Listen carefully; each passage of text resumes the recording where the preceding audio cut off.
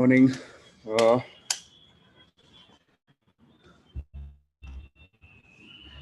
can you guys hear me?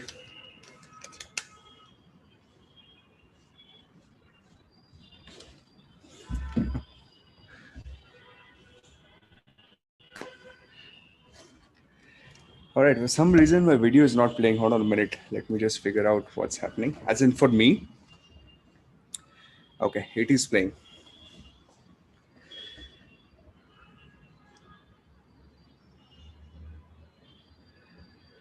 Good. So, good morning once again. I hope you guys are doing good.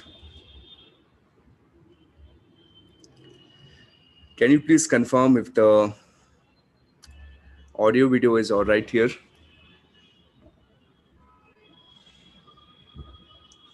Can you confirm if the audio video is all right? You can hear me properly.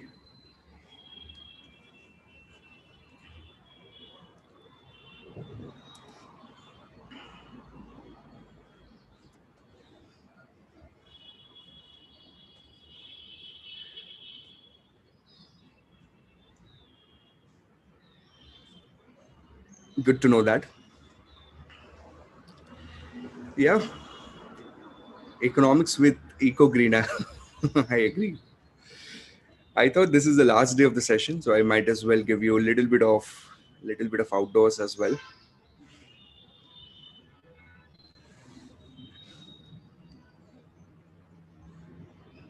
So we're not going to be whole day. We're not going to be here the whole day, but we're here till we're here. We can just enjoy the views outside. Yeah, there's a little bit of traffic as well. So we have a highway like 500 meters from here on one side. So that's the traffic.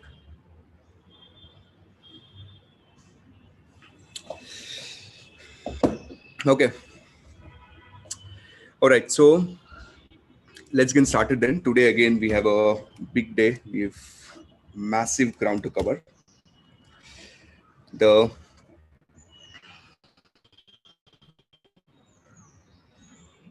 game plan for today, we're doing two subjects. We are going to work on economics and we're going to work on alternative investments, and we're going to try and do it on the same sequence.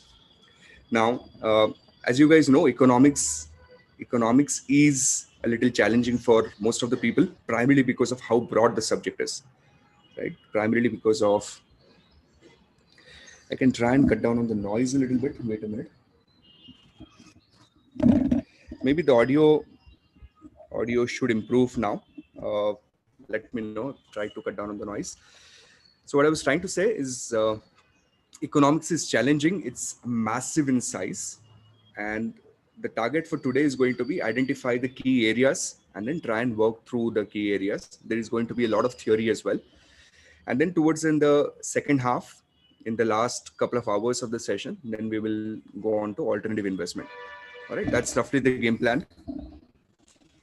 Now let me just fire off my PDF here.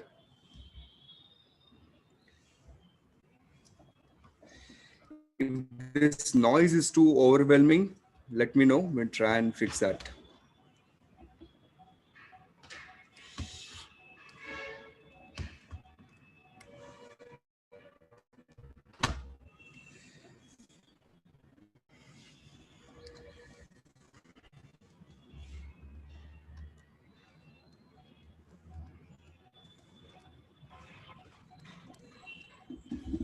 Okay.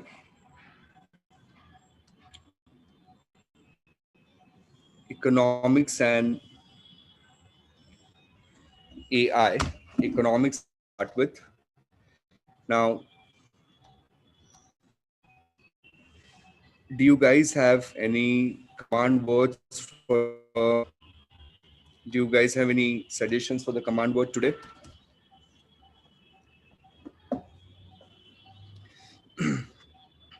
Do you guys have any suggestions for what command word you want to use today?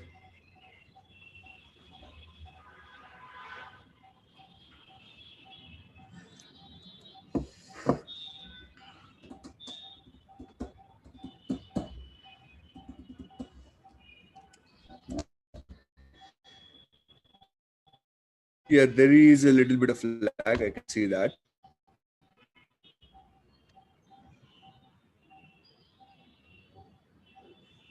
Let me see if I can fix it.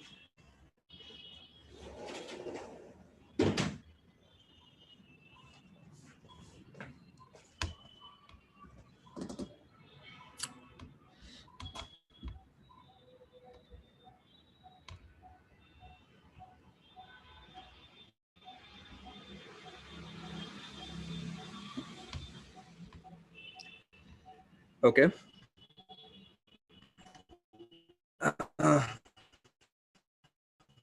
Here is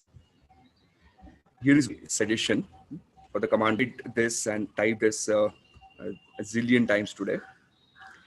Today's command word is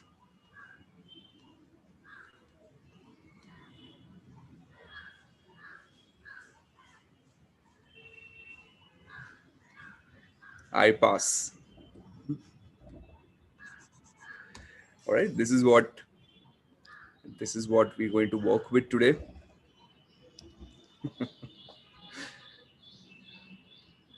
All right, so if you're ready, I'm ready. We can get started. If the internet issue persists, I'll have to move inside.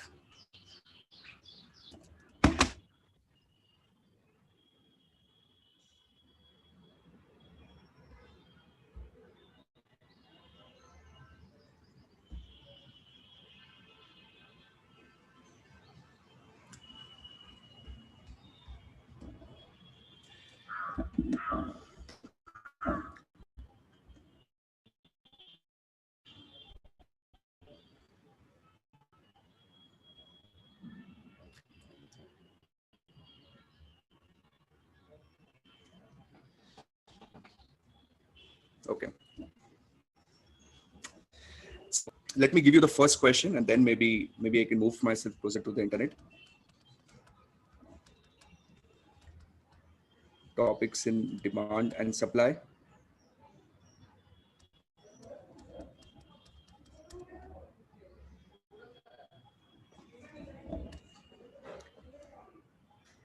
Okay, let's do the first question. I'll try and move.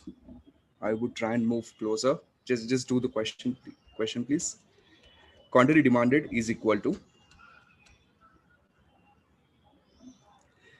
200 minus 0.5 p. Let's say quantity demanded of some good A is minus 0.5 p plus 0.05 into income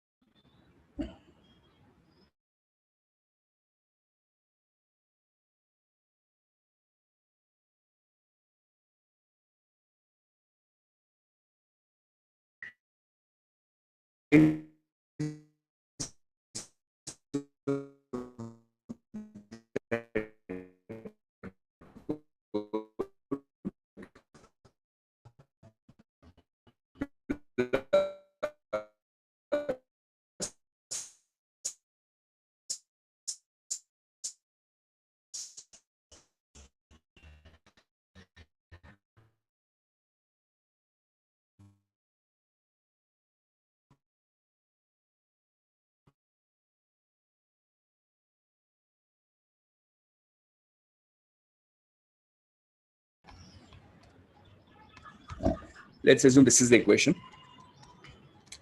Let's say the level of income is 1000. Price of the good A is 100, and price of the substitute is, let us say,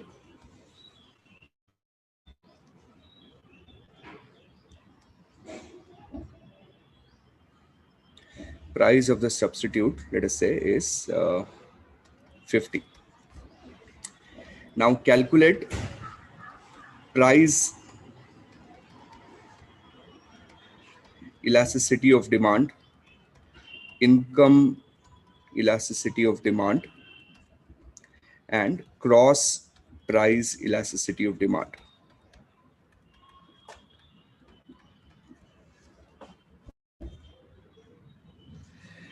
Calculate price elasticity of demand, income elasticity of demand, and cross price elasticity of demand. And in the meanwhile, I'm going to fix this internet trouble that we're having.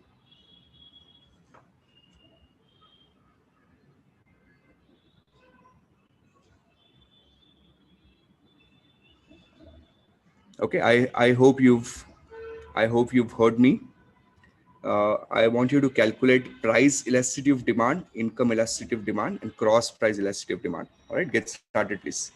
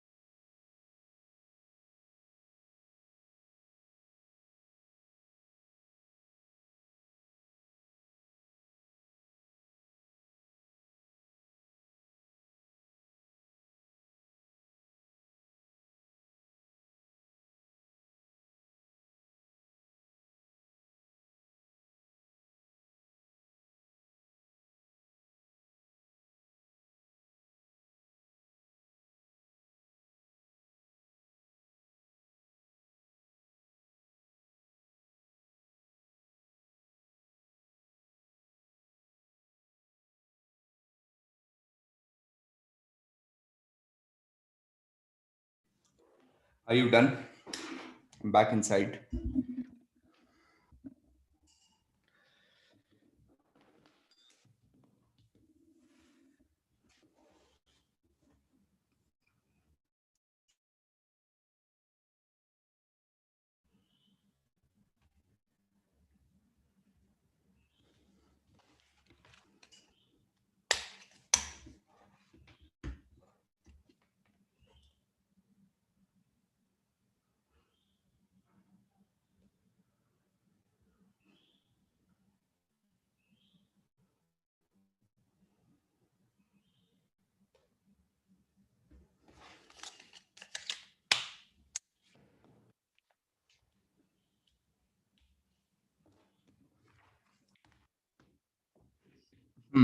Okay.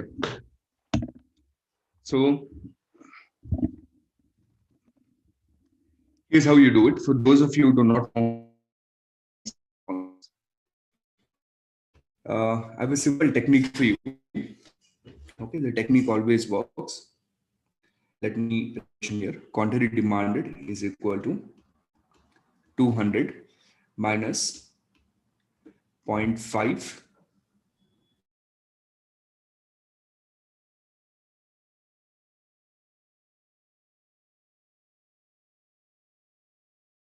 0.005 income plus 0.2 price of the substitute.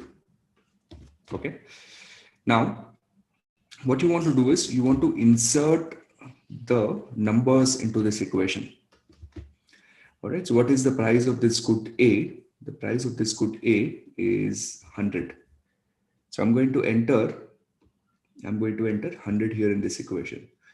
What is the price of income? The value of income is 1000. So 1000 I'm going to enter here. The value of substitute is 50. I'm going to enter that here. Okay. Now let's do the math. So this becomes this is 200 minus this should be 50 plus how much should this be? 5. Please correct me if I go wrong with this. Plus this should be 10. So your quantity demanded comes out to be 165. Is that correct? Can you please help me out? Is this the correct number? Now, how do you calculate this? How do you calculate this elasticity of demand? Here's my trick for you. Okay. Now it's the same formula which is there in the curriculum. I've just kind of thought of a better way of helping people remember that formula. So the formula works this way.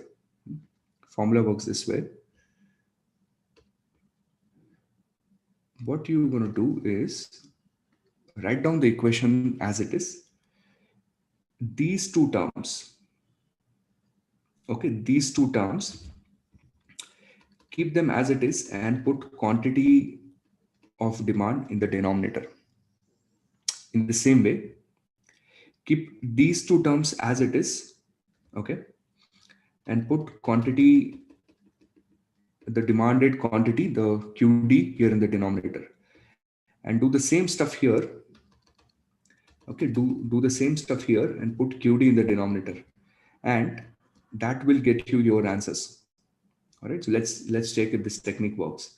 So let us say here 0.5 multiplied with 100 divided by 165. Can you please help me out? How much is this number? 0.5 divided by 100 into 165. Are you getting 0.3030 here? 0.3030.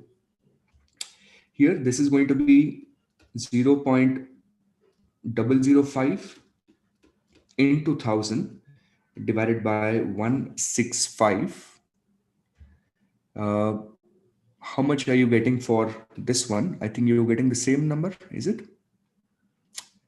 0.030, 0.030. And finally, the last one, 0.2 into 50 divided by 165, and you're getting 0.06. I'm copying this answer from YouTube chat box. 0.06 something. So this is how you can easily calculate these questions without a lot of efforts, just by having this visual aid to support you. So we have these answers. Okay. Now, Aman has asked a great question. Aman is asking, won't the first one be negative? You're right. If the sign is negative, I should have written negative. But the thing is, by convention, price elasticity of demand, by default, we write that number to be positive, knowing that it's negative, right? So I'm simply following the convention. I'm keeping this number as positive as it is. Okay, so even on the exams, price elasticity of demand, even though it is negative, for you, that's a positive number. It is assumed that it's negative, right? That's how the conventions work.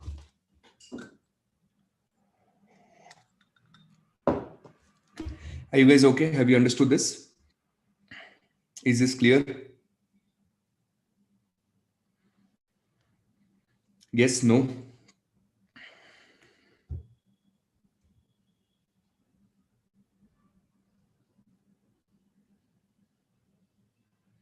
If you have, just give me the command word.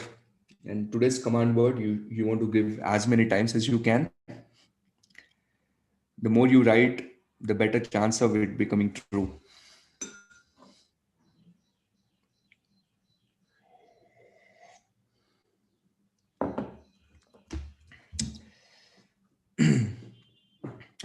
All right, very cool. So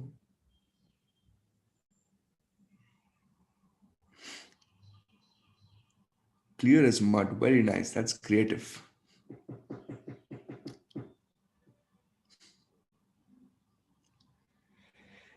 Uh,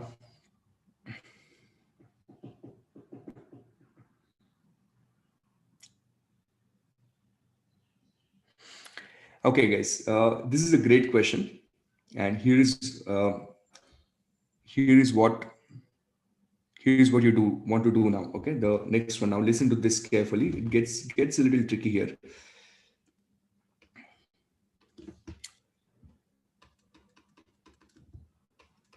Let's say quantity demanded is equal to 200 minus 0.5 price. Let's say for good A. Okay, they'll give you something like this. And then here's a question that will say, for demand function, figure out what is your intercept. For demand function, what's your intercept? And what is your slope? So demand function, intercept, and slope. And for demand curves, what's your intercept and slope? Demand function, what would be your intercept and slope? For demand curve, what's your intercept and slope? Okay, start.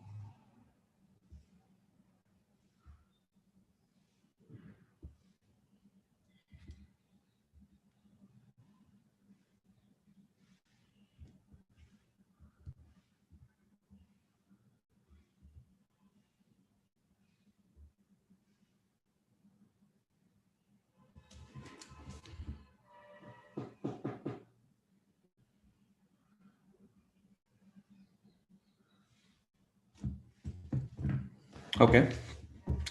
So the one that I've given you right now, okay, the way a demand function works is like this, where you'll have quantity demanded on the y-axis, and you would have price on the x-axis, right? Which kind of looks what we have here in this particular equation. So your intercept here is 200. Your slope is negative 0.5. Correct. Now this is the slope of your demand function. Is this your price elasticity? No. The slope of demand function or demand curve is not your price elasticity. So you want to be careful with this. Now, what is a demand curve? A demand curve is where you invert this equation, and then you have price here, okay, and then you have quantity demanded here. So price and quantity demanded. Now, how do you invert an equation? So here your intercept is going to be 200 divided by, I mean, just inverting an equation, right? So 200 divided by zero point 0.5. So your new intercept becomes 400. And your revised slope is going to be 1 minus zero point 0.5. So you're looking at a slope of negative 2. So we have a 400 intercept and we have negative 2 as the demand curve. So you should be able to invert this equation. Or those of you who struggle with this basic conversion, so quantity demanded is equal to 200 and minus 0.5a. What you really want to do is minus 0.5 PA. What you want to do is you want to move PA on one side, isn't it? Right. So you're gonna do it this way. Move it on the other side of the equation. So it's 0.5 PA, which is equal to 200 minus quantity demanded, and then divide the whole equation with 0.5.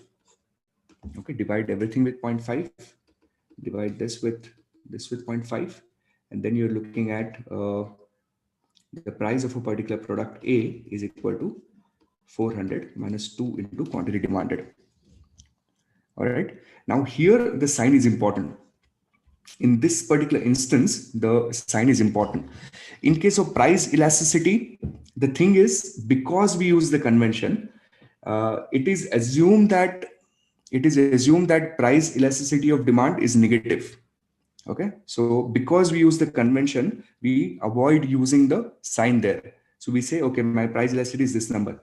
But in this particular instance, because it's a part of a regression equation, economists tend to use those particular signs. So here sign matters, right? So you want to be able to answer the sign correctly. Now I'm building momentum early in the morning. If you guys have understood this, can you give me the command word so that we can move on to the next question?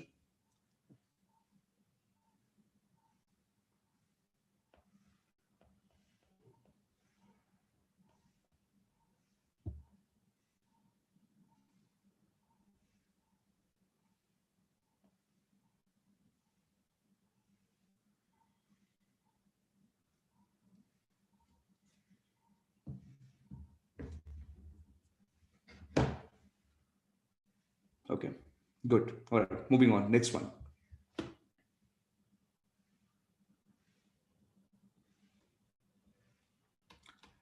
Okay.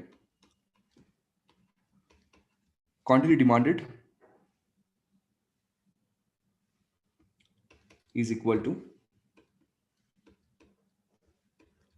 500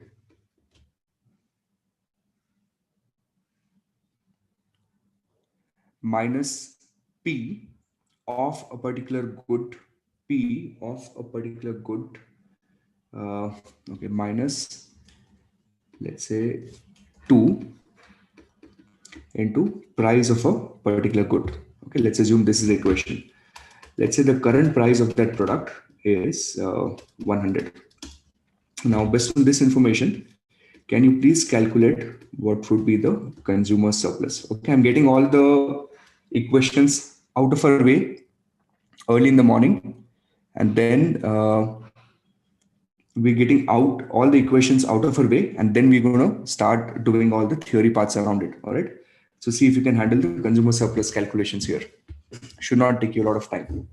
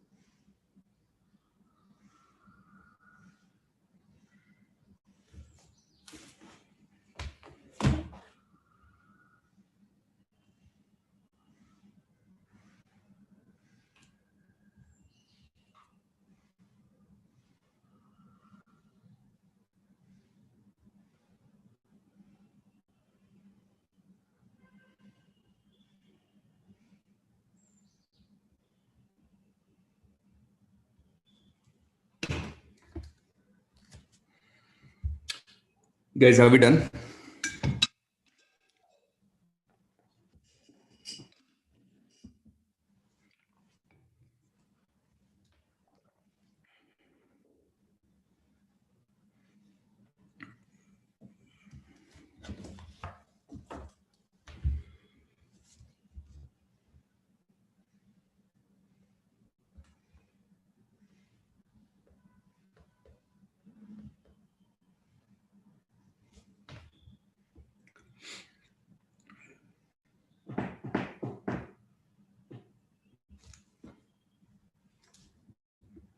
Okay. So I'm going to do this for you now.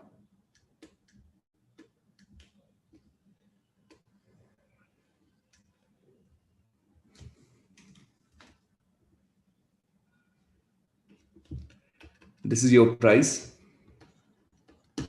This is your quantity. This is your demand curve. In your demand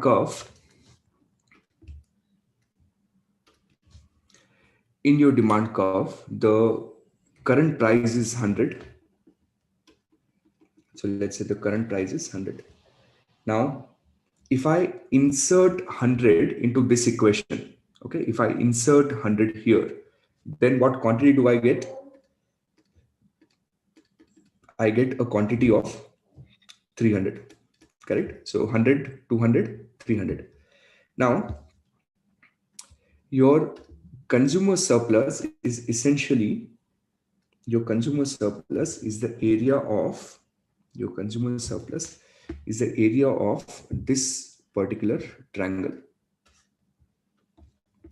Okay, so region, this region is your, this region is your consumer surplus. So if you want to calculate consumer surplus, what you want to do is you want to get the area of this particular triangle, right? Now, how do you get the area of triangle? So you do half into height into the base. Now, is there a way for me to figure out what the base is? Of course, yes. The base is going to be same. This is the base of my triangle. What is that base going to be? It is going to be 300, right? So this becomes 300. So half into height into 300. Now, how do you get the height? So for that, you're going to need to find this particular point, correct? So to find out the height, you would have to find out this particular point, which is nothing but the intercept of the demand curve. But I'm going to show you an easy way to do it.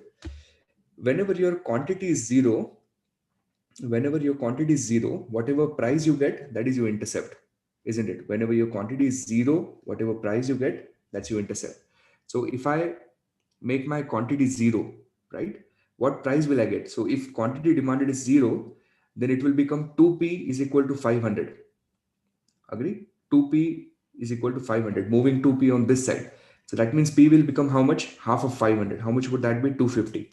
So this point would be 250. This point is 100. So then what is the vertical distance?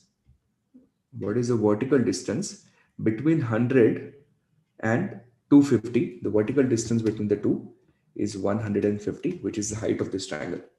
Okay, so 150 comes in here. So half into 150 into 300, and that is going to be equal to whatever that number comes out to be. How much is that? Is it 2250? What number is that? 22500, I guess. Please confirm if this is correct.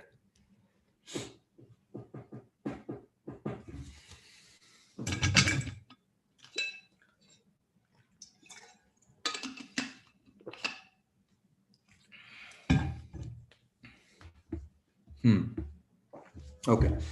Now, are you guys okay with my speed, or are you comfortable with the speed, or you want me to be slower? You want me to be faster? What is happening?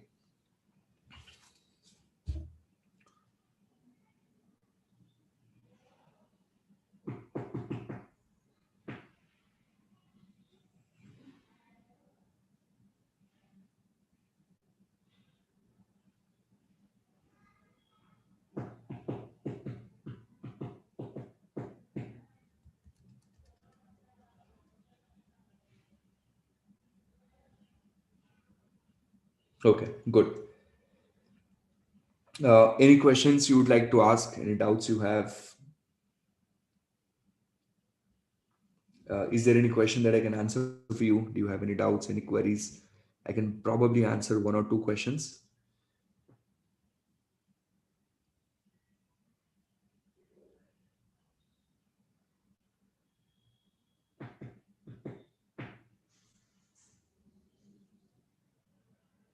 Hmm. Okay, good.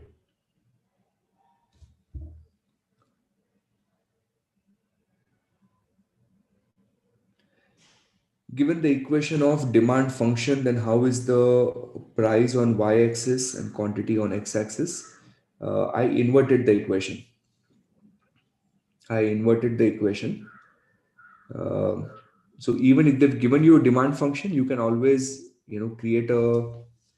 create a demand curve out of it, right? Just by inverting it. So the way you would invert that is, this will become 1,000, this will become 0.5p. So you can always, sorry, this will become 250, and this will become 0.5p. So you can always invert your equations.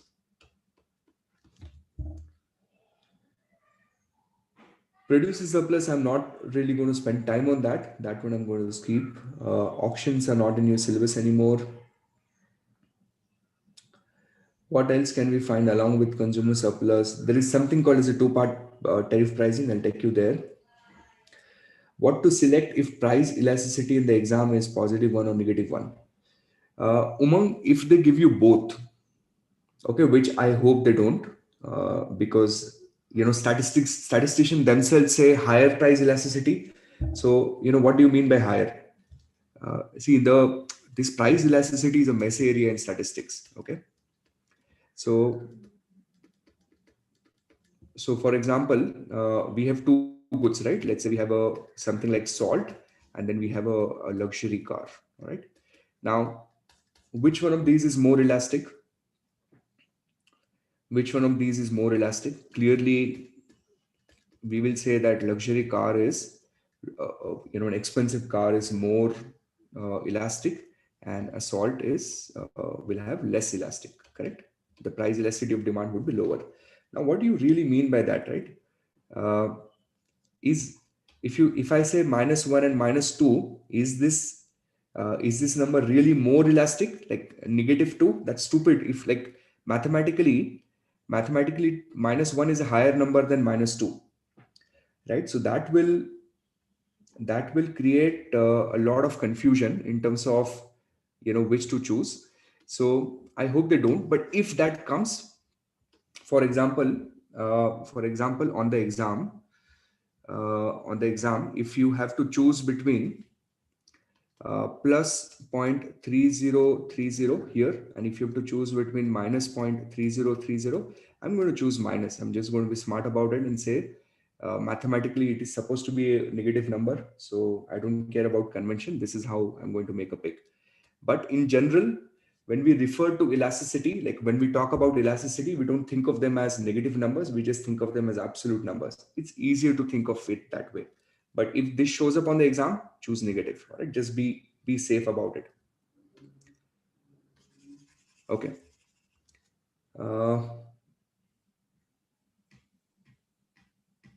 moving on now. Moving on.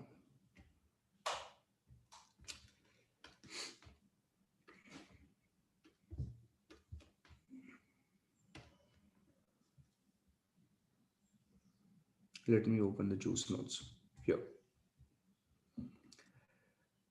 These are the 7 topics. Okay.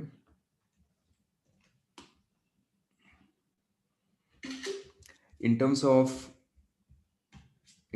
numbers, let me put that on the first page.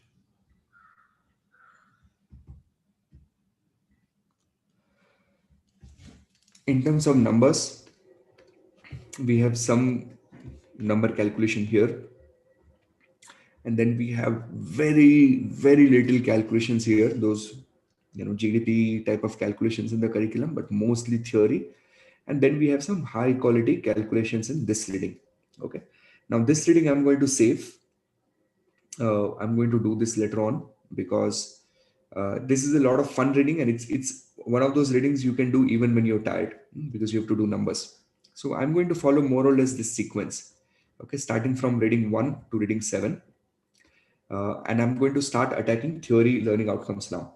Now, I'm going to bring your attention to some of the interesting and important concepts as and when I go through the session. And whatever I feel is highly testable, I'll also try to put that in your session notes. So even if you do not have access to juice notes, you would still be able to work around it. Okay, so with this, let's get started. Economics starts from page number 4. Three types of elasticity: a price elasticity, income elasticity, cross price elasticity. You guys kind of know that. Now, what you want to know is we we are very sign sensitive. We are very sign sensitive when we're doing income and cross. Okay, we generally are not sign sensitive. Like you would not hear people saying price elasticity is -2, or you generally hear people saying price elasticity is 2. That's it. But with income elasticity and cross price elasticity, the sign matters a lot. Okay, so in case of income elasticity, if we have a positive sign, that means it tells us that we're dealing with a normal good. Okay, normal good. But if you have a negative sign, then you're dealing with something called as an inferior good, right? So think of whatever inferior you can think of. Maybe in the context of US, I can say, let's say McDonald's, right? Which generally most of the people, they would eat in McDonald's because they might not have sufficient money to spend.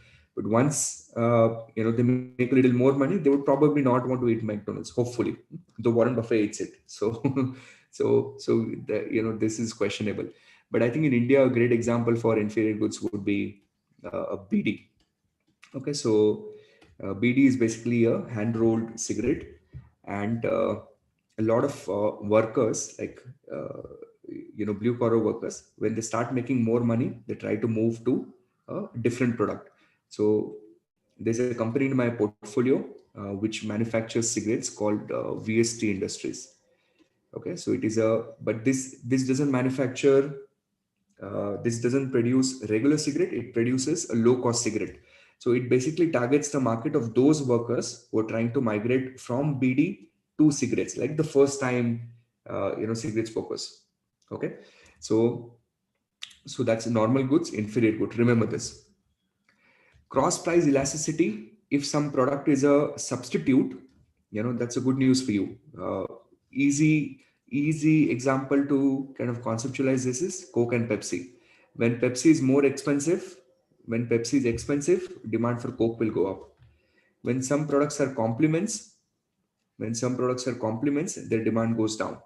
Okay, for example, let's say Ducati bikes. Okay, Ducati bikes and their automobile parts, right? Automobile are kind of complement goods. So the auto components, when auto components are priced very expensive, like in India, that's happening to Ducati, less number of people will buy Ducatis, right? Because they know that complements are very expensive. So this has a negative relationship. Okay, moving on now.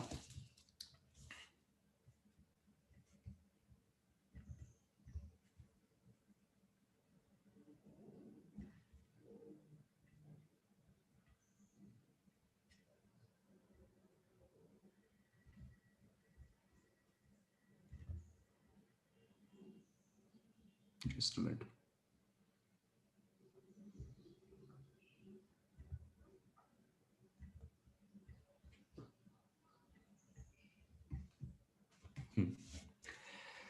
Uh, this is my first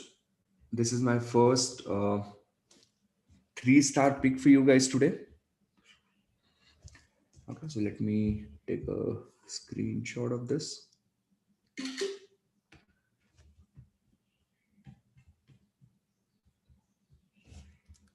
I'm going to put this in your notes. This one is important. So here, what we have is the substitution effect and income effect. Okay. Now, there's a fairly complex graph to it. On the FinTree LMS, we do have a 10-15 minute video that explains that graph. But here, let's try and focus this conceptually.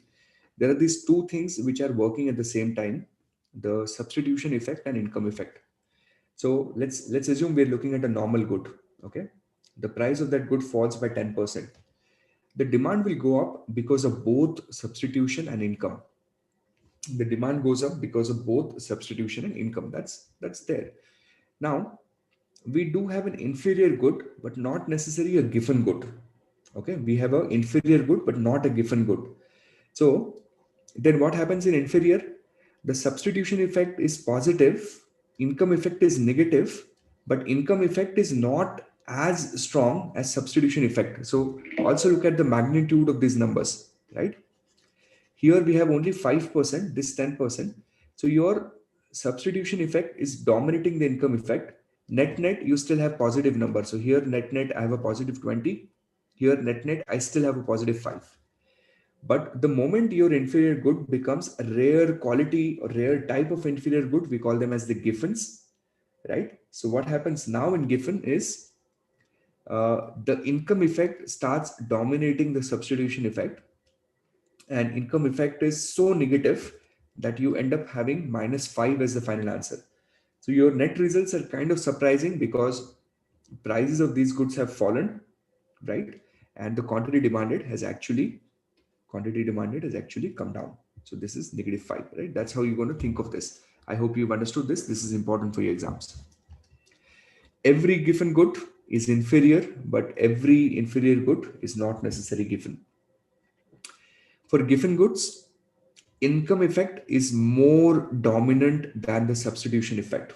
Okay, print this in your brain. Make sure you remember this. Given goods, income effect is dominating the substitution effect. That's why we have a net negative number. What's a Veblen good? Where people would buy them because they're expensive. So being expensive makes them more desirable. So being expensive makes them more desirable. So you can fit in whatever example you feel is important. In juice notes, we put in a LV bags as an example, but you can put in whatever you want there. And of course, they have a positively sloped demand curve. Which one? Veblen goods. Now, if you guys have understood this learning outcome B and C, can you throw in the command word for me?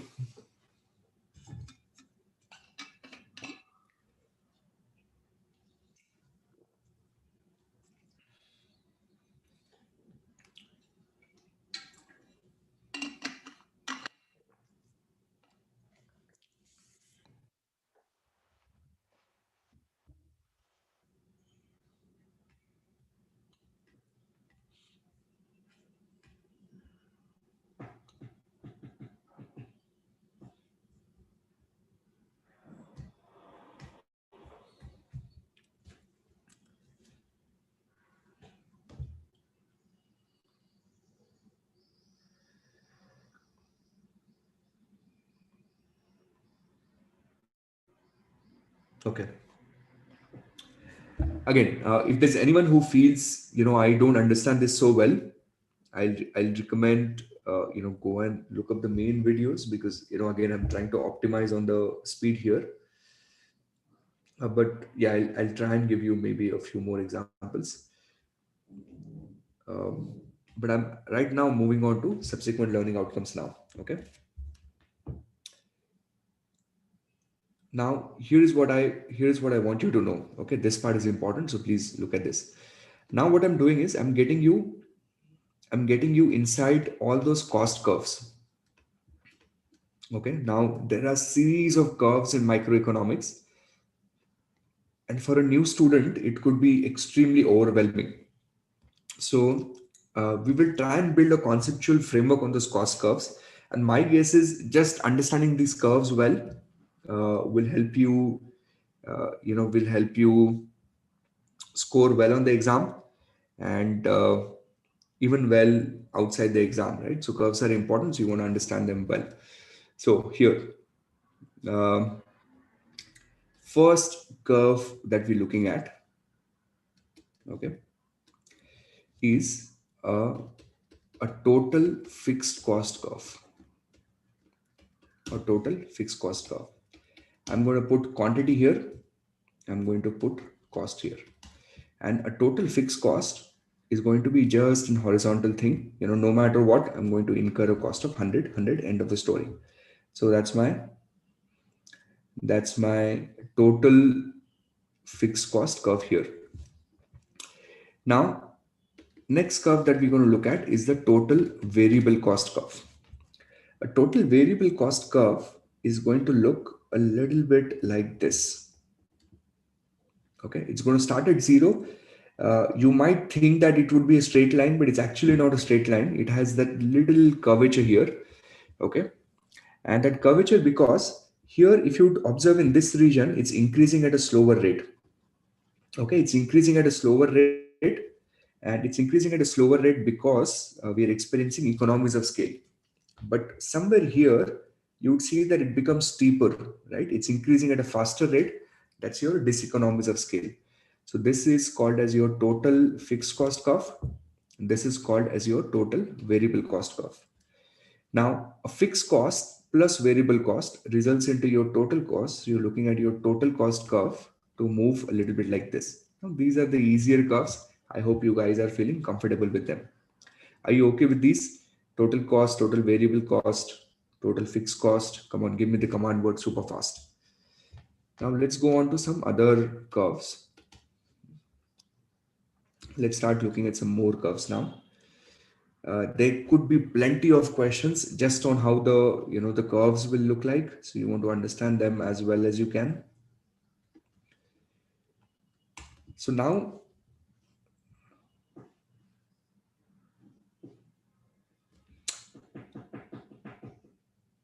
the next one that I'm going to draw is an average variable cost curve, which is a U-shaped curve. Okay, it's a U-shaped curve. Why is it U-shaped?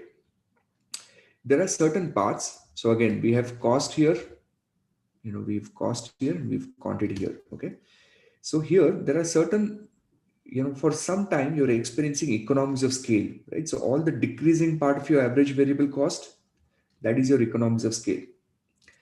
And the increasing part, this is your diseconomies of scale. I mean, your variable cost per unit starts increasing. So when I say average means per unit. Okay, so your variable cost per unit has started increasing. Now your uh, average fixed cost curve, okay, and again with my very limited drawing capabilities, but assume that it's not touching it, assume that it's parallel. Okay, assume that it is not even parallel. We say this is an asymptotic behavior, but in a simple language, it goes very, very close, but it doesn't touch. Okay, it goes very, very, very, very close, but it doesn't touch. It is not going to touch. Okay, let me write down not touching, not touching.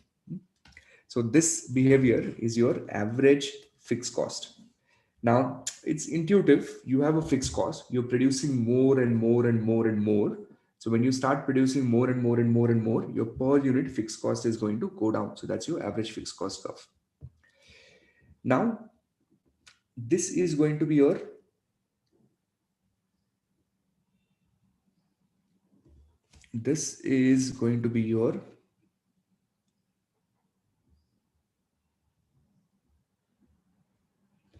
wow, I wish I could have done this a little better. But let's assume this is your average total cost curve. Okay. The distance between average total cost is same as the distance between your average variable cost. So here, this is your distance. Let's assume the distance is same. And as this distance is narrowing, you can see this distance is narrowing. So your average total cost curve is again a U-shaped curve. Okay. Now the curve that everyone loves and the curve that question writers really love to play around, the curve that question writers really love to play around is this curve. So this curve here, we call this as your marginal cost curve. Okay, marginal cost curve. Now, marginal cost curve intersects AVC and ATC at the lowest point. Though, in my graph, it doesn't look so nice. Maybe let me make an attempt to redo that.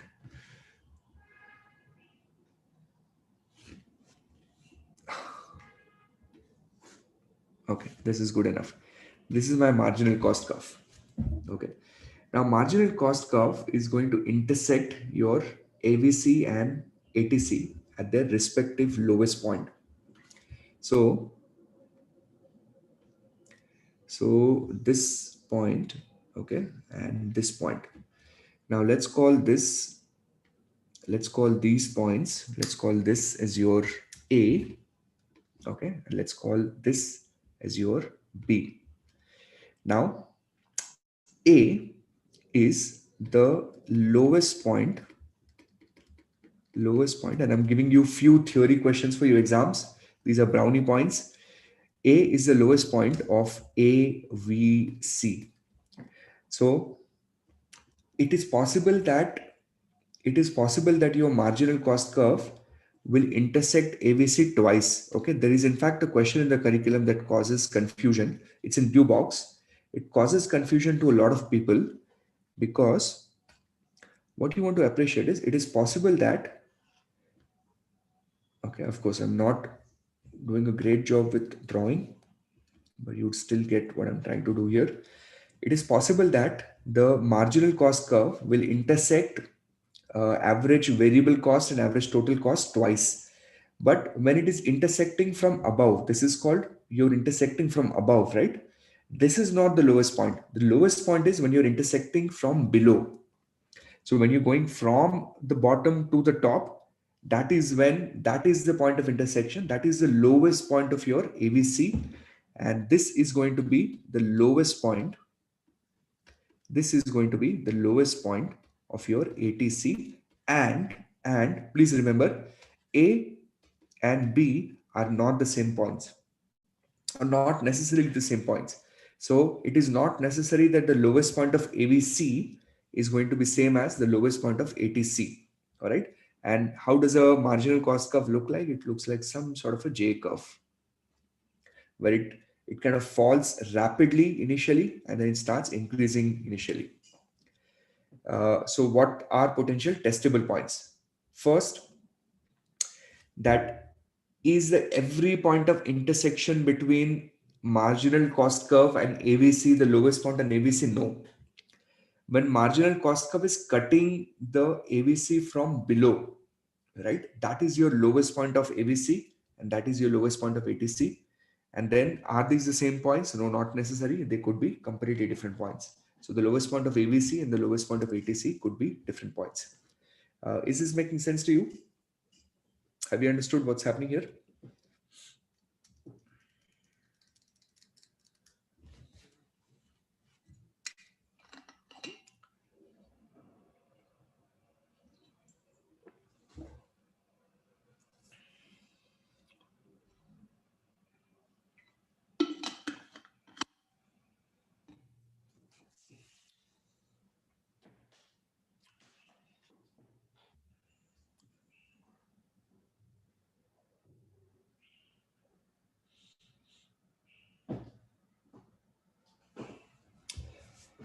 Okay, maybe my chat box is not updating or my audio is not reaching to you. I don't know what's happening. Wait a minute.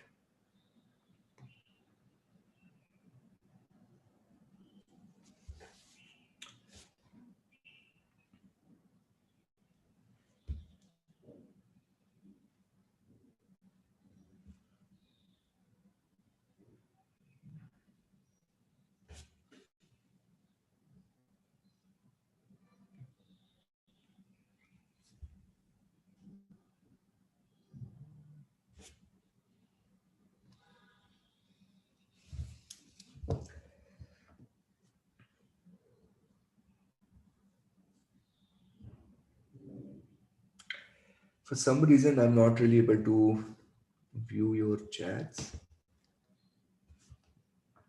Let me try with a different device.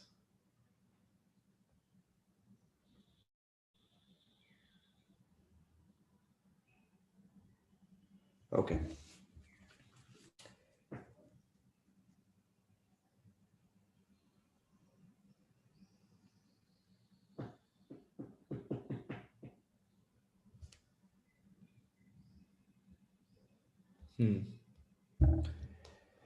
Okay, great.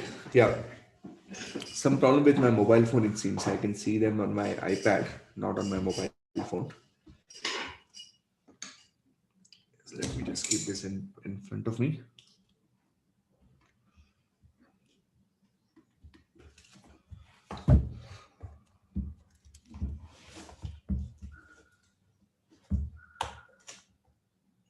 Okay. Is this, I hope this is clear with you. So now I can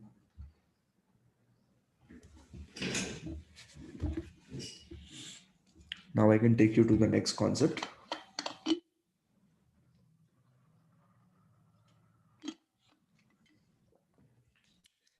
Okay, this is out of our way. Now let's look at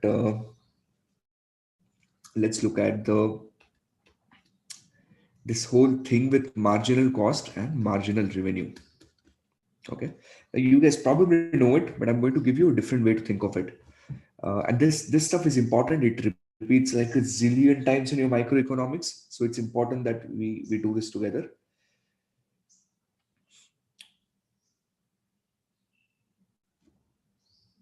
So the way I want you to think of it is a little bit like this, right? I have my own theory of two boxes here, and this part is important. So here's how we're going to do this.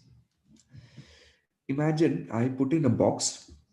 Let's say it's some sort of a cash box. Okay, where every time I get revenue, I put that into this box, and I have one more box which is like more of an outflow cash. Let me call this cash inflow box. Let's call the other one.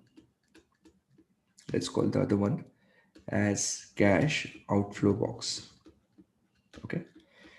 Now, every time I incur some cost, I'm going to put that here. So imagine, you're selling, you're a street vendor, you're selling something. Okay. You sell your first product for 20 rupees, the first product. This 20 rupees is called the marginal revenue. And you incur a cost of, let's say, 8. This 8 is referred to as your marginal cost, the cost that you incur for the first product. Now, clearly, 20 and 8, are you making a profit here? Yes. The profit that you're making here is you made a profit of 12 for yourself. Okay. Now, the next product, let's say you sell it at a price of maybe 15. So that's your marginal revenue, because the incremental product you're selling at a lower price. So you sold it to 15. Now your cost, let's say, became 10.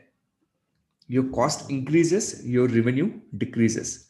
Is it still a good idea? Yes. You still, because you're still adding to your profit. Of course, not as much as the first unit. The first unit you sold, you had a profit of 12, but even the second unit is adding to your profit. And as long as you're adding to your profit, no problem. Now, let's say the third unit, you sell it for a price of maybe 13. Okay. And the third unit costs you, uh, let's say about 12. Okay.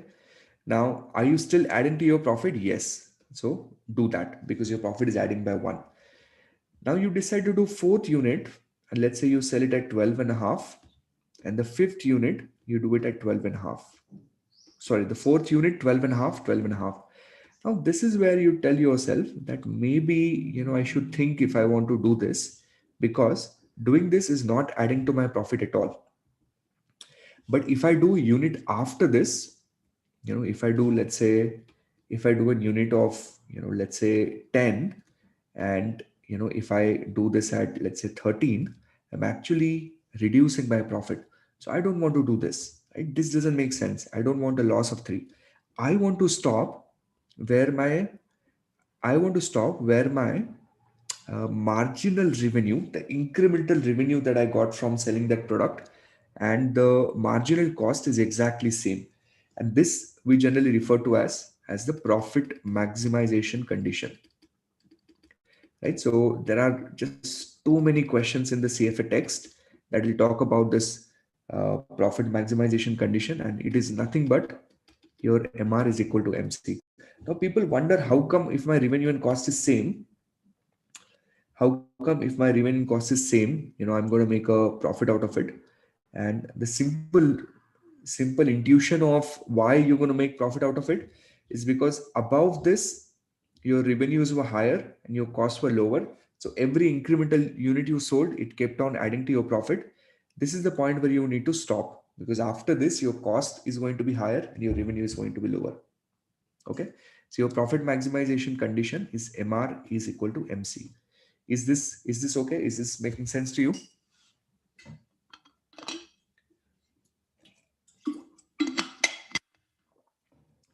Lots of theory questions on this. So you should have good thinking. Now I'm going to show this graphically as well. But is this okay? Making sense?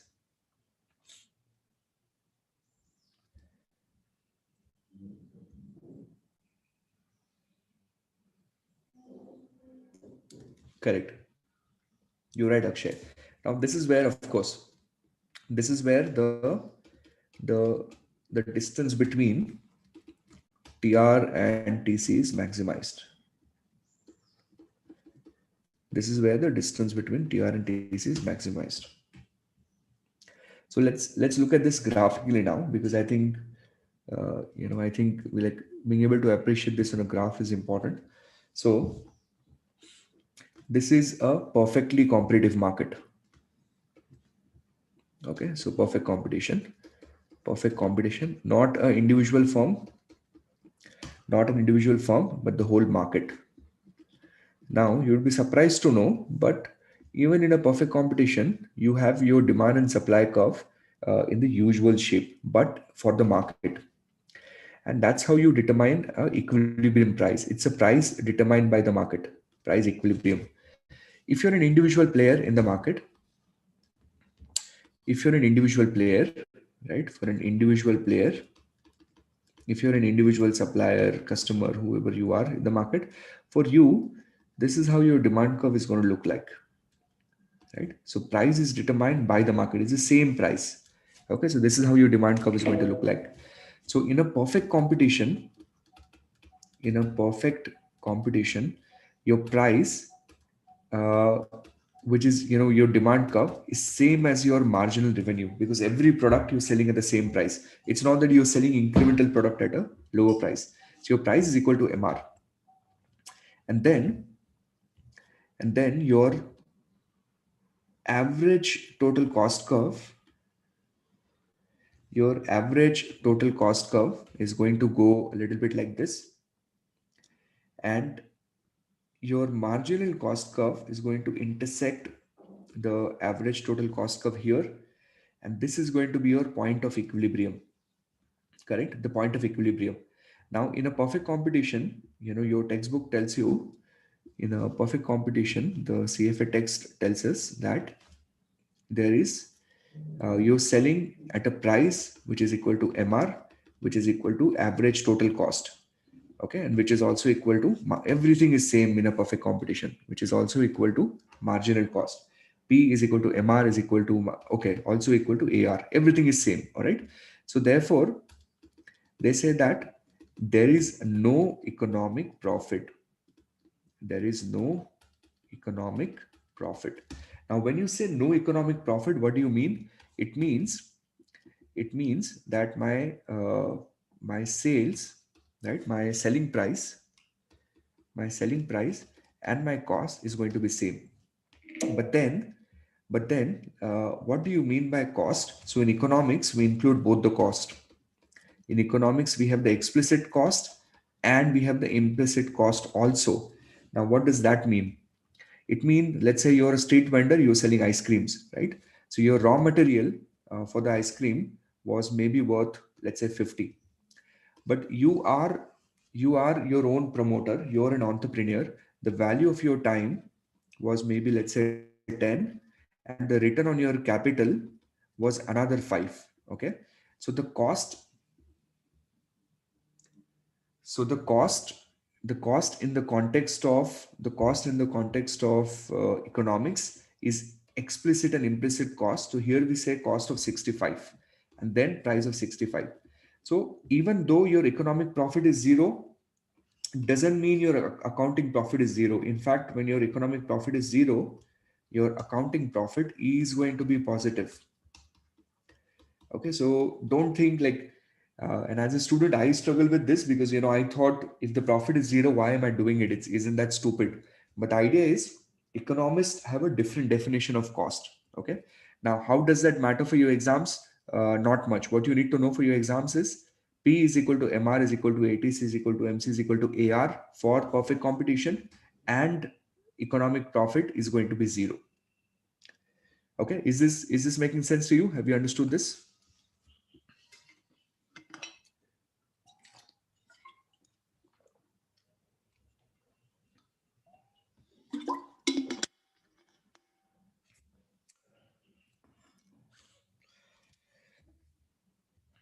I hope you have.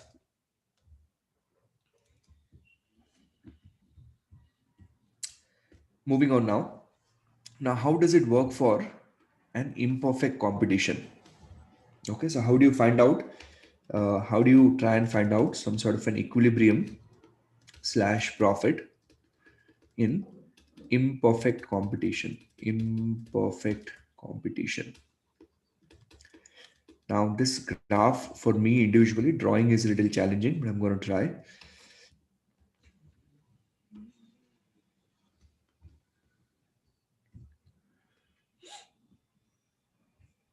Okay. So here is how equilibrium profit or imperfect competition works. First we have I think I should have done a bigger graph. Let me do a slightly larger one,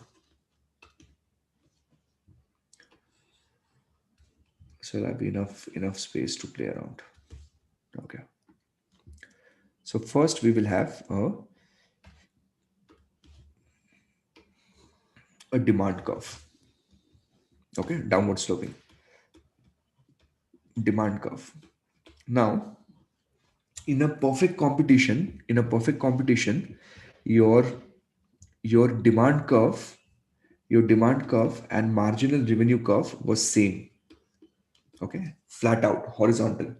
But in an imperfect competition, your demand curve is downward sloping, and your marginal revenue curve and your marginal revenue curve looks a little bit like this. Okay, just a minute, guys.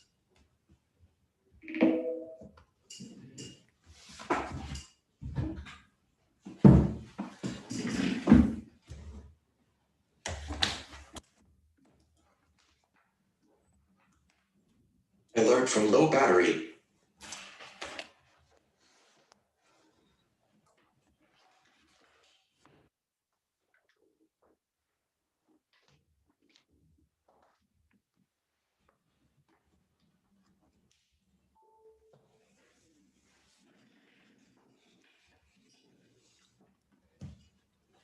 Okay, so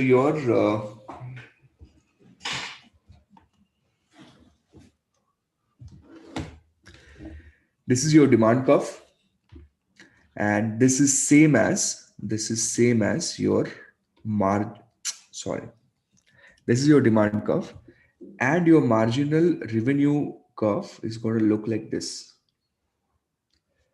Okay, so this is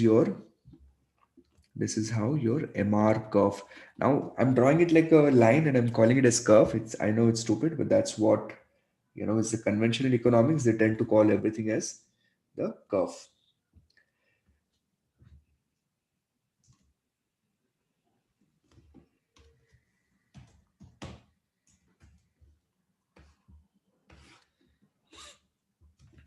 So here we go. This is your marginal revenue curve. Now, let's assume that this is my, let's say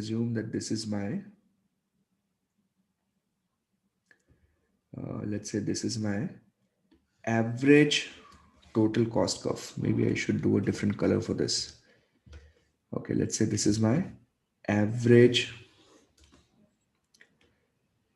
total cost curve.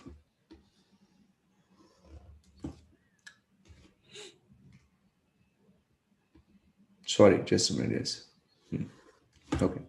This is my average total cost curve. Okay. This is my average total cost curve. Now, this is my marginal cost curve. I'm quickly running out of colors here.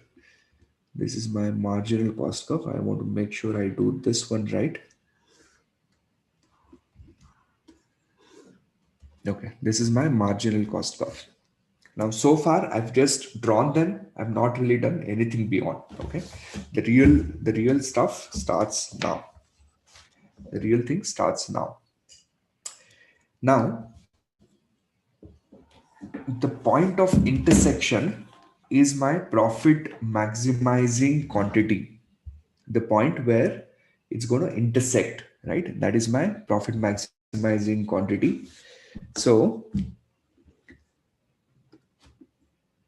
let us say if I look at the point of intersection between MR and MC, the point of intersection between MR and MC, the black line is my MR, the amber orange color curve is my MC.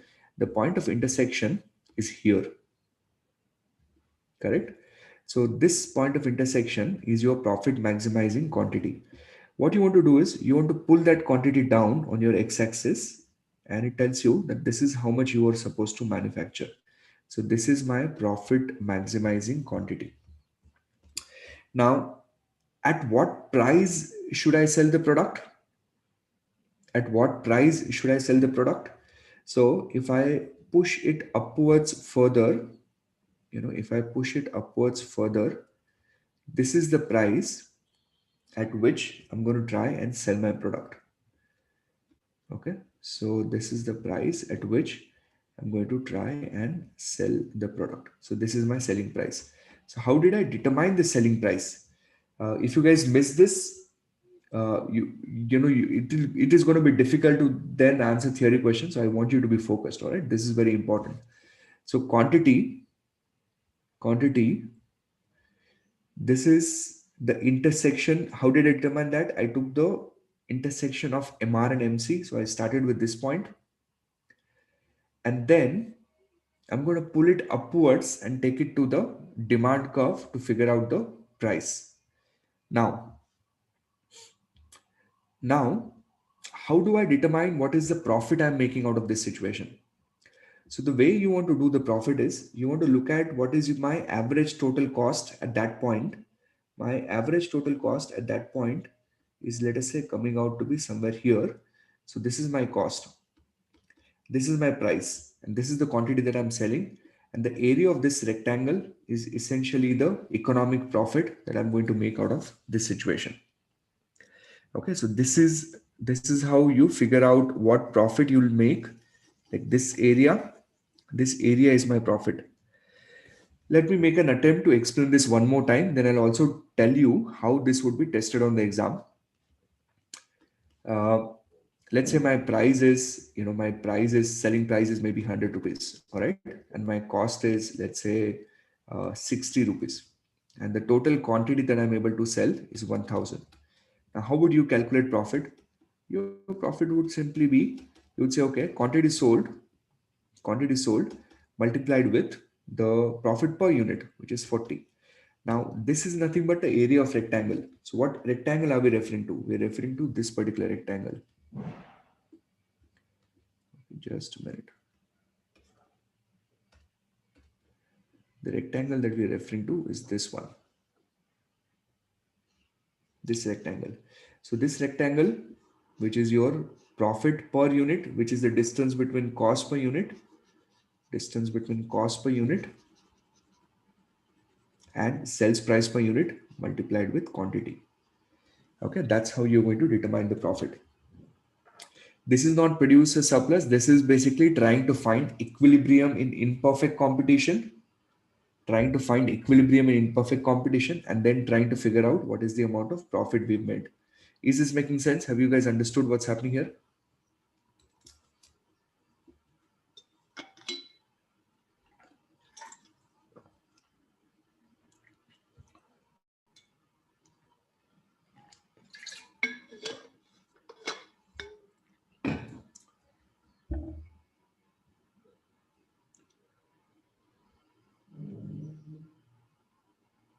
Okay, good. So most of the background work is already done.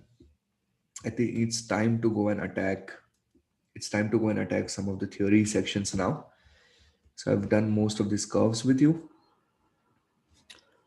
Okay, there's one more concept that I need to touch base on, which is the marginal product. Okay, marginal product. How are you going to think of marginal product?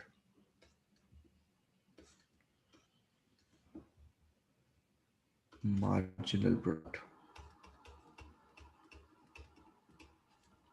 So marginal product is, in a very simple language, let us say right now you have one guy working for you, okay, and he's able to produce a quantity of 10. You decide that I will hire one more person, okay, and now both of these people are able to produce a quantity of 25. So if I'm able to produce an incremental quantity of 25, I mean total quantity of 25, incremental quantity that I did was 15. So that 15 is referred to as my marginal product. Okay, and the logic works this way. Let's draw a few groups of labors. So I have two, I have three, and let's say I have four, and I have five. I'm tired of driving. This plus four, 5. Okay. Now, one guy was making 10. You recruited two guys, they did 25.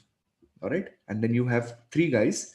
And now what he did is he's 45. And then you recruited one more guy. And now four people did 57 together. And you recruited one more guy. And let's say all these people did 65. So what you can do is you can calculate the marginal products here. How would you calculate marginal product? You would say, because you recruited one more labor, you were able to produce 15 extra. So that's my marginal product. Because you recruited one more, my marginal product is 20. Because you recruited one more, my marginal product is 12. And because you recruited one more, my marginal product is 8. Observe what's happening here. Here your MP is increasing, right? This is your economies of scale. You're kind of benefiting from economies of scale. But can you observe your MP starts decreasing here? So we generally call this as the diminishing marginal returns. Diminishing marginal returns, right? Or diminishing marginal utility.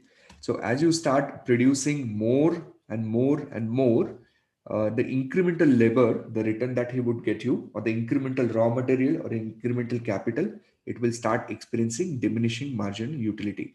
So if you look at this now in the juice notes, what we've done is there's this interesting graph, and you need to be able to appreciate this graph properly. Let me show you how it works. So we have total output on the y-axis, and then we have a quantity of labor here on the x-axis. You're increasing your labor, right? So your labor is increasing. Is your total output increasing? Yes, your total output, of course, will increase. You're producing more and more and more and more and more. So that's a good news. Now, just wait a minute, okay? There's someone at my door.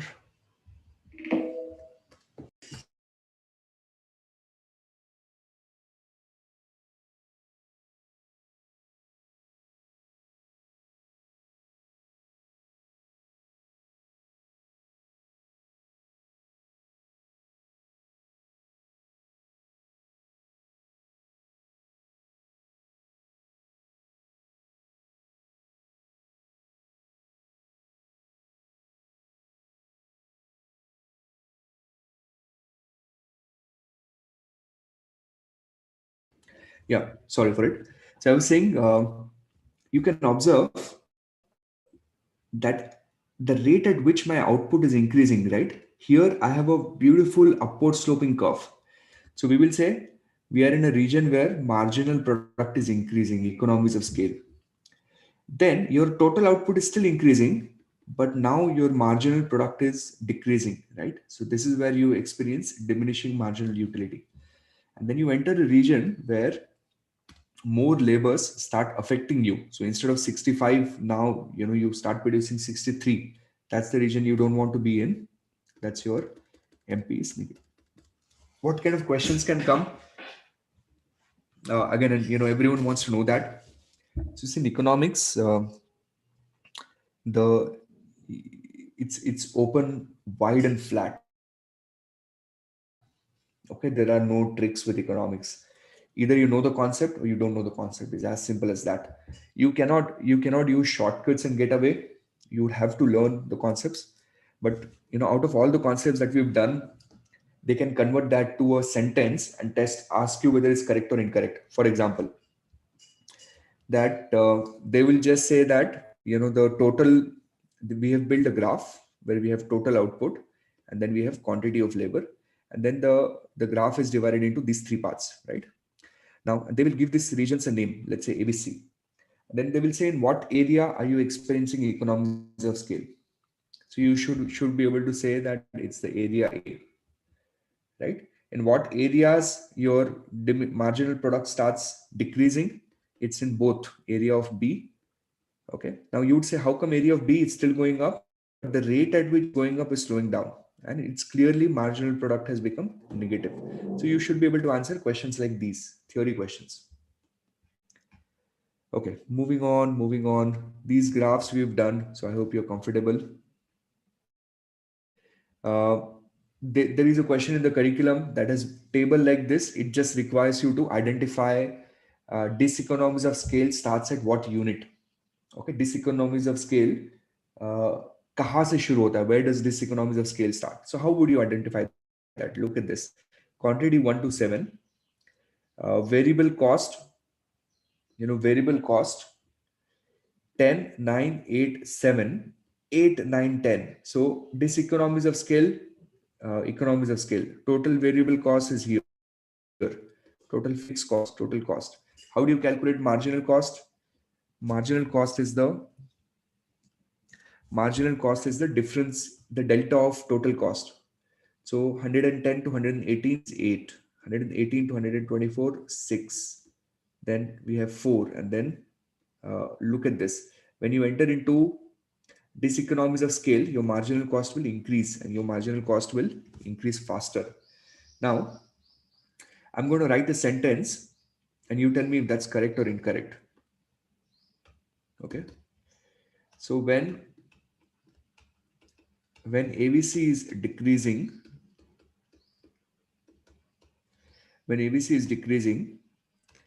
MC is falling faster.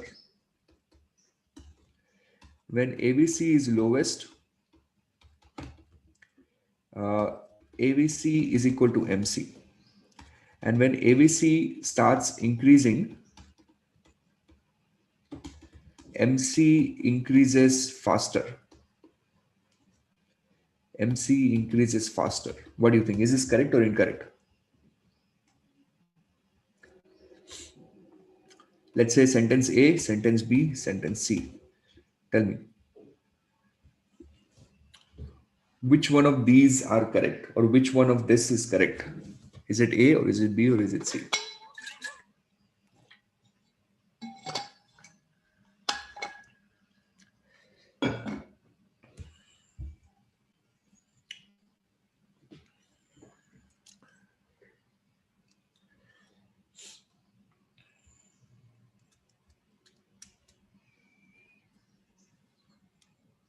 All of them are correct.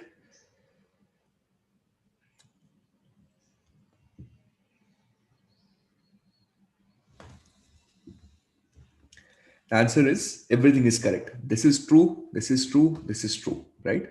So again, what you need to know, you need to know that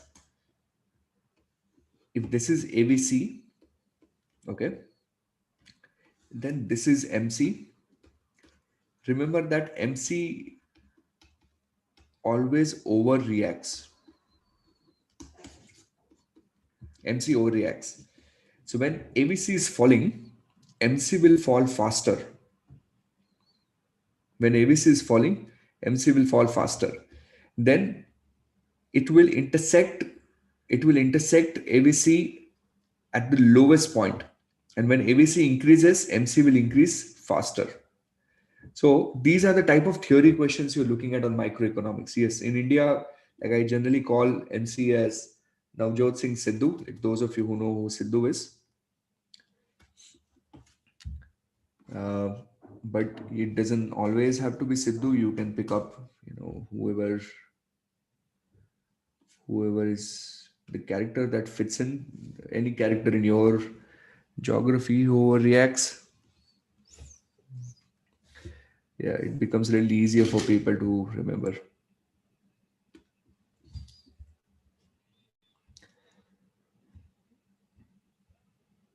Figure out any character that works for you. Okay. All right. Moving on. This is your long run ATC curve.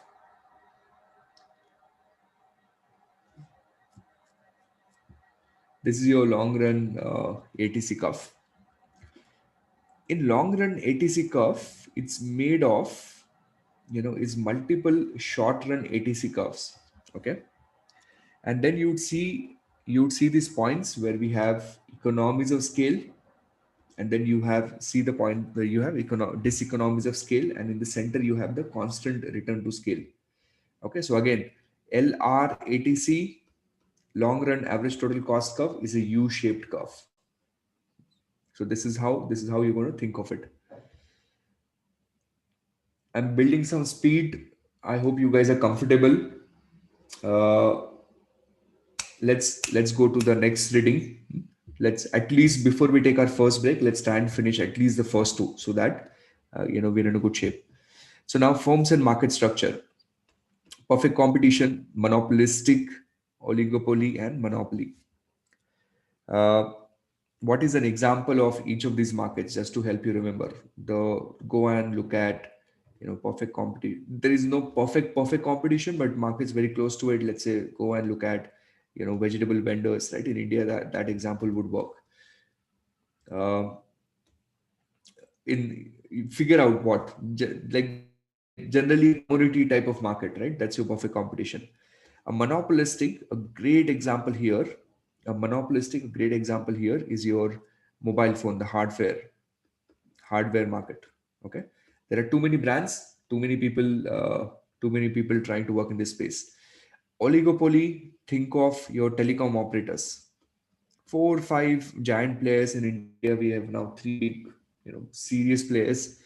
And then monopoly: think of a single player. One example I might have given you in the class is those Luxottica doing those Ray-Bans. Or monopoly, you can remember Ray-Ban, right? All the sunglasses in the world, almost all the big brands are owned by Luxottica or licensed by Luxottica. Google is kind of uh, de facto monopoly per se. I mean, of course, they would not agree with it, but we can see them reaching there. So that's your monopoly market. Now, how many sellers in a vegetable market? There are many sellers.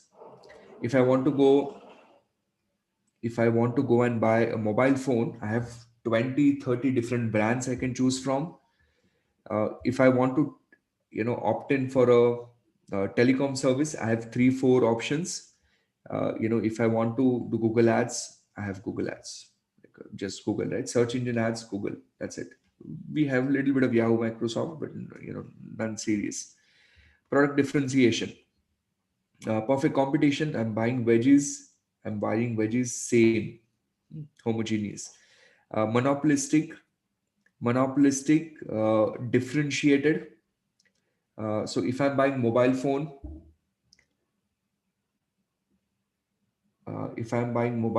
then we have, Apple has better camera. Apple has better camera, and this and that. So differentiated. What would be oligopoly, right? Telecom service, everyone sucks. Everyone sucks big time. And this internet, it's so frustrating, right? Same services, there's not much competition there. The products are same. Monopolies have their own unique products. Barriers to entry: can I set up a vegetable shop? Yes. Can I set up a mobile company? Yes, very easy. The only thing that I need to do is go on, Alibaba, order some, cheap Chinese phones, put FinTree stickers on them, and I have my mobile phone company ready tomorrow morning. Uh, Oligopoly: can I set up a telecom company? No, very high entry barriers. Monopoly: high entry barriers. Pricing power: can a vegetable vendor say, I'll sell it to you for twice the price, because I'm in a mood to sell at twice the price? No. But can Apple come and say, we're going to sell you those headsets or AirPod or whatever they're calling it at insanely expensive price, and we'll say, okay, you know what, maybe I'll buy some. Monopolistic, little bit. Monopoly, they can. uh, do perfect competition advertise? Generally no. Do perfect competitions advertise? No. But do monopolistic and oligopoly advertise? Yes. Do monopolies advertise? Yes. Okay. So I'm looking at one theory question here. I'm looking at one potential theory question here. So you should be able to kind of visualize this. And I think the best way to visualize, just visualize the market that I gave you. Oligopoly, think of telecoms. Monopoly, think of Google maybe. Monopolistic, think of your mobile phone markets like the hardware market. And perfect competition, just figure out what works for you.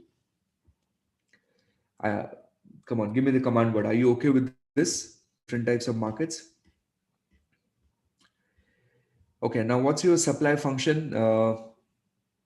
Again, what's the supply function in perfect competition? In perfect competition, your supply function is your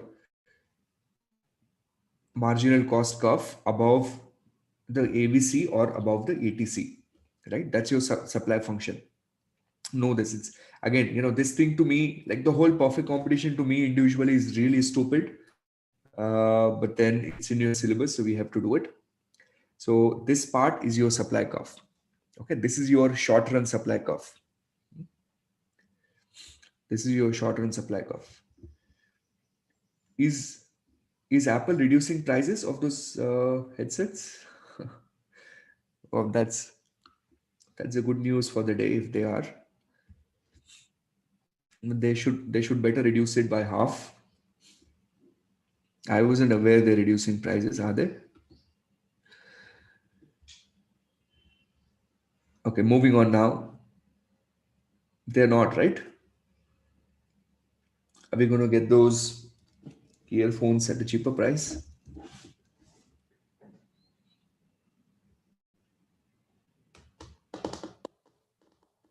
Hmm. All right, guys, look at this now. This thing, okay, is important. This thing that you see here, this thing is super important. I'm going to put this thing on your screen. I'm going to put this in your session notes. Especially if you're studying from Kaplan, I think for some reason Kaplan has not put in the formula here. Okay, for some reason, uh, Kaplan has not put this formula in their notes, and I wonder why. But this is an important one. I'm going to give you an example on how to use this formula. Okay. There is in fact one question in the curriculum on the same lines. What they say is, they say you are currently doing a marginal cost of, let's say, 50.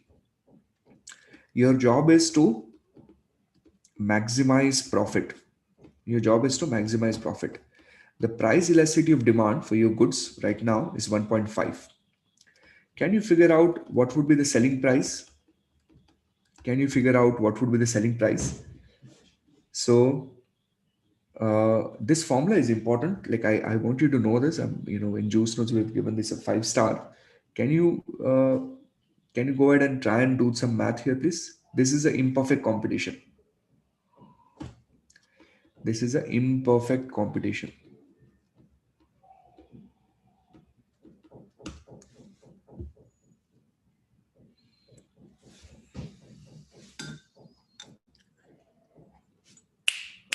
Come on, do it fast. Do it fast. No unnecessary chats on the chat box. Today, just economics. If you're not efficient, I realized if you're not efficient in the first few hours, then the class drags, right? Today, I like to wrap it up by 6, 7. Let's see if we can do it. Let's try and be efficient with this. Okay, so how are we going to do this? So we're going to say, how are we going to do this? The we're going to say MR is equal to MC. MR is equal to MC, right? So that means my MR should also be 50. So 50 is equal to price multiplied with 1 minus 1 divided by 1.5. And then you do the math. And when you do the math, I think you get 150. And that's your answer. That's how you do this. Okay. So don't miss out on easy brownie points in the exam. Just a simple formula. Get this tattooed on your arm. You're covered. Things go wrong. It's your tattoo. What can they say? All right, moving on.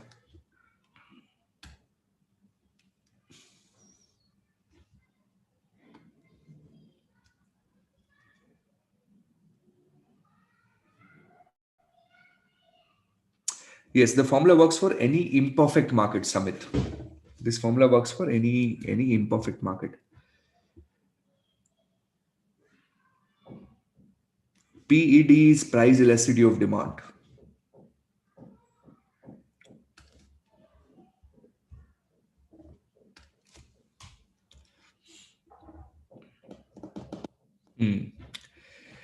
All right.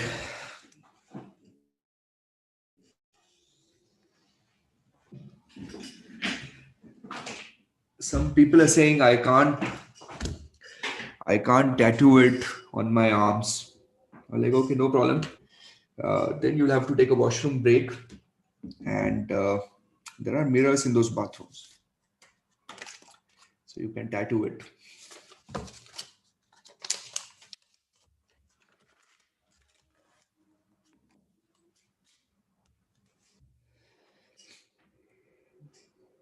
It's given in Kaplan. Okay, good to know that then.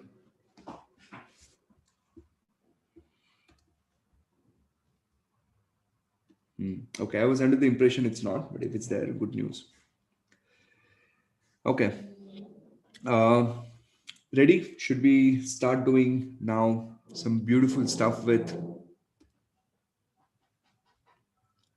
Should we start doing some oligopolies now?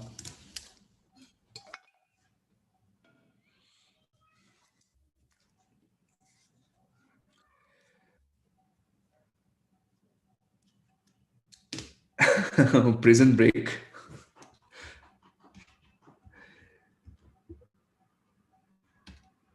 Okay, guys. Next one is kink demand curve. Important.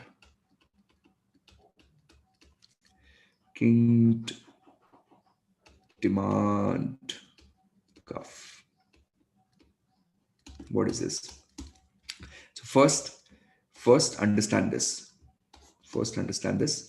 You might have a demand curve which is steeper.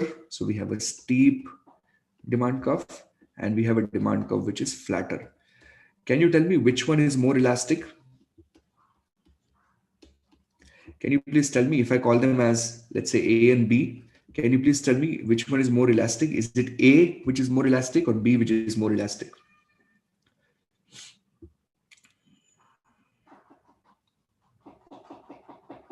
Is it A or is it B? Which one is more elastic?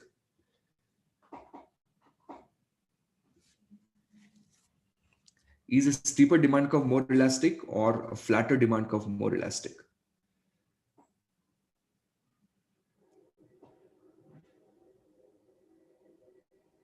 Just say A or B. Type it in. I want each one of you to answer. A or B. A or B. Fast. A or B. Make your picks. Yeah, B is the correct answer, right? So And you can see this intuitively, can't you? Like if price increases, it's not that my quantity is changing dramatically. My quantity is almost there. But here, if the price increases, my quantity changes dramatically, right? So steeper is relatively less elastic.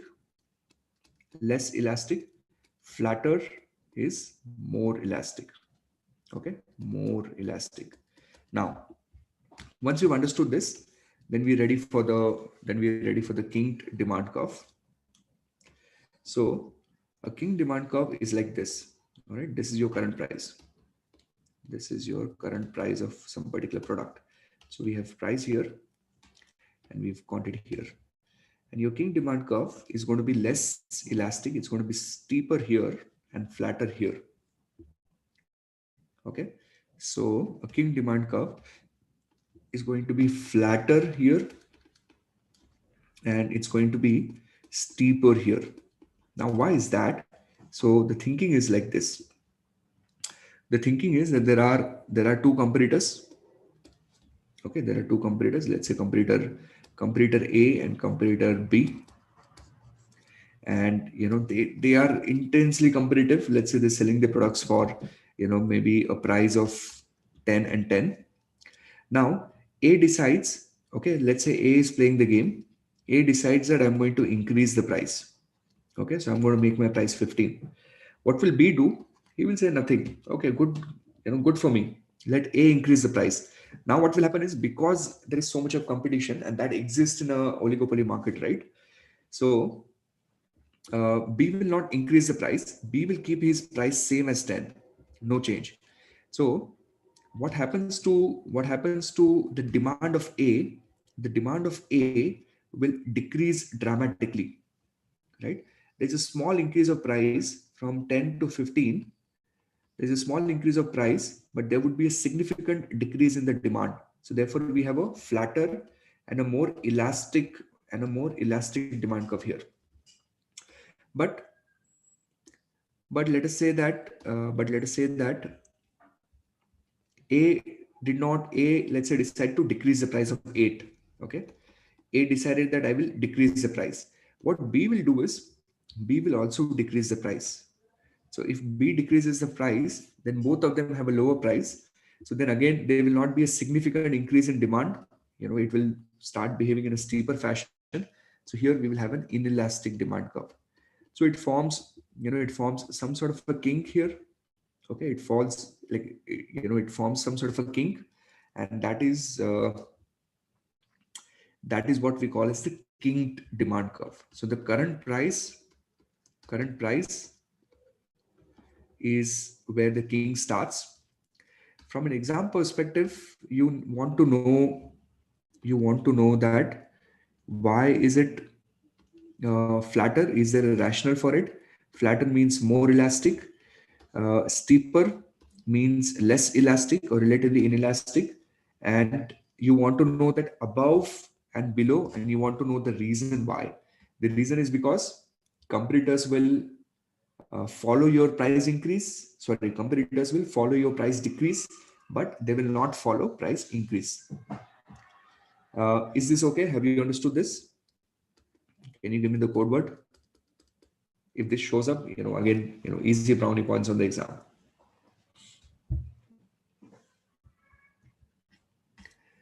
Okay. Then we have a Carnot model.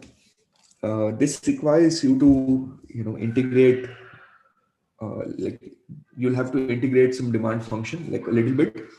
But I'm just going to give you like a quick summary of what you need to do with this. In Carnot model, the eventual output and the price that you get, that falls between perfect competition and monopoly, right? So you're operating on an oligopoly market. The output that the Carnot model is going to give you, that's going to fall between the two, between the perfect competition and between the monopoly. Okay, so if you remember this, I think you're okay. But if you're someone who likes to dig a little deeper, it's about a page in curriculum. It's interesting. You can look it up. So that's your Carnot model. Now Nash equilibrium. This is again one of my picks, one of my guesses that Nash equilibrium is something that you want to know well. Now, I'm just going to do one example, but I'm going to rather give you a technique that always works with Nash equilibrium. Okay, if you have read economics books, you must have heard.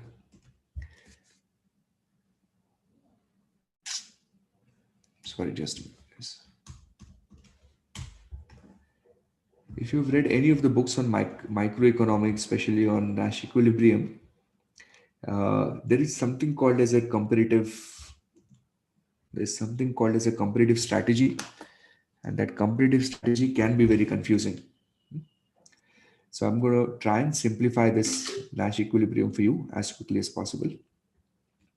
Uh, See, you guys know prisoner's dilemma, right? If you don't, then go and watch that. Go and watch that Suits, Suits, the TV show Suits. If you go and watch that, uh, they there is a situation where I think uh, they put the main guy, like uh, they put two people in two separate rooms, and then they start investigating them. Like there is this Mike Ross. So Mike Ross goes in the first room, and then there is this second guy. I don't know his name. His friend. They put him in the second room, and they start asking them question. And then the whole idea is that everyone tries to maximize self-interest. Okay, that's what prisoners dilemma is about.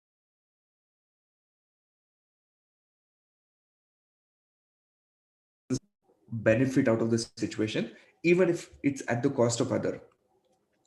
Now, Nash equilibrium, these quadrants are based on the same theme, and this could be very confusing.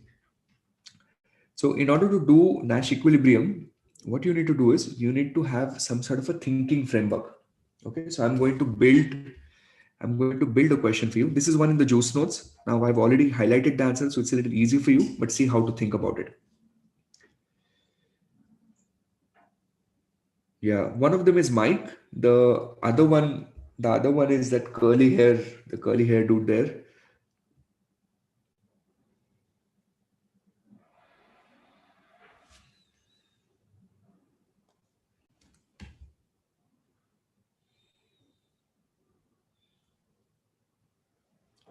Okay, can you confirm if the audio is all right now?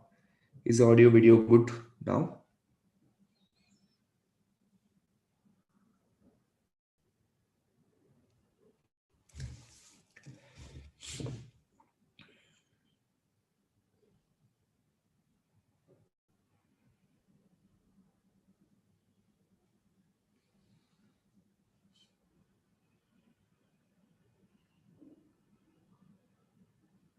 Hmm. Okay. So coming back to the business, let's not talk about suits. Let's talk about Nash equilibrium. So guys, here is how this thing works. Let's say we have you have a quadrant like this. Okay. What you want to do is you want to start thinking from one of the two guys' perspective, and you start anywhere you like. For example, you start with A, and you see that A currently has a high price. Now, what can A do is A can go to low price. So you cannot move diagonally like this. You can either move here, you can move to here, you can move to any of the adjacent boxes. Okay, everyone, please focus here. So your high price, can I move here? No, it's the same strategy for A, isn't it? High, high. So if A wants to change the strategy, A will have to move from high to low price. Correct? So ask, is it a change of strategy? Yes. From here to here, that is the change of strategy from high to low price. So one is this move legit? Yes. Will it help him? Yes. Because right now he's making 1,000 and later on he might make 1,400 out of it. Correct? So will he like to make a move? Yes. So when you decide that the answer is yes to both the question, that is it a strategy change and is it helping him? Okay. So is this a strategy change? Strategy change, and is it helping? Right? These are the questions that you want to ask yourself. Is it helping? When answer to both of them is yes, yes, then you move yourself to the next quadrant. So you move yourself from here to here. So now you're here. Okay, now you're in this quadrant. Now A has a low price. A can move from here to here backwards, but that's stupid because he's making less. Now let's think about B. B, right now B is making about 100. Now, can B move from here to here? No, he cannot because it's not a strategy change. This is high, this is high. He's not changing his strategy. So he cannot force A to go back to high price, right? What B can do is B can put himself to low price. But the question is, will it benefit him? Yes, because right now B is making 100. When he comes here, he will make 500. So then you come here. So now you are in this quadrant. Now, again, you have to think from both the side. A is right now low. Can A come here? Is that a strategy change? Yes. But will he come here? No, because right now he's making 500. He will make 300. So now A is settled. A doesn't want to move. Let's think of B. B is right now low. Can he move here? Yes, that's a strategy change. But will he move here? No. So B is also settled here. So that's your Nash equilibrium. This is your final answer. This is how you're supposed to do it. Did you understand?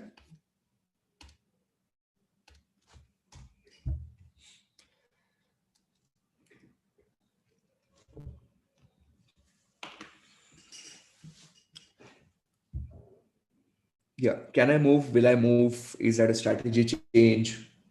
Uh, is that helping me? Whatever questions that work for you.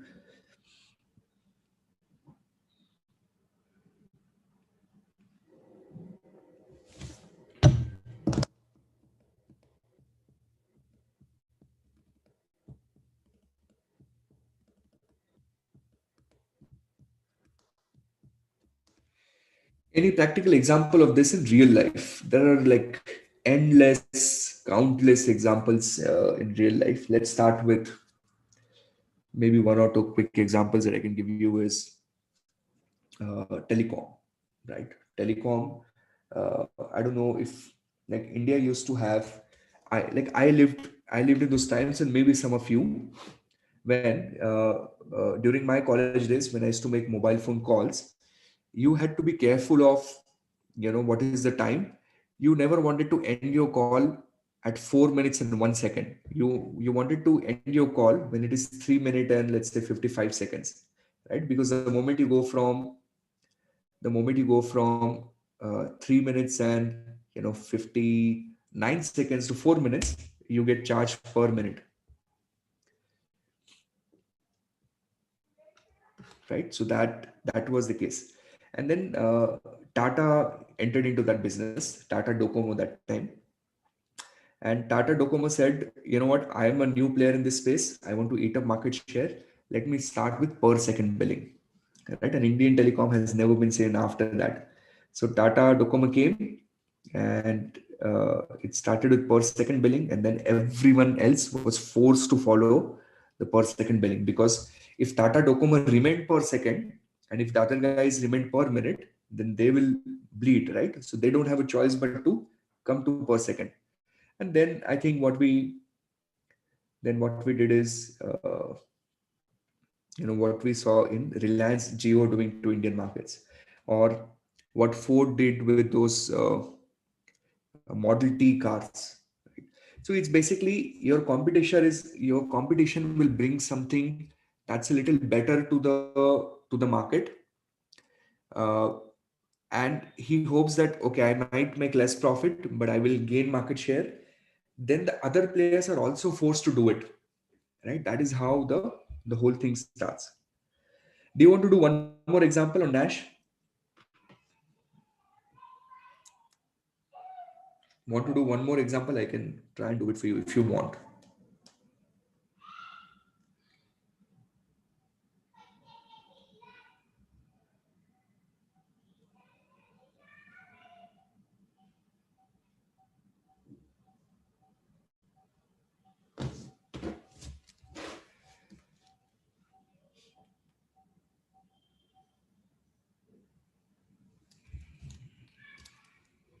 Okay. I'm going to do one more example. Just give me a minute. Yeah, okay, here. I'll have to write down that example though. So just be a little patient with me.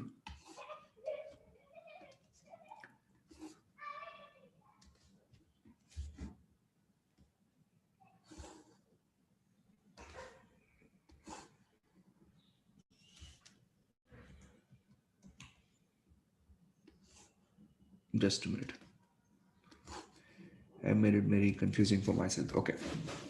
So let's say we have a company which is called Alpha, and Alpha is currently doing a low price.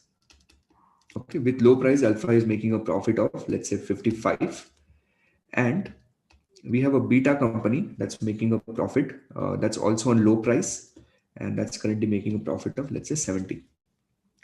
Now Alpha here is going to make a profit of 300 with high price HP, and beta is still on low price and it is making 350. Alpha high price of 500, and beta of high price of, let's say, 300. Okay, and then we have alpha here who's doing low price of 80, beta of high price 0, beta of high price of, instead of 0, let me keep it 10. Great. So now we have a quadrant here, and you can really start anywhere you like in these quadrants and you would still reach to the same conclusion. Okay, so it's not that there is a technique. There is something called as a dominant strategy. There is a technique, by the way, but I don't want to show you that technique because it doesn't work everywhere. Okay, so then what it does is it causes more problem than it solves, because if that technique doesn't work everywhere, then if on the exam you end up having a question and if your technique is not working, you end up throwing a wrong answer. So you don't want to do that. So now you guys look at this and you tell me, let's give these names, quadrant some names. Let's call this as A, B, C, and D. Now tell me, what is your answer here?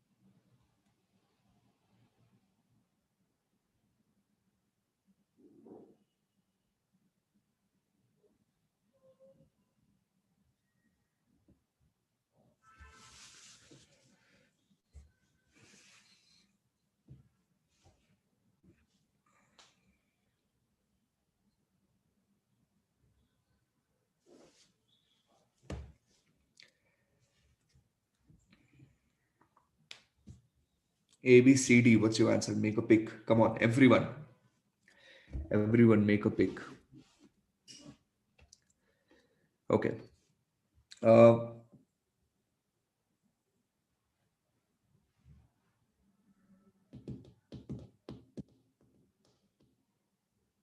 Ajay, that's a great question. We are more in the monopolistic space, I would say.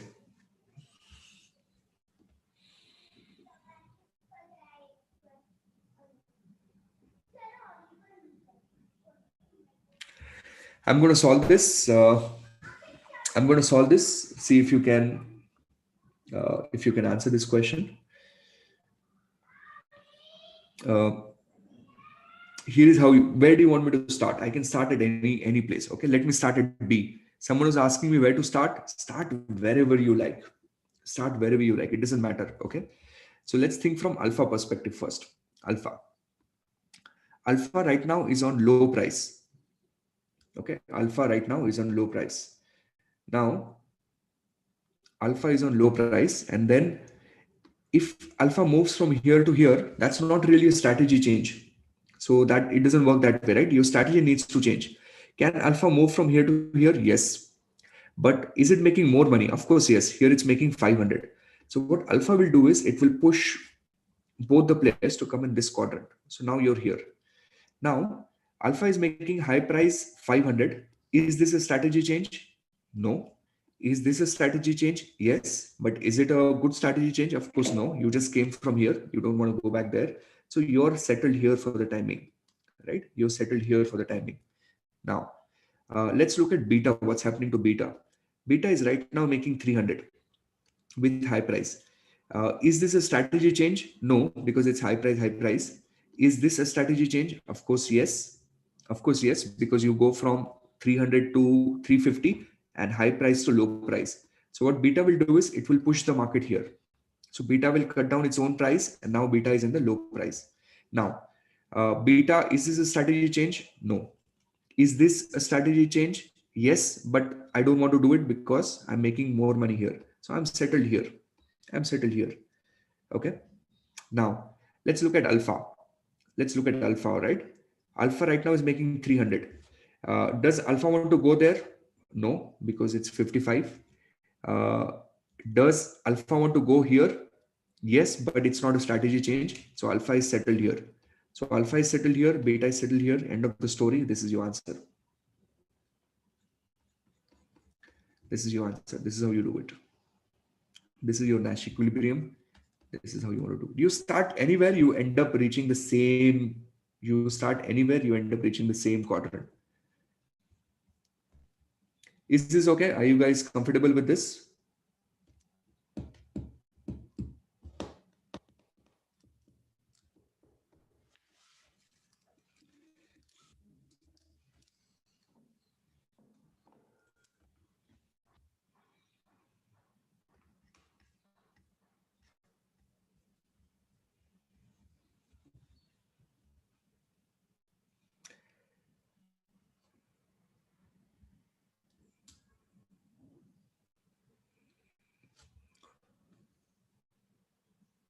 No, just the adjacent quadrants. Do not compare diagonal quadrants. Uh, can we start from C? Yes. Can you start from A? Yes. Can you start from D? Yes. You can start anywhere. Uh, don't don't know. It's don't look at, I'm just making an incremental profit of 50. You could, make profit of whatever. What if we start with D? If you start with D, you get lucky. If you start with D, you get lucky. All right. So here's how D works. If I start with D because I know that's the answer, look at see how it happens. Let's think of alpha. Alpha is right now high price. Can it go to low price? Yes, but will it go? No. Alpha is right now high price. Can it move to this quadrant? Can it move to this quadrant, Bhargava?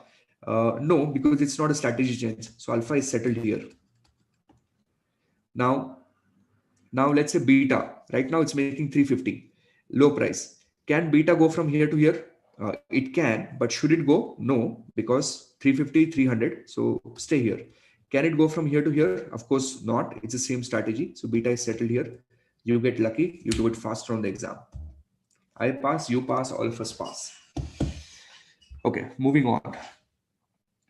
No break. Please hang on for some time. Let's finish this. Next concept is dominant firm model. In a dominant firm model, there is one, it's an oligopoly market, but there is one guy with 40, 50, 60% market share. Okay. There is one guy with 40, 50, 60% market share. Now, what happens in a dominant firm model, it's also called, by the way, at times the question writers might use the word Stackelberg. Okay, Stackelberg model, that could be the word used. So, in a Stackelberg model, what happens is, if there is a price war, okay, if there is a price war, all right, then the dominant firm's market share will increase. The dominant firm's market share will increase. But if there is no price war, you're not competing on prices, there is no intense competition, everyone is trying to play their own game, then the dominant firm's market share will decrease over a period of time. This is more of a long-term analysis. So the way I think of this, right? I think of this example as like for me a great example here is the Model T of the Ford, right? They used to have those cars, uh, and initially like the first few models of the first few of these cars, you wouldn't believe who was their competition. So these cars of Model T, do you know who was their competition? Their competition was horses. They were competing with horses, right? And then Ford came up with this Model T, and they killed the market, like really literally took on horses left and right. A lot of horses lost their jobs, like a lot of horses, they were unemployed, and there was a lot of pressure on the government to get these horses employed, but it didn't work. And Model T dominated the market for quite some time. And then what happened is, then over a period of time, the market share of Ford, started decreasing, and the Volkswagen Beetle came up, and a lot of fancy cars came up, and now we know that Ford isn't as dominant as what it used to be, and of course the Japanese came up. Okay, so that's your dominant firm model, Stackelberg.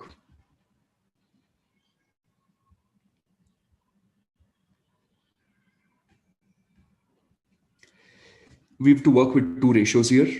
This is slightly technical. I'm going to spend a little time with you. There's a little bit of calculation here, okay? A little bit of calculation. We need to do that right. So we have something called as the N firm. Something called as the N firm concentration ratio. N firm concentration ratio. And then we have something called as the HHI index. I don't know how to pronounce this, some Hirschfindel, Hirschman, some really complex name. So N firm and HHI. Now,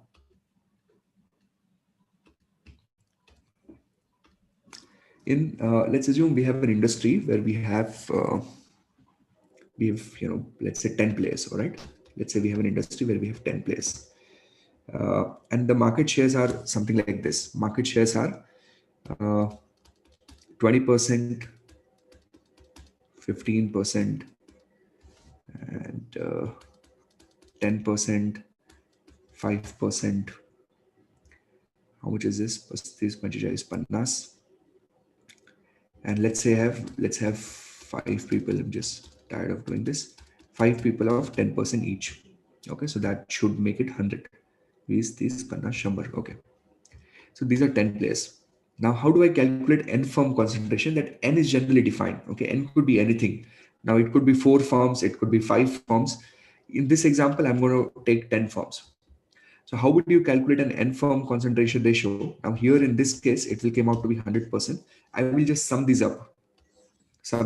Okay. If I take 4 firm concentration ratio, then I will take the top 4 firms, I will sum them up. So in this case, it will come out to be 35 and 10, 10, 55. So I'll take any top 4 firms, I'll sum them up. All right. How do you do a HHI indexes? You basically square these numbers and sum them. So you're going to do 20 squared plus 15 squared. Now, generally when you square, you don't want to take decimals. Okay. So 5 square, and then I think I have everything else. That's 10. So 7 into 10 square. Let's see how much.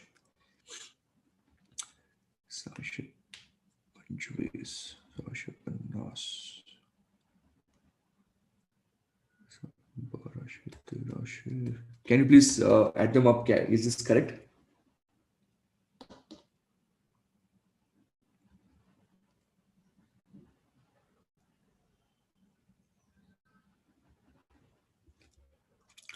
+10, 35, 45, and 55.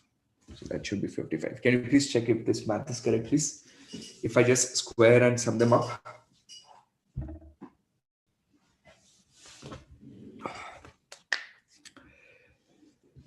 Okay, so that is referred to as your HHI index. Okay, so you have HHI here, and then you have N firm concentration ratio here.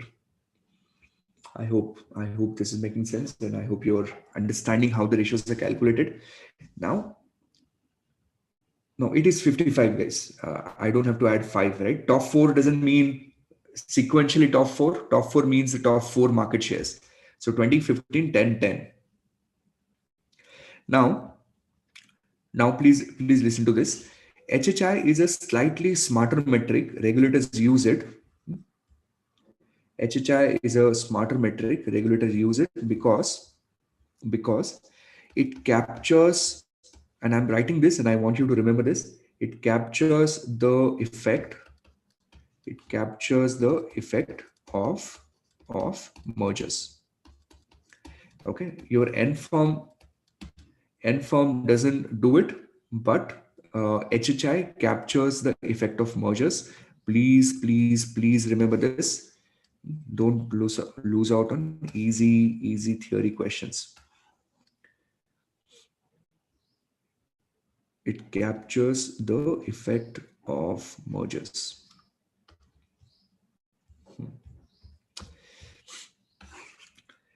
Okay, how does it do it? I don't want to get into that. That will take me too much of time to kind of set up the equation and show it to you. Just know that it does. Okay, because it squares it, it does. And and that's it. That's it. Then we're done. First two readings are done. Congratulations. Break now.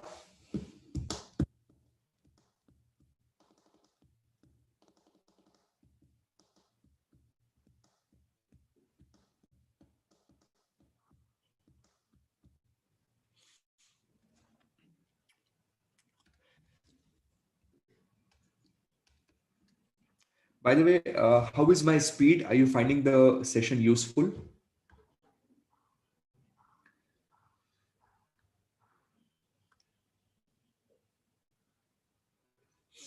It's always tricky with economics because it's theory, and you don't want to put people off to sleep.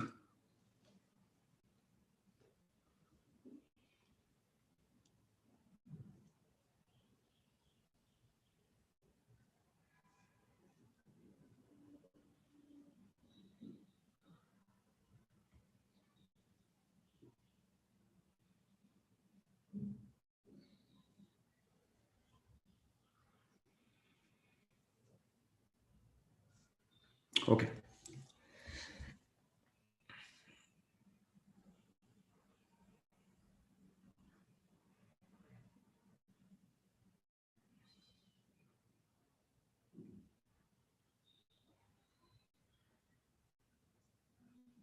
Good.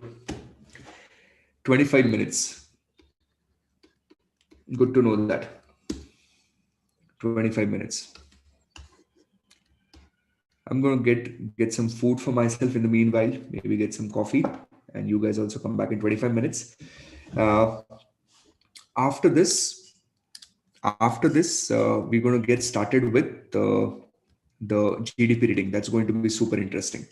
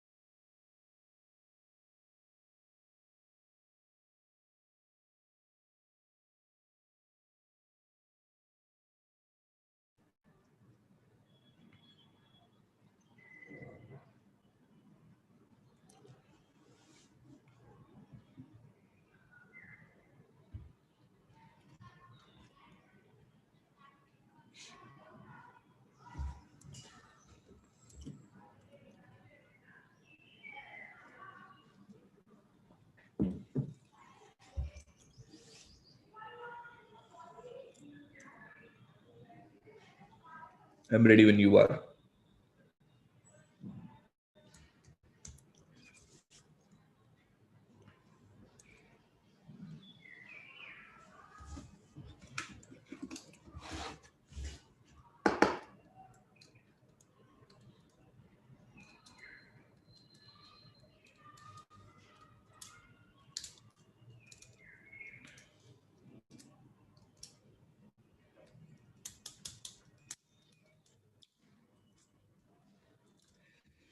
Yeah.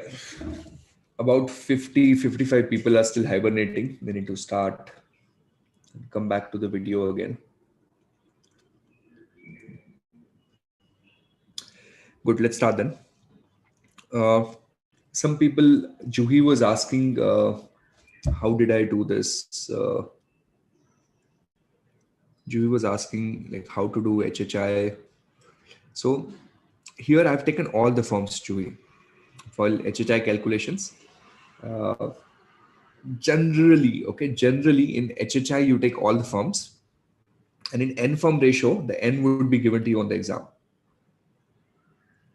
Okay, in the N form ratio, the N would be given to you on the exam, whereas in HHI, it works everywhere.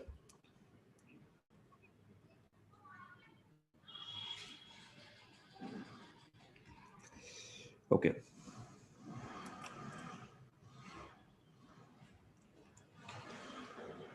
So, economic output, prices, and economic growth. Uh, this reading has can be thought of as broken down into two parts.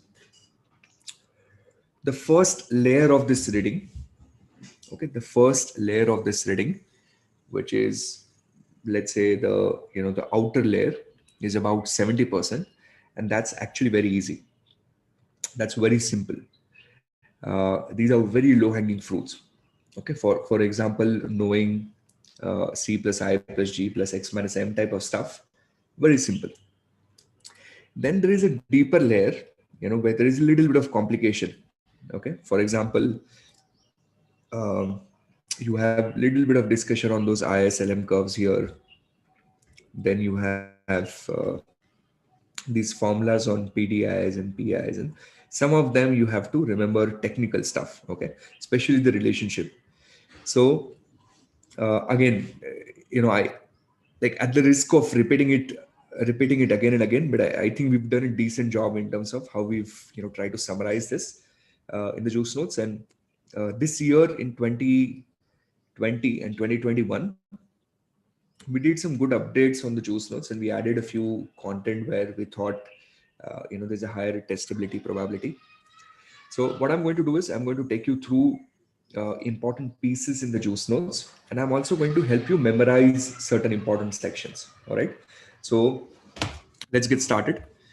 Uh, First, what do you mean by GDP? So you know that, but in GDP, in GDP, you take market value of goods and services. Okay, you don't take them at cost, except few. Except few. Can you tell me which one? Owner occupied housing and services of the government employees, right? Except that you take everything at the market value. You take only final goods, you do not take intermediate goods. Common question. uh,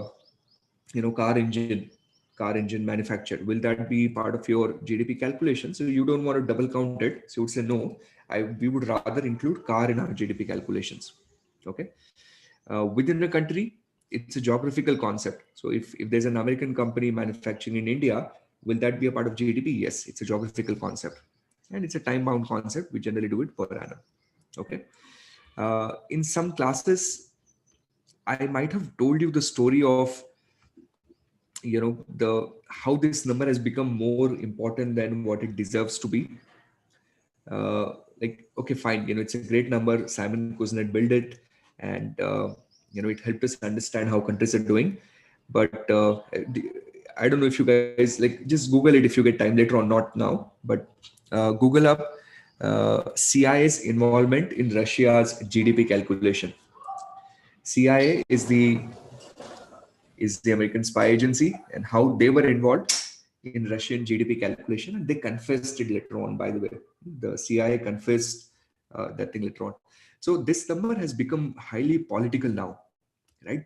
Our prime minister talks about it, and the politicians talk about it, and it's some sort of a measure through which politicians try to show their performance. So the number has been highly politicized, but again, we want to study for the exam. So coming back quickly to the topic, market value, final goods and services within a country in a time period. Now, we consider only the new items, not resale. So if there is a Craigslist or I don't know, Quicker or OLX, these where, or eBay, where you can buy used goods, no, not included in GDP. Then uh, government services, we add them at cost. Okay, so the traffic cops, right? In India, you see them at the signals.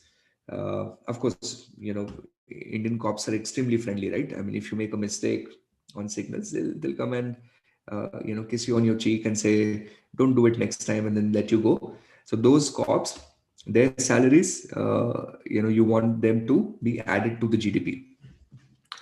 Owner occupied housing, you're living in your own house, you're not paying yourself rent, start doing it, because government is adding that rent that you're paying to yourself. Government is adding that rent that you're paying to yourself into the GDP. So owner occupied housing is also included in GDP. Two ways in which we do the calculation. So we have the expenditure approach, where we do C plus I plus G plus X minus M, and then the income approach, which is C plus S plus T. C, I, G, X minus M. C is consumption, private investments, government spending, exports minus imports, uh, consumption, savings, taxes. The GDP ideally should be same no matter which method you use. Okay. Now in this expenditure approach, you have either a sum of value added, or you have a value of final output. Sum of value added, look up for a question which says, you're a leather shoe manufacturer, you first bought raw leather hide. Let's say you bought it for 100 maybe. Then you did processing of, let's say, another 20. Then you did packaging of 40, and then you sold it. You sold it at, let us say, at a price of maybe 250. So what was the value added product at every stage? So here, every stage, the value added product was from 100, it became 120. From 120, it became 160, and then it became 250. If you're using final output, you directly add 250 to the GDP. But if you're using sum of value added, then you add 100, 20, 40, and then the last manufacturer's profit, whatever the differential is. Nawat, the manufacturer's profit 90, that you'd add to GDP. Okay. Either ways, the answer is same, but how you derive it is different. In one case, you're just looking at the final output. In other case, you're looking at all the sub steps. Okay. But know that the answer is same. All right, this is first cool concept where we do a little bit of numbers, which is on GDP deflator. Let me give you that real quick. And there are two types of numbers, two types of calculations I'm expecting here. Of course, this is important. Okay, here's the first one.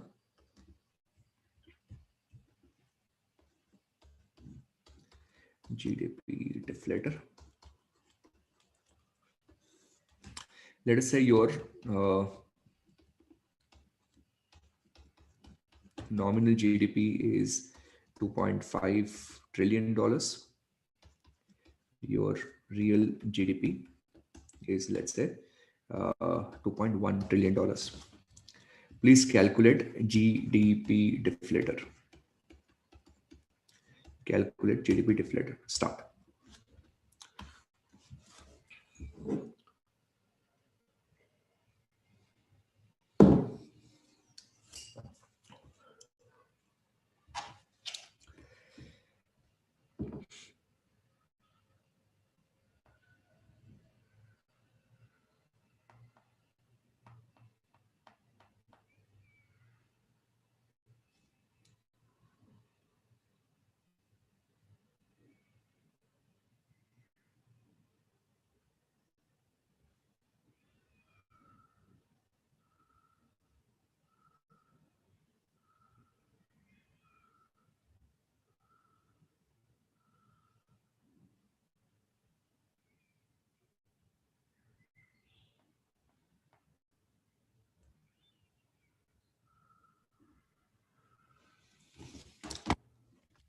So we're going to do 2.5.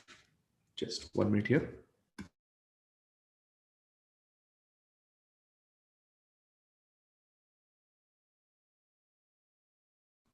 2.5 divided by 2.1 into 100. Just scale it up to 100. Okay. So what's your GDP deflator? It's 11119.04. Now, a slightly different version of this question could be like this. Okay, a slightly different variant of this question is, they will tell you that, all right, a country has a real GDP of maybe 100, and they have a deflator number of, let's say 11. Okay, let's make real GDP as 5 trillion and deflator number of, let's say 115. What would be the nominal GDP? What will be the nominal GDP?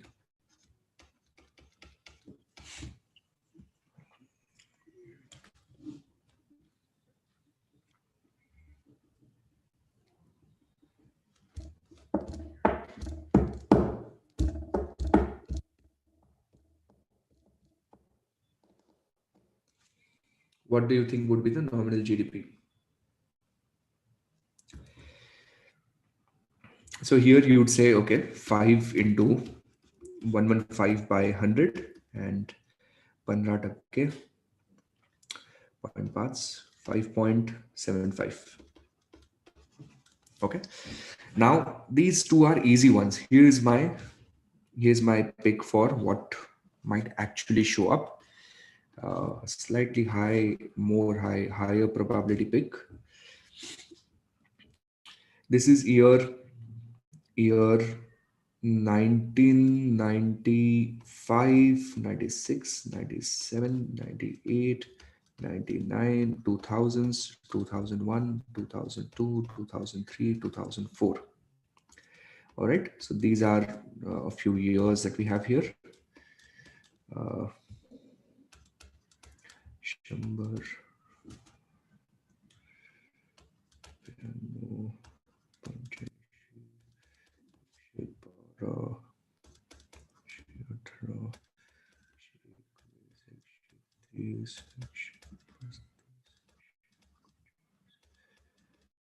okay. Question number one. What is the base year for deflator calculation? Question number two. What is the inflation level? What is the inflation level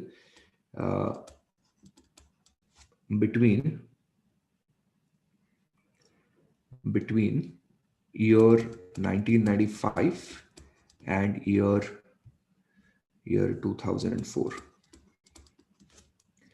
Third, what is the level of inflation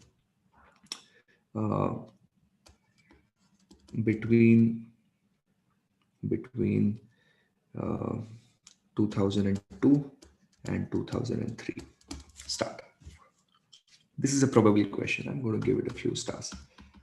These are all GDP deflators. GDP deflators.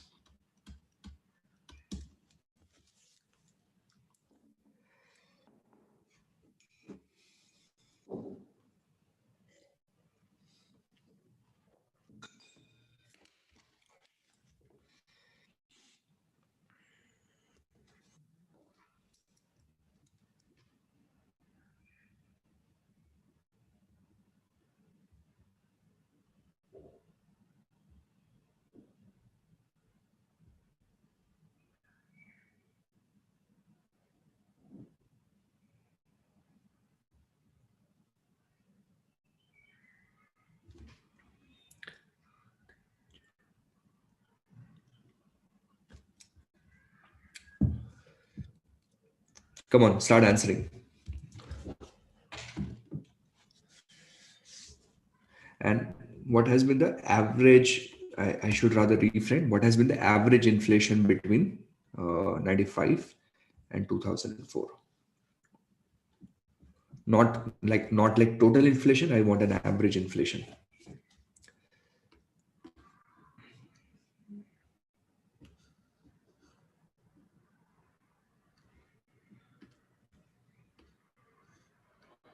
Okay, agreed. The base year is 97. How do you know base year?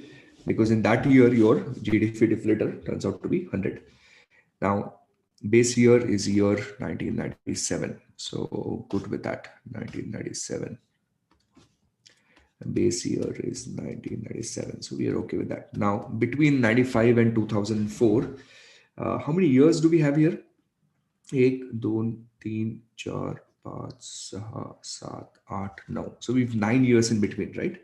So keep your present value as 85. Keep your future value as 150. Keep your n as 9, and then say compute IY. Compute IY, and let's see how much we get.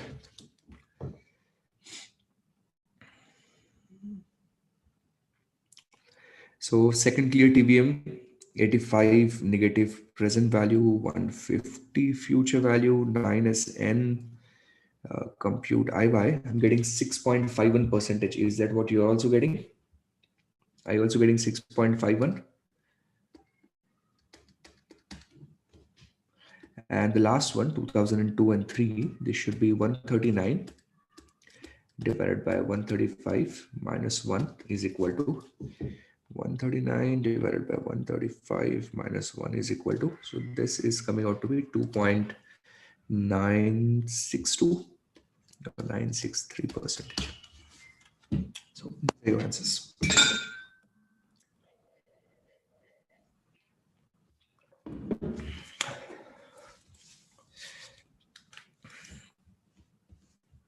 Understood?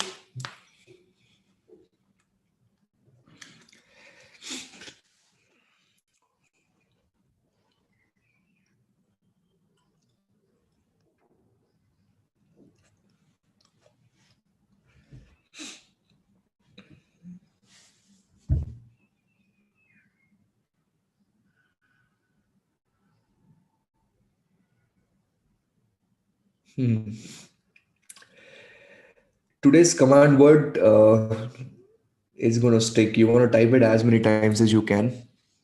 The more number of times you do, the better, the better probability it becomes true.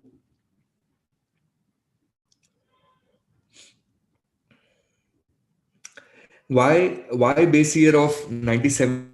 Because it has a deflator of 100. So in that year, nominal GDP, real GDP was same, right? So you kept this as base year. You kept this base year as the same. I mean, this is why your base year is 100. Now, how did I do second year? Just the TVM row from deflator has gone from 85 to 150. So how much per annum? Last one, okay, you know what? You don't like this, fair enough. Let's do it the same way. Sorry, I made this too complicated for you. 135 present value, 139 future value, NS1 compute IY. Happy now? Happy now? 963 percentage.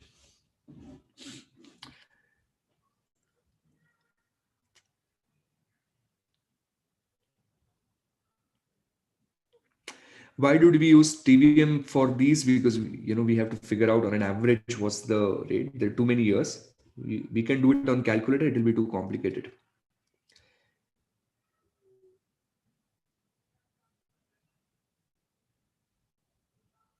Okay. So I'm making a move from here. Let's maintain a healthy speed. There are these formulas, okay? And for some reason you are supposed to remember them. Now you know that I hate memorizing stuff, but this is one of those where we don't have a choice. Especially what is included in national income, what is not included in national income. You kind of want to remember this. So what I did is, in order to memorize this, I made up a story. The story is that the story is essentially of your own life. Okay, the story of your own life, right? So right now, let's assume there are at least few people here who are unemployed. There are few people here who are unemployed, and the first thing that these guys want is they want a job, right? So they want nokri. Hopefully, they'll get a chokri, and then they want to settle down, have babies, whatever. So that's your step number one in life. Now, once you have job and you've kind of making good money, then you feel like I need a next level challenge in my life, and then that's where you probably want to start doing a small business, right? So you do a small business, then you set up a small business, maybe you're a consultant or whatever, but eventually if you're on business, you're always ambitious. So some stage in your life you want that business to become someday in your life you want that business to become a large business, correct? And then you have a large business, you've made a lot of money for yourself, you get successful exit, now you want to retire. And what you want to have is you want to have a lot of fixed deposits in your bank, and you want to have a lot of properties so that you can have nice houses, you shopping malls or whatever. Now if you just remember the story of this individual, which is story of yours or at least many of us, so then you can remember the formula of national income just like that, like what to include, what not to include. All right, so you want a job, fair enough, start with salary, so compensation to employees. Okay, then you want a small business, so this is called as a non-corporate business income. Think of it that way, non-corporate business income. Then you convert yourself to a large business, so corporate and government profits. Okay, everything is before taxes anyways here. Then you have retired, you have fixed deposits, you have houses where you can earn rent, and you can earn interest, your retirement. And throughout this phase pay taxes. So that's your indirect tax and subsidies, right? That's how you want to remember this definition of national income.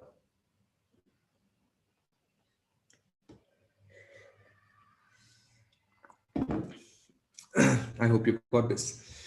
uh, Now, personal income is basically what amount of money is left in the hands of you and me. So the starting point is national income. The starting point is national income. But at times in some countries, unfortunately, India is not one of them, but in some countries, government actually comes and gives you money free of cost for not doing anything. They'll pay you money just for being a good boy. They'll pay you money for just being a citizen. So that's called the transfer payment. All right. Ask people in Singapore, ask people in Middle East, transfer payments, government paying you money. Our prime minister promised us, during the election, that he would bring in all the hidden money in Switzerland, and each one of us will get some money, right? 15 lakhs or 8 lakhs or something. So if that happens, and I'm waiting for it, and I'm sure like all Indians are waiting for it, if that happens, that's your transfer payment. Now, you have to pay taxes to the government. That money is not left with you. So corporate taxes, and whatever is the retained profit by the businesses, undistributed corporate profits. Okay. So I know this requires you to memorize, but you don't have a choice. This requires you to memorize, you don't have a choice. So national income,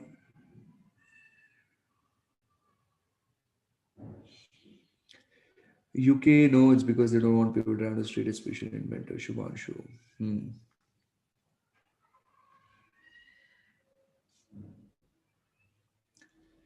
Yeah, Singaporeans, I think the Americans, right? Americans got money during COVID. Indians kept on waiting. But what can we do? Our government doesn't have money. Anyways,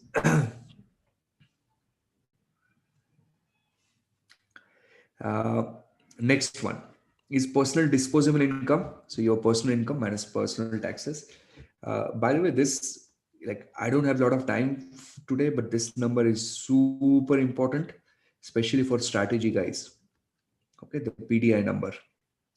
So all those people who are in strategy, pricing, deciding which geographies to expand in, they look at countries' PDIs and then they figure out. So I think I did tell you the story of Louis Vuitton setting up in Mongolia, right? There was a beautiful Harvard article on that, especially during the commodity boom. So that's your PDI, like pretty useful number. Please know the formulas. Okay, now here's an example for calculation purposes. We have this concept called GNP. Now, how do you want to think of GDP and GNP? So let's say we're looking at US. Let me try and draw US for you. Okay, this is US for me. So let's say this is United States of America. Now in the USA, let's say we have, especially on the West Coast, let's say a lot of Indians doing magic there. So let's say these are a bunch of Indians eating dhoklas in the morning, cranking codes rest of the day. So let's say these Indians are contributing significantly to the GDP. Now there are a few Americans who are also outside. So let's say this is the rest of the world, and there are American companies doing business. Apple prefers Ireland over US. So Apple Ireland. Now Ireland, right? Apple likes Ireland over US. Now you guys know it. So is this part of US's GDP? No. Okay, US's GDP is going to remain whatever they're able to do inside this box. Now we do have a concept called GNP. So in GNPs, you would kick out these Indians, like not literally, but you would say, I don't want to take this Indians into my calculation. I want to take all Americans, no matter where they are in the world, right? So how are you going to calculate? How are you going to calculate GNP? You're going to say, I'm going to start with GDP. Then I'm going to say plus all the Americans, who are outside America, trying to, creating value, and all the non-American companies who are inside America, right? So that's how you want to think of GNP. So GNP is more of a geography based concept. Sorry, GNP is more of a nationality based concept, whereas GDP is more of a geography based concept. Now here's a theory question for you. Okay, uh, please, I'm writing something, you tell me if this is correct or incorrect. I'm going to put in a small trick in this. GDP of the world is equal to GNP of the world. Correct or incorrect? And if it's incorrect, tell me where it is incorrect. GDP of the world is same as GNP of the world.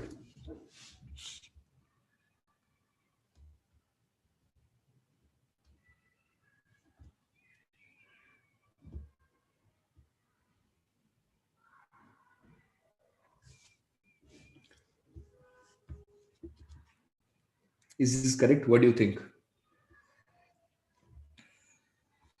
GDP of the world, is it same as the GNP of the world? The answer is yes. This is correct. Okay, this is correct. Uh, now, now we put in a nice example here. Okay, so here,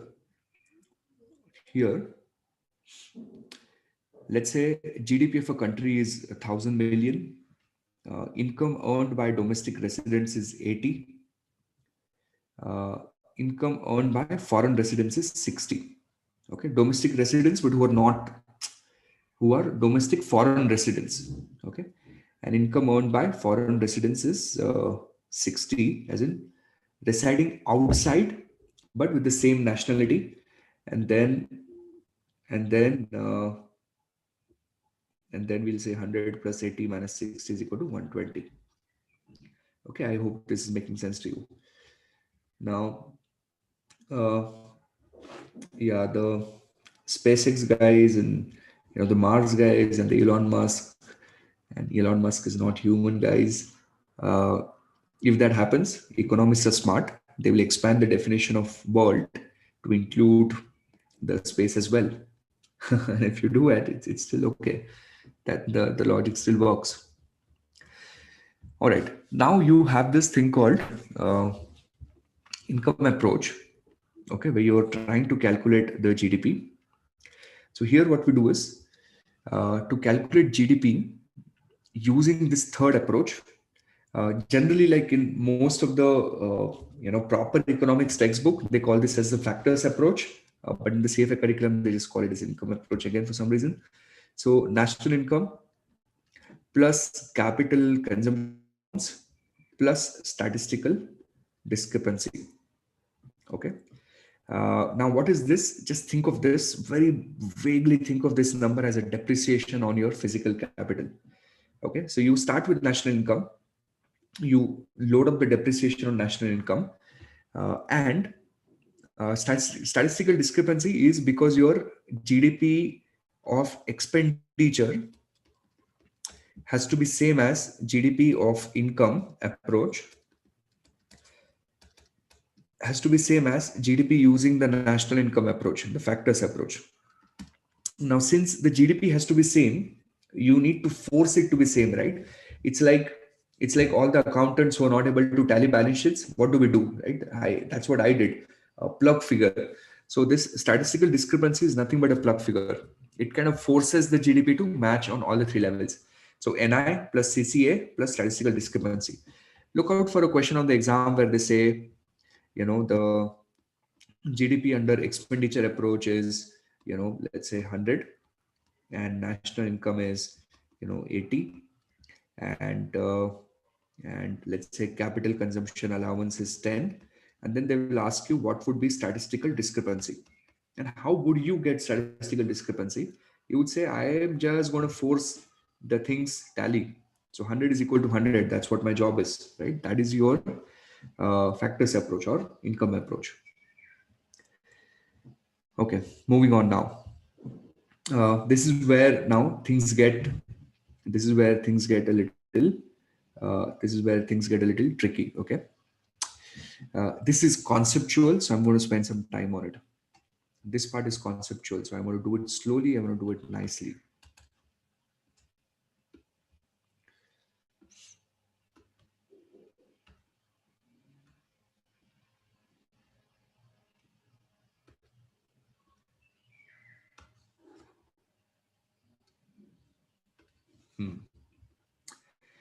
Now, C plus I plus G plus X minus M is equal to C plus S plus T. Okay. This is your income approach. This is your expenditure approach. The GDP using both the approaches should be same. Everyone is listening to this. You are probably going to do this on the exams. Okay. And if you learn it this way, you don't have to memorize things at all. Okay. You're not going to be required to memorize anything at all. Now, what they will say is on the exam is they will say if saving increases, okay, and investment is same, then what is the impact on? Okay, something like this they will tell you. So if they say if saving increases and investment is same, what you want to do is you want to move saving and investment on one side, move everything on the other side. So don't memorize it. It's so simple. If you learn to just play around with this equation, look at this.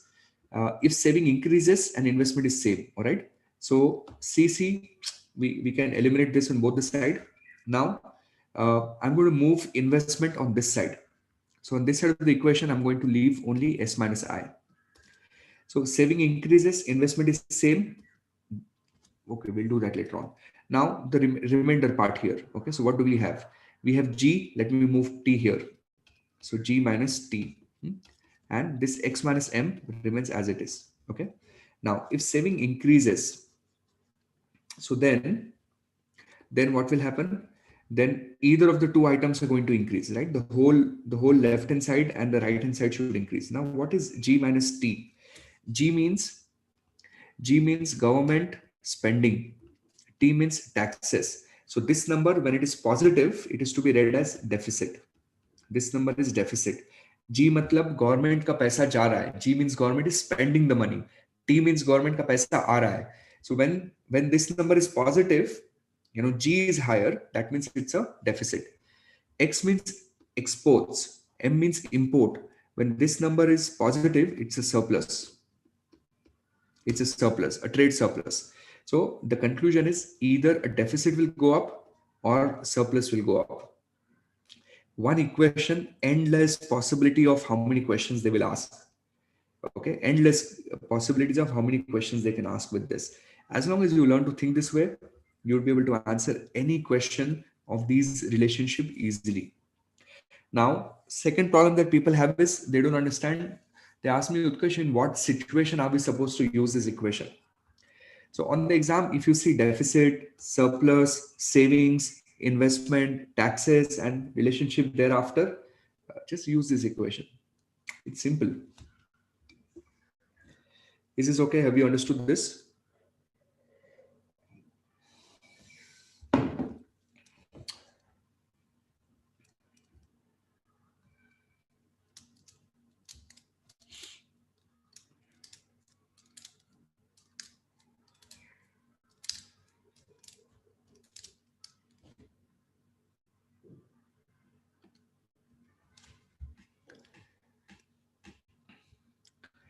All right, then we come to the Dracolian IS and LM curves. Now, IS and LM curves is nasty business. There are 4 or 5 end of the chapter questions in the CFA curriculum which revolve around IS and LM curve. What I've tried to do in this juice notes is we've tried to put those questions, like all potential questions, in one place on a single page. So if you get this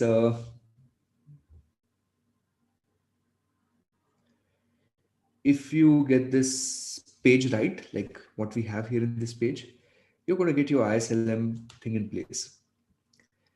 Again, the feedback of the candidates, by the way, in the last 2-3 exams, okay, paper-based exam, I don't mean December, I mean the exams that happened prior to that, when the exams were happening, when we were living in a world where CFA exams were regular. The feedback that candidates used to have with economics was that economics was very difficult subject to prepare, but on the exam, it was not so difficult. Okay, so even though psychologically, when you study economics, you always feel that. And honestly, you should feel that because this is a subject where economics by itself should be a course.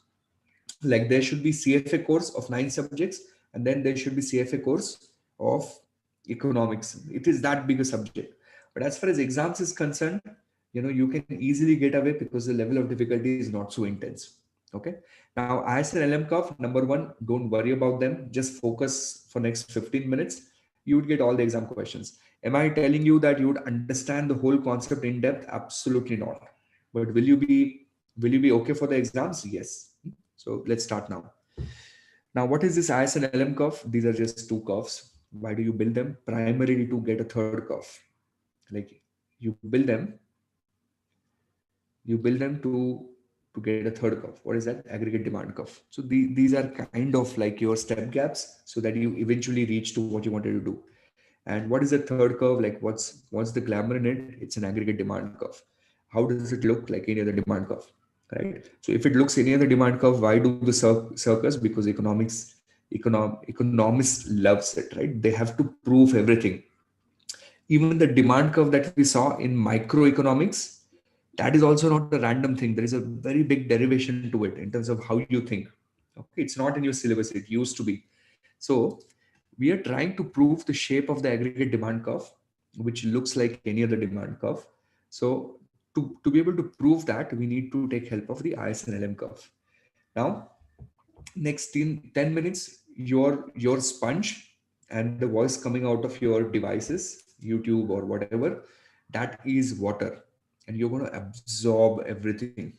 Every word that comes out of my mouth now goes and sits in permanent part of your brain. All right, so here's the first thing then. What does I stand for? Investment and savings. LM, liquidity and money supply. So then you would wonder, okay, if that's the case, then maybe on my y-axis I will have investment, on x-axis I'll have savings. No. Will I have liquidity on one of the axes? No. Okay, I will not. So then, what is the job? Like, how do you draw this IS curve?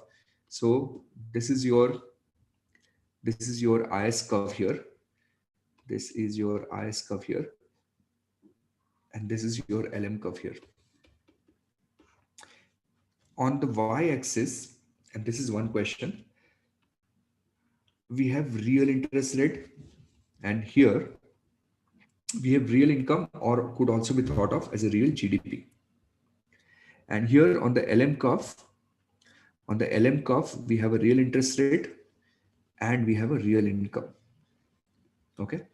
Now, one easy trick for you, if you want to kind of build some sort of a thinking, IS curve could be thought of a little bit like, in terms of how it looks, is it could be thought of a little bit like demand curve. Real interest rate is the price, right? And real income or GDP is the quantity, because GDP is the quantity in a way, right? So, real interest rate, real income, and IS curve is a little bit like demand curve for your thinking purposes. LM curve is more like a supply curve where we have a upward sloping structure. Okay, so that's your starting point. So one or two theory questions may be coming out of here. What's the shape of IS curve? What's the shape of LM curve? What do you have on y-axis? What do you have on x-axis? That piece is sorted for us. Now here we've put in a derivation of IS and LM. Okay, we've put in a derivation in terms of how this is being derived. Now, I don't want to get into that today. I don't think it really justifies the time of the crash course. But this is the assumption that you make when you're working on the IS and LM curve. And listen to this very carefully. Make sure this gets absorbed into you, into your blood, and you know this. In IS curve, we're assuming that your actual income is equal to your planned expenditure. So that's the assumption. If this doesn't work, the whole IS thing falls apart. Okay. So IS, what is the assumption? Actual income, planned expenditure. LM, what is the assumption? Real money supply is constant. If real money supply changes, LM changes. In fact, and very soon we are going to change the real money supply. Okay. So you're going to remember this. IS, actual income, is planned expenditure. Real money supply is constant. Let's see if we can build some story to memorize this. Now, I don't have a story for it, but I'm going to try and see if I can make this story for you. Uh, hmm, hmm, hmm.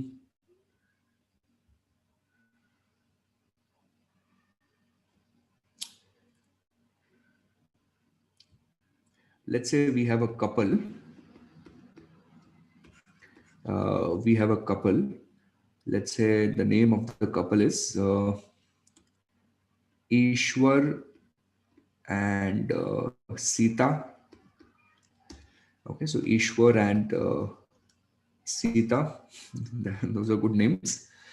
Now, for this couple,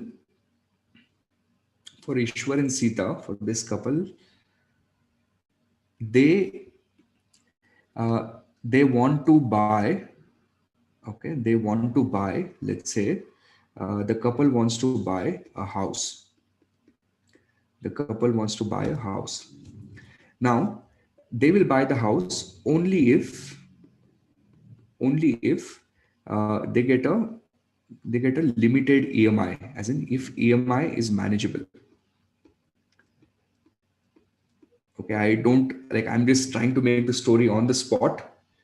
I'm just trying to make the story on the spot. If you get ideas, let me know. I'm sure something will come up. So, if you think of it that way, Ishwar and Sita trying to buy a house if EMI is manageable. If you look at real interest rate, when real interest rate is lower, okay, when real interest rate is lower, they will they will be able to buy the house. The GDP will increase. Correct. So if lower interest rate is 8%, maybe they will not buy. But if interest rate is 5%, maybe, right? Maybe they'll buy the house. So they have a tight control on their budget. And because they have a, so let's say because they have a super tight control on their budget, it looks like a Sadashiv couple. It looks like a Sadashiv couple actually. It's fitting in even better. Okay, so Sadashiv, for those of you who do not know, it's a region of Pune, which is a nice region. I mean, it has a lot of culture and all of that, but the people are a little strange. When I was new to this city, the first few years I actually lived in this area, and it was really strange experience for me there.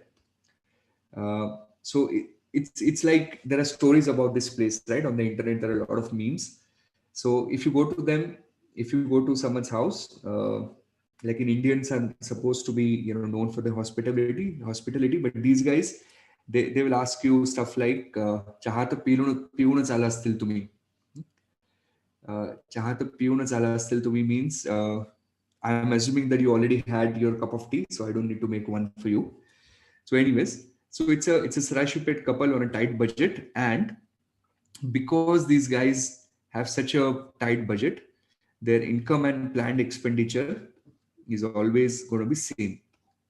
Okay, so these are like budget people, so they're going to ensure that income and planned expenditure is going to be same. I think this is pretty good. So this should help you memorize most of the part, hopefully. And with LM, I don't want to make story, but I just want you to know that real money supply is constant. Real money supply is constant. Okay, keep this at the back of your mind. Okay. Now, there are different types of demand for money. I will cover this demand for money in the monetary reading class, like after this, not now. So I'm going to skip through this part. Now, how do you build an aggregate demand curve? Okay, how do you build an aggregate demand curve? Don't get me started on my Sadashipet experience. I cannot, and I know there are some people attending class today who are from that region, and I know you're hating me right now. I'm sorry. It's just my experiences.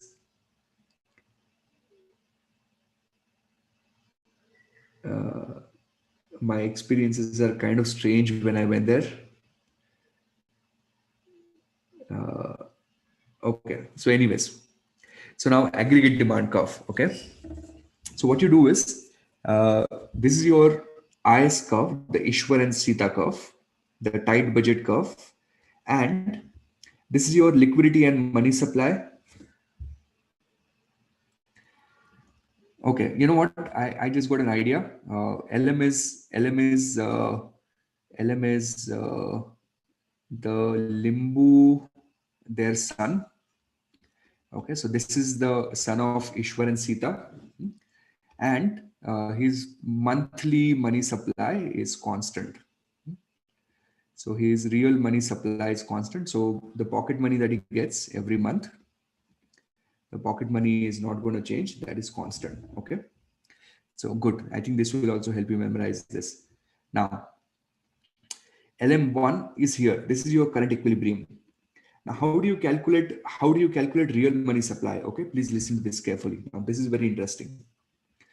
Real money supply, real money supply is calculated as real money supply calculated as money supply nominal divided by price. Uh, yeah, for now, yeah, limbo is 11 here. So money supply divided by price. Now, if look at this, okay, I know this is taking a little longer, but this part is important. There could be theory questions here. So when price increases, right here, look at this. When price increases, what happens is keeping the uh, money supply nominal constant. When your price increases, actually there is a decrease in money supply. There is a decrease in real money supply because price increases. So in the context of our example, the kiddo is getting, let's say, I don't know, 100 rupees a month, and he uses this 100 rupees to buy, let's say, uh, buy five nice magazines for himself. Okay, now you fill in the blanks what kind of magazines he likes. Now what happens is, these magazines are available at a price of 20. This 100 is not going to change. But what happens is the prices of these magazines have now become, let's say, 40 rupees. Correct? So if the prices have increased by 40, in real terms, the money supply has come down. Correct? In real terms, now, this kid will feel that I have become a little poor because my money supply has come down. So when money supply is reduced, we have a shift towards the left hand side. We These days kids don't buy toffee, right? You guys are living in different world. Money supply has moved to the left hand side. So when money supply moves to the left hand side, you look at the equilibrium reduces. So if my GDP was 100 here, maybe now my GDP is only 80. And this proves us that when inflation increases, the money supply is going to reduce. So that kind of proves us on the intuition of the aggregate demand curve, that higher the inflation in the economy, lower is going to be the output. Okay, that's how you actually derive this aggregate demand curve. Now, I couldn't go too in depth, but quickly to help you summarize: IS, investment saving; LM, liquidity money supply. Uh, in IS and LM, we have real interest rate on Y, we have GDP on X axis. Then IS is downward sloping, LM is upward sloping. Here, actual income is equal to planned expenditure. That's a key assumption you want to work with. Here, real money supply is constant. By the way, there is a big story to this. Like in terms of how IS works, that's a very in-depth story, like step-by-step logical progression. But like for crash course, this is good enough. Actual income, planned expenditure, and here real money supply is constant. And then when you increase the price, keeping the nominal constant, LM shifts to the left. Reduction means shifting to the left. And that proves that when inflation increases, GDP decreases. That is your price and output relationship. Okay, are you guys comfortable with this now?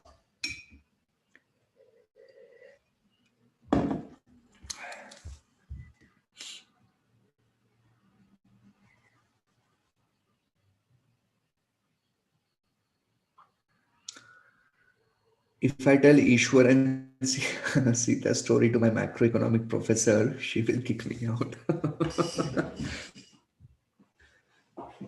Yeah, she should. She should kick you out.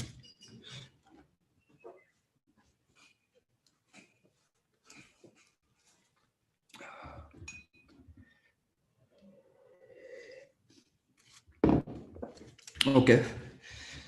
All right. MPS, MPC. This part is important. I need to cover that properly. So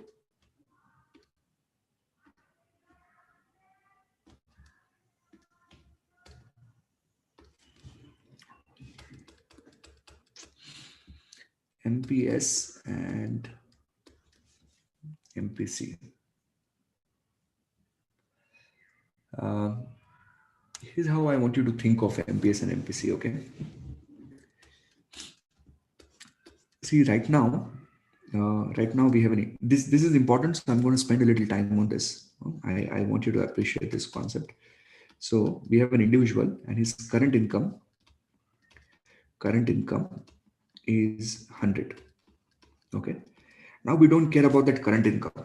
Current income is, whatever. What happens to this guy is he gets some incremental income. Okay. So what happens to this fellow is uh, he gets 20 extra. Now, 20 extra, he decides that I'm going to save 12 out of it and I'm going to spend or consume 8 out of it. So what we say is we say marginal propensity to consume is 40% and marginal propensity to save is 60%. All right. Now, in economics, in economics, it makes a lot of sense to focus on. In economics, it makes a lot of sense to focus on marginal propensity to consume. Okay. In general, what you want, like what Japan has been trying to do for years, Japan has been trying to get people to spend money, right? They are trying the MPC to go up. Like Japanese people have been trying, the Japanese government has been trying that the MPC will go up. Now, why MPC is so important is because uh, if consumers do not spend, right, your economy kind of gets stuck, right? If consumers are not spending, then your economy is stuck into this ball where you will not be able to grow faster. So, what increases the MPC? That is very important. Number one, if your current level of wealth is higher, okay. So, if you're already a wealthy individual, if you're already making a lot of money, great. Your MPC will be higher. Okay. Second, and this one is very important, the future income expectations. Okay. A lot of economic theories revolve around this. Future income expectation is higher. So just think of it. Okay. During COVID, one is the restaurants were closed and everything was closed. But probably we also observed extreme conservatism by people. A lot of people simply try to cut down their expenses as much as possible, right? A lot of people tried to cut down on the expenses as much as possible. Now you'd wonder why did they do that? Because it's not that their current income has gone down, maybe for some of them, but not for everyone. But what happened is, even though their current income was same for some people, they were little doubtful about what is going to be the future income. So when your future income expectations are lower, your MPC goes down. You start saving more. But when your future income expectations are higher, then your MPCs are higher. Is this making sense?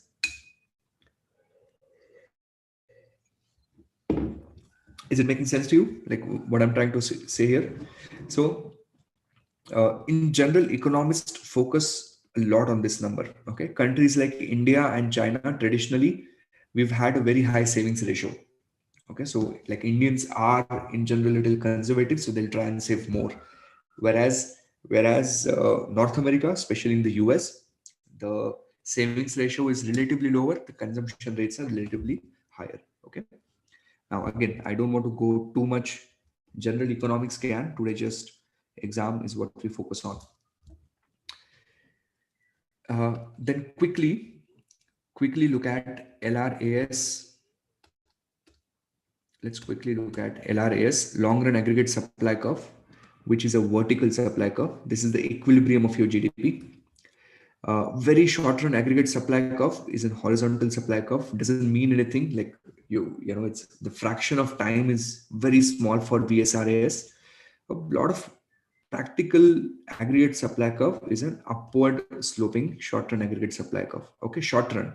So which means in the short run, inflation is actually not such a bad thing.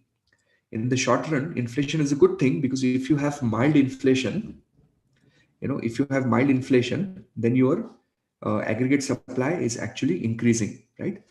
So VSRAS, please remember, VSRAS is this one, perfectly elastic. Then LRAS, LRAS, perfectly inelastic, perfectly inelastic. Then short run aggregate supply curve is where we have an upward sloping structure. And why is that? Why is that? Because we say some of the input costs are not increasing. Some of the input costs are not increasing with inflation. So as a supplier, you benefit from the increasing selling prices. Okay, so that's your few concepts here. Again, again, if I have to bring your attention to this important concept, long run aggregate supply curve is a vertical supply curve. In the long run, this is your potential level of GDP. In the long run, your supply curve is going to remain vertical irrespective of what the price is, right? No matter what the price is, this is how much you'll be able to produce. Okay, are you guys absorbing? Are you comfortable with my speed?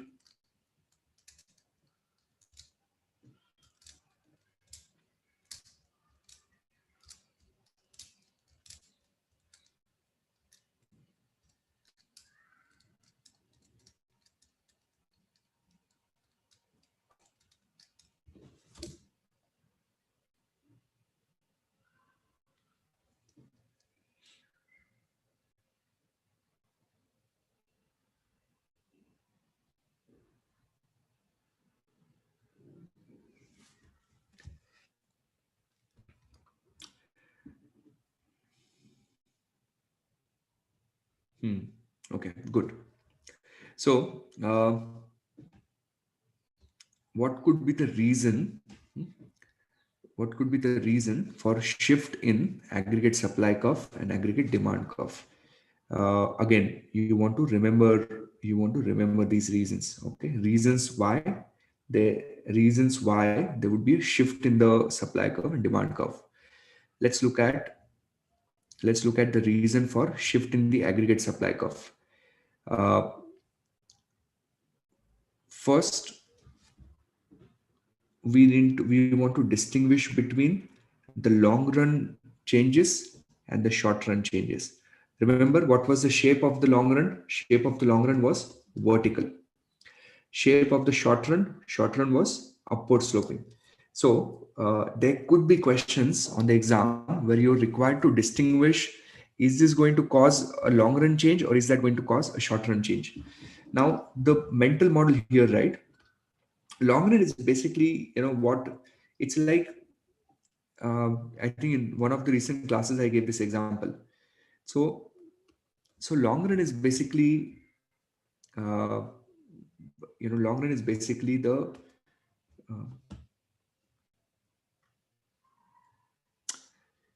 long run is basically, let's say, should I say this? Right. This will take us to nature versus nurture argument, and so I'm wondering if I should take it. Okay, let's say the talent in a kid. Okay. So in the long run, like how talented the kid is, like what is the natural level of talent? Okay. Instead of talent, let's say a natural level of skill, so that we don't get into unnecessary argument. Okay, how skilled a particular kid is, let's say in a particular sport. Okay, a natural level of skill. And a short run would be how much efforts he puts in. Okay, so in the short run he can put a little extra efforts and he can shine, but in the long run he would be constrained by the level of skill he has with him. So if you think of it that perspective, it becomes a little easy. Okay, for example, in the short run, the curve will shift because of changes in potential GDP. So potential is fine, but nominal wages. If wages are lower, GDP will increase in the short run. Okay, if input becomes cheaper, yes, it will help. Expectation of future prices, it will help. All of these are short-term items. Business taxes, yes. Subsidies, yes. Exchange rate, yes. So short run, you can do some jugad. Short run, you can make some efforts and you can change your GDP. But in the long run, it doesn't work that way. In the long run, you look at, what is the talent, like what is the potential a country has. So can we increase the labor supply? Correct. Then it will work. For example, Bangladesh, right? They've done phenomenal in the last few years. Not increasing the labor supply, but they've increased the participation ratio. Then, can we increase the level of capital, or can we bring in better technology? So you want to remember this. In the long run, what is going to help for an aggregate supply curve? So we have the size of labor, the quality of labor, plus capital, plus the technology, right? Innovations. This is what you can do in the long run. In the short run, you can do all the gimmicks. So in the short run, you can have government can give subsidies, exchange rate might help you, wages might help you. All of these are short-term things. In the long run, these three things matter. Okay, please make sure you remember this, because the question is going to be which of the following will cause a long run shift in the supply curve. Okay, now a long run shift in the supply curve will not be caused by changes in business taxes. It doesn't work that way. Tax rate, or it will not cause a shift because you're experiencing inflation. So in the long run, these three things will matter. Everything else is going to be short run. Now, how about aggregate demand? So the level of wealth, the expectation about business, expectation about income. Then capacity utilization, higher the better. Higher means you're starting a new capex cycle, right? People are talking about beginning of a new capex cycle now, right? Especially in India. There are talks that next 10, 15 years, there is a lot of money made because we are probably looking at a new capex cycle, beginning of a new capex cycle in India. Uh, a great monetary policy, a great fiscal policy, your currency depreciating, and global economic growth. I can answer one or two questions here. Like, I don't know what your level is. If you look at this, if you want to ask anything, I'll try and answer that for you.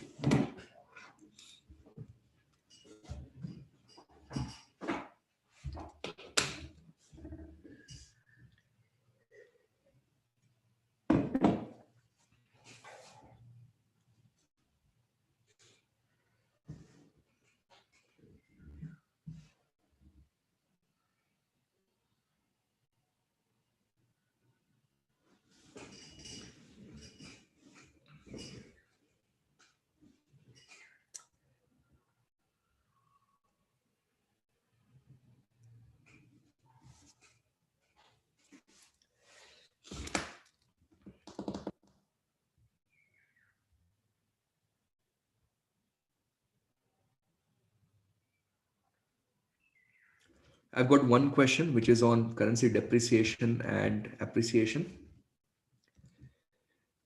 Okay.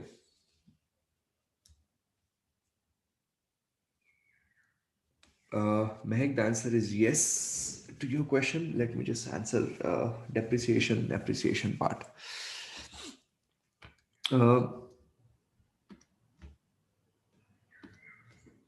See, when you're looking at aggregate demand, you're thinking from consumer side. Okay. When you're looking at aggregate demand, you're thinking from the consumer side. Now, no, in fact, don't think of it that way. Let's make it easier, make it a little easy for you. Just say that when currency depreciates, it helps exporters. Okay, it helps exporters. When currency appreciates, it helps importers.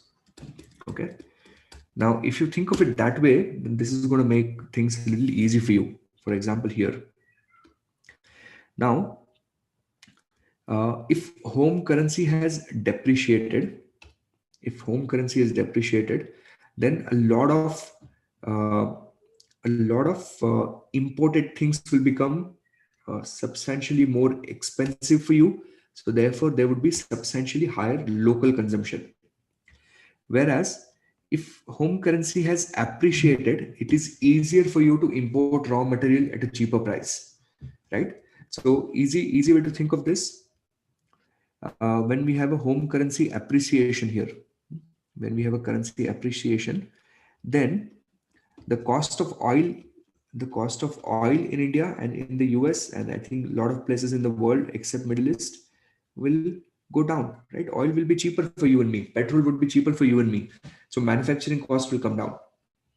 Whereas here when home currency is depreciated, then we will be able to export more, right?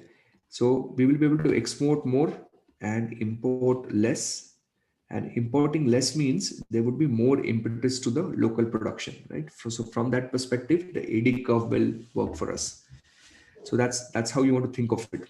Or for the timing, just to help you with your memory aid, demand and depreciation will work in your favor. Demand curve and depreciation.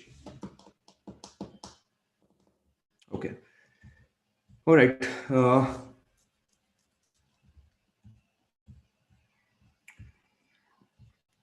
Someone asked, will the natural resources help for LRAs? The answer is yes. If there's a discovery of natural resources, will that help? Yes. Okay, guys, is my speed okay? Are you comfortable with my speed?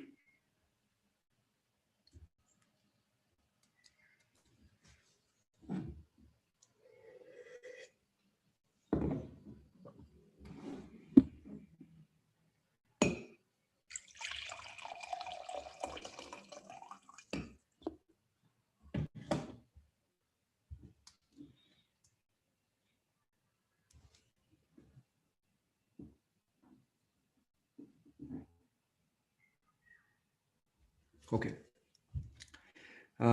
This thing could be done easily with the graph. Okay, this thing you don't need to really have this table. You can just do it easily with the graph. Just remember that the GDP, okay, GDP and unemployment level, they're inversely related. Okay, so how to answer these questions on a graph? Let me just show it to you here. Let us say we have price and we have Y. Okay, and let's say we have an aggregate demand curve here. Now we have price, we have Y, we have aggregate demand curve here, and let us say we have a short run aggregate supply curve here. Now what is my current equilibrium? Let's say we have a GDP of, let's say, $2 trillion, and let's say the level of price, let me just make up, let's say 10% inflation, or let's say price of 10, or whatever metric. Now they will tell you on the exam, if aggregate supply curve increases, then what happens? So if aggregate supply curve increases, increase means shift to the right. Okay, so increase means shift to the right. Decrease means shift to the left. So if I want to increase my aggregate supply curve, my new aggregate supply curve is going to be here. So that's my aggregate supply curve 1. Now what's happening to my GDP? GDP is going up. Maybe from 2, it will go to 2.5. And what's happening to my price? From 10%, maybe it will come down to 8%, or from 10, it will come to 8. So then the conclusion is, when aggregate supply curve increases, the GDP increases, then price, that means inflation, decreases. And if GDP is increasing, what happens to unemployment rate? Unemployment rate will go down. So that's how you can easily solve all of these questions. Okay, you can solve all of these questions with the help of this simple graph.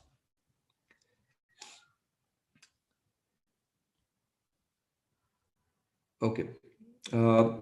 Recessionary gap, your actual GDP is lower. Inflationary gap, your real GDP is higher. Stagflation, that's important. Let me give it a star. Stagflation is when you have high inflation, with combined with slow economic growth, right? The story of India around 2-3 years, 2009-10 to about 12. So you have high inflation and then you have slow economic growth, right? So that's your stagflation. Now in this learning outcome, both AD and AS will change at the same time. Now how to answer this learning outcome? It's again simple. See, when these are increasing, just draw them on the exam. Okay, they're very simple. So let's see if I increase both AD and AS. So this is my AS and this is my AD. Now let's say they've told us that we want to increase both. Now whenever you want to increase, you want to take them to right. Okay, so AS1, AS1, take it on the right hand side.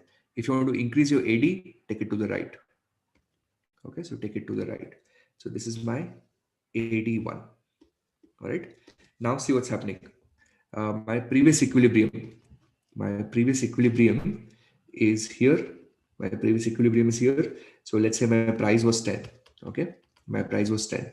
What was my GDP? Let's say my GDP was 2 trillion. Now in the new equilibrium, let's see what's happening. Maybe my price is same, right? Maybe my price is same, but my GDP is, let's say, 3 trillion. So we can say that, we can say that GDP will increase. Price we are not sure. Price we are not sure. Why is that? Because it depends on by how much supply increases, by how much demand increases, right? By how much supply will change, by how much demand will change. So that's how you want to determine this, which is coming in from here, this particular graph. It could go up or go down.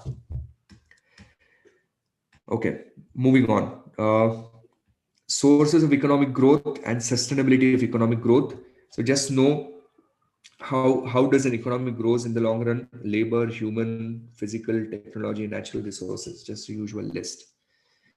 Then we reach to this beautiful production function called the Cobb-Douglas production function. Okay, we'll have to do a little bit of maths here. I'll show you how to do it. It's easy. Cobb-Douglas production function. I'm not sure about my spelling. Cobb-Douglas production function. How does that function work? So this guy says there are three reasons why a GDP of a country grows. Three reasons why GDP of a country grows. Okay, what are the reasons? So according to this function, there are three reasons why GDP of a country grows. So first reason is something called as a TFP, total factor productivity. This is nothing but your innovation, right? It's a plug, it's a residual. So when you're not able to find out why GDP is growing, you say it must have grown because of technology. It must have grown because of GDP. Then it must have grown because of innovation. Then the second one is increase in your capital, and increase in your labor. So when your labor grows, when your capital grows, your GDP grows. But the importance of the growth in capital, the importance of growth in capital and importance of growth in labor is not same. For some countries, for example, India, we have a lot of labor. What we need is capital, correct? Whereas some other countries, let's say, something like Germany, they do have capital, but they don't have enough labor. So there are coefficients for this. Which is we use a delta K, we use a alpha for capital. So I'm going to stick to the convention that we use. So we're going to use a alpha here, and then we're going to use a 1 minus alpha here. So alpha, 1 minus alpha, just coefficient, nothing fancy. Okay, I'll show you how it works. So what they'll do on the exam, they'll tell you that, let's say we have a total factor productivity of 5%. We have a total factor productivity of 5%. They will tell you that capital is growing at, let's say, 10%. Yes, this is Solo's model. You're right. Capital is growing at 10%, and labor is growing at, let's say, 5%. But they will say that,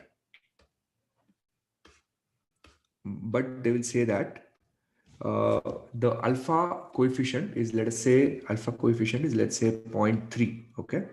So if alpha is 0.3, how much would be 1 minus alpha? It would be 0.7. So the total of the two coefficients, yeah, it's like weight or it's like importance. So for this country, it looks like labor is more important than capital, correct? So, and then you just do the math and you get your answer. So you would say 5 plus 3 plus 3.5, and whatever number that comes out to be, 11.5. That's your answer. So this is your Cobb-Douglas production function. Yeah, it's also called Solo's model or Solo's residual. It's actually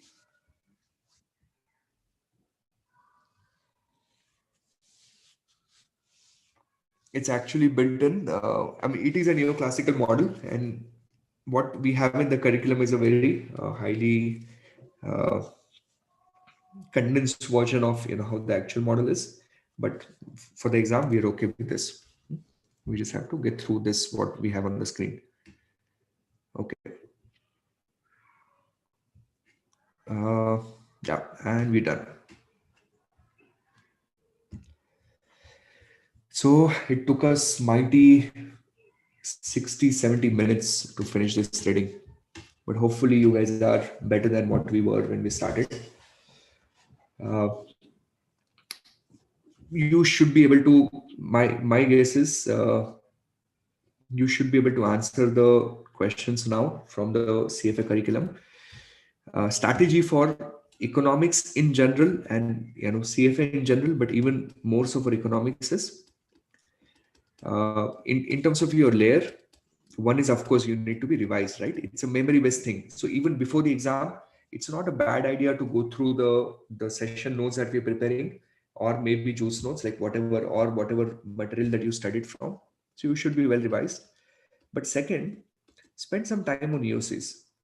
Okay. Now blue boxes in economics can get a little weird. uh, like the blue boxes, some of them are actually very, very weird. So maybe blue boxes right now will not get you so much value on your money, but EOCs will actually bring in a lot of efficiency. So spend some time on EOCs. I think you will be able to answer most of them now.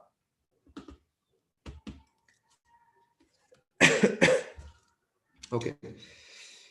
Uh, so I'm going to take one more break. I'm sorry, but this is day 5, right? So my throat is acting up now. Really have to push myself to speak. So I'm going to take a 10-minute break, and then we're going to start and we're going to finish things in the same sequence. Okay. I don't want to go faster than this because then there is no point. Then I might as well not do it, because I would not be able to do justice to the content that we have to deal with.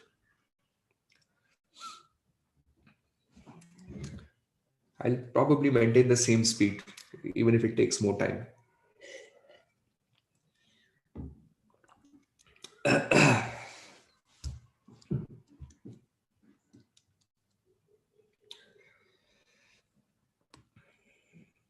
No, no. Lunch break is you have your lunch or you do whatever you want.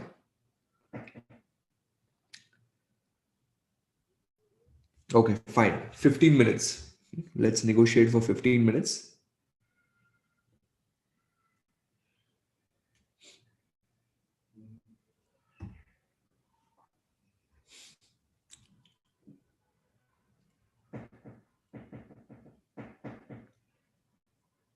It's not, do you realize it's not lunch for everyone? And especially today, I don't have my lunch. So, like, I don't have lunch, so I'm not, I'm not going to give you a lunch break. Okay, fine. Uh, wrap up, wrap up whatever you can, 20 minutes. Okay, do it fast.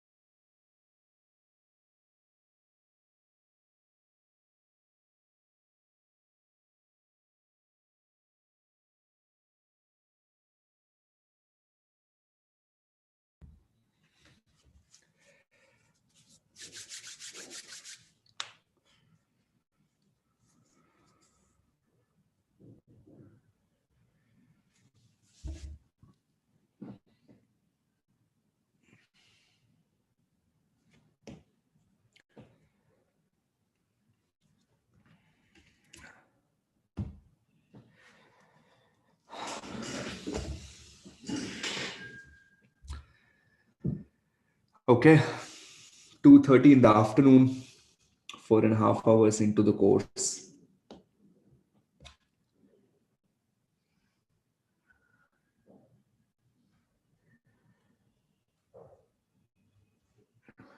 About 50% of economics done. I would say 40%. We're still left with some work.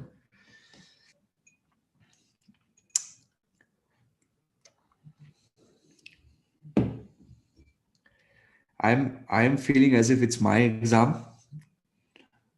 Like I really have that feeling. Last 4 5 days, for me, it's been the same experience. Like how when you the phase that you guys are in, right? Uh, so this phase, I have a word for it. Like if I ever get a tattoo done on myself, this would probably be a very strong candidate for that. Uh, my word here is, some of you might know it. My word is, it's a Marathi word. Uh, it's called Zapat Lela. My Z doesn't look so nice. But Zapat Lela means Zapat Lela means uh, in possession of some spirit, like some spirit has taken over you, or it basically means you're obsessed with something, right? You just have single minded focus, and you want to get thing done. And to me, like last 4 5 days along with you, it has given me that kind of a feeling. I myself, I've started feeling like I'm a student, because I've not, like, last 5 days really I haven't spent any time with my family at all. I'm just getting up, preparing for your crash course, like whatever preparation that I need to do before I teach, and then the session, then go home, eat, sleep, repeat. So thank you for giving me that experience again, student like feeling.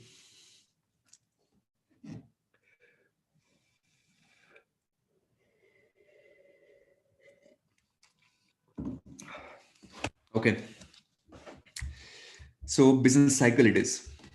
uh, a business cycle goes through phases of expansion, then you reach peak, contraction, a trough, and then you go up again. So expansion, what do you have here? You have, in expansionary situation, you everything is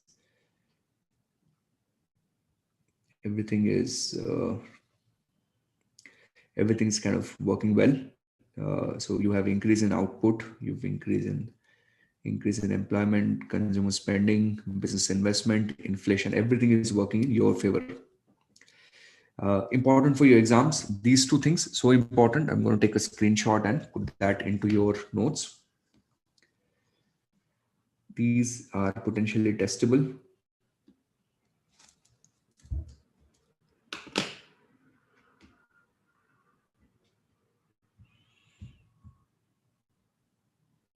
Copy, paste. Oh, I'm on page number 1, sorry. Business cycles.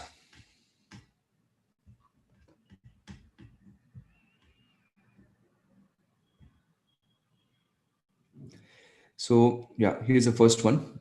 uh, Peak is your, when you're at the peak, your inventory to sales is highest. Okay, the way you want to think of this, I think I told you a story, right, about uh, some naive ice cream guy who's trying to sell ice creams, right? So he starts, I'll tell you the story quickly, it'll help you remember it. Okay, let's say Monday, Tuesday, Thursday, I mean Wednesday, Thursday, Friday, Saturday, and Sunday. Now what happens is, a guy sets up an ice cream vendor. He sets up his cart near a school, and he sells 10 here. Okay, sales. The next day he's able to sell 12, 15, 17, 18. Friday he sells 25. Now let's assume that he doesn't really understand how the schools work. Okay, just making up. So what he basically does is he basically says on Friday, this is his inventory. So originally he kept a very low inventory. He kept maybe an inventory of 12, uh, 15, 17, 18, whatever. He was pretty good at inventory forecasting 25. Here on Saturday, Sunday, what he will do is he will bring in inventory of 30 or 35, right? But there would hardly be any sales because the school is closed. So maybe he'll sell 5 and 6. So when you have reached the peak, what you've done is you have loaded up too much inventory for yourself.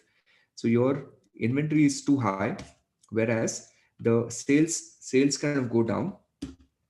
So high inventory, sales go down. You have a massively high inventory to sales ratio. Okay. And when you're at the bottom, it's the other way around. So on Monday, what he would do is Monday, he would feel that maybe I should not have so much of inventory. And he brings an inventory of only 5, but he sells a lot. So he goes and brings more inventory. So when you're at the trough, when you're at the bottom, this ratio is lowest. When you're at the peak, this ratio is high. Just remember peak, highest, peak, peak. It's a mountain peak, highest, right? That will help you memorize this. Okay, moving on.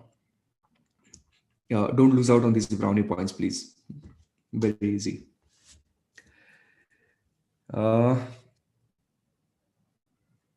This sentence. Again, I'm going to extract this out of the juice notes for you.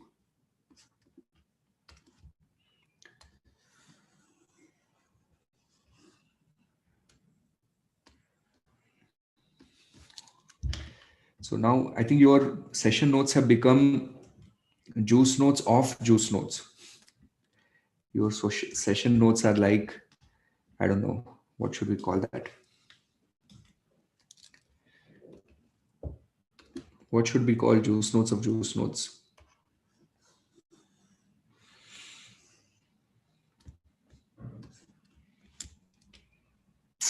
Sorry for this, stupid.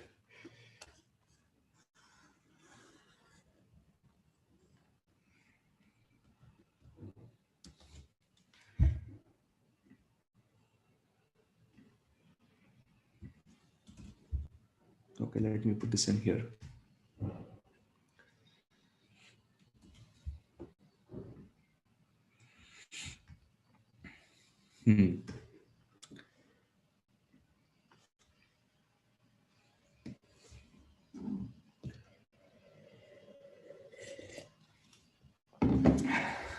Pulpy notes. Concentrate notes, thick shake. I was thinking it's more like a magic pill, maybe like a pill that you have, and then that's a substitute for your food.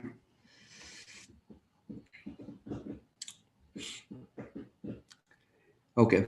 All right. So slurping. Listen, look at this. Come on, guys. Firm will use their physical capex more intensively during expansion. Okay. Can you give me an example? Of course, yes. The current company that I'm studying. Okay. Sorry, I bring it up this company again. Not an investment recommendation. I'm just, giving you an example. So this company that I'm studying, Lotus Labs. Okay. What happened to them is suddenly that demand for ARV went up. ARV is the drugs that they produce. Suddenly the demand for ARV went up. So when ARV went up, what these guys had to do is, it's not that you can set up a factory in a day. It takes typically 2 to 3 years to kind of have the entire setup ready, especially a greenfield expansion. So what these guys had to do is they had to operate at 90 to 100% of their capacity. So it's not that just because demand is good, you would start setting up new factories. And even if you do, it takes a few years for those factories to come in place. So During expansion, you use your capital more intensively. All right, remember this. Then imports will increase in expansion. Why is that? Why is that? Because people are becoming more and more rich. All right. So uh, earlier your income was, earlier your income was, let's say, $1,000 a month, let's say $5,000 a month.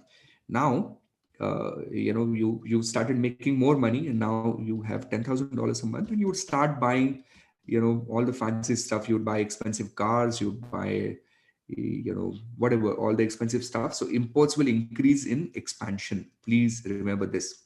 Imports will increase in expansion. Exports will generally increase in contraction due to currency benefits. So I'm going to leave this in your notes. Don't miss out on those brownie points there. All right, and then we start with this whole, different types of economic theories. This stuff they've done good job in curriculum. Okay, like they have been very smart in terms of what to put, not to put. Otherwise, just learning, people do PhDs on this classical economics or a subpart of classical economics. But I think curriculum has done a good job of summarizing it. And then juice notes have summarized an existing summary. But what is a classical economics? This is, we call this as the dismal science. Okay, so classical economics is your dismal science. Like, that was the time when people hated economics. Okay, it was a time when people hated economics because they always came up with negative news. So what are we looking at in classical economics? Let's assume a situation where, you say that fine, my GDP is going up. Now GDP is going up. What that results in is something called as a subsistence wage. I always struggle with this. This is the minimum wage that you need to kind of make a living. Okay, minimum currency to make a living. Now your subsistence wage goes up. You're making more money. What happens? You produce more babies. So there is a population explosion, right? Now I wonder, the group of economists who sat and thought this, like, I can wonder what was their thinking then. Of course, these are the times when, there was no alternate form of entertainment, like not enough YouTube and Netflix. So you reach here, and then you explode, like, then population explosion. All right. Now, population explosion will result in too much of supply of labor. Too much of supply of labor, wages go down, and wages go down, then, your cost becomes a little lower. Cost becomes a little lower. GDP again goes up, and then you kind of, goes through this cycle. And basically, what those guys said is, they said, you can't do anything about it. You can't do anything about it. You can't do anything about it. Okay, it's strange. It's like, that's how people are. Like, that's how people are. You can't do anything about it. They're going to do what they're going to do. You can't stop it. So fair enough. So neoclassical school. You can make a good career in economics. You can make a good career in economics by just criticizing people. Like, that's what I like about this profession. Just take something, start criticizing them. You have a career, right? Maybe IMF will recruit you. So neoclassical, these guys didn't criticize, but they said, you know what? Let us build on a little bit to, let us build on a little bit to the existing classical guys. So these guys focused on technology. They said technology is the major reason why your demand curve and supply curves are moving. Okay, these guys also believe that it's temporary, it's not permanent, it's not, these are temporary. They're going to fix themselves with time. Okay, so technology temporary, neoclassical. Then the Keynes come in picture. Very interesting. uh, Keynes come in, he makes things very interesting. Basically, he was a guy. See, why Keynes came in?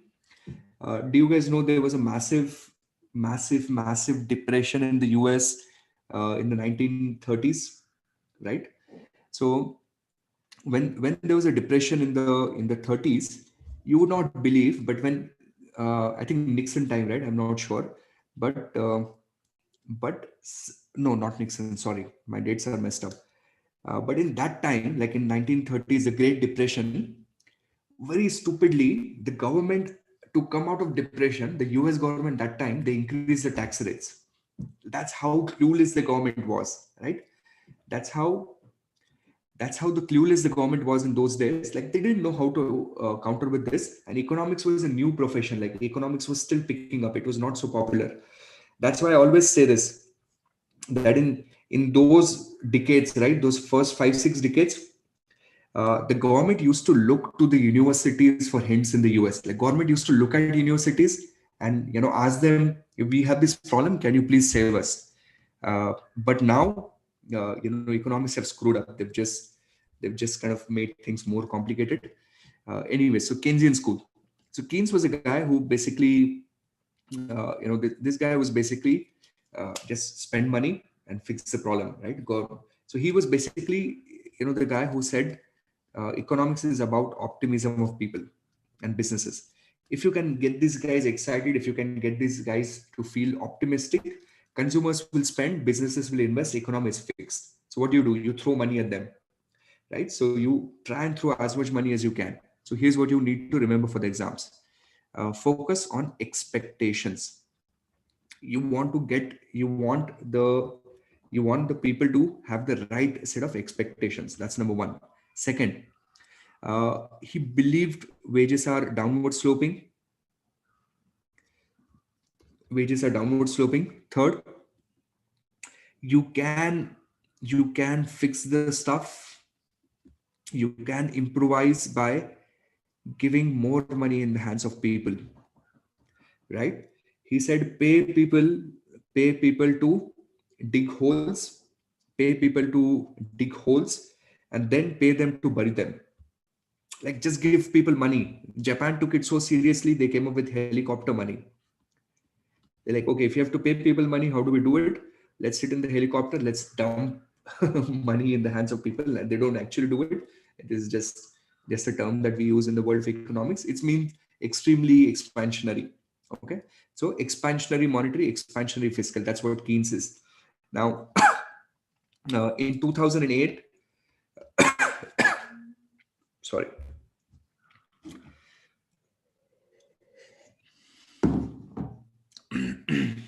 I got excited.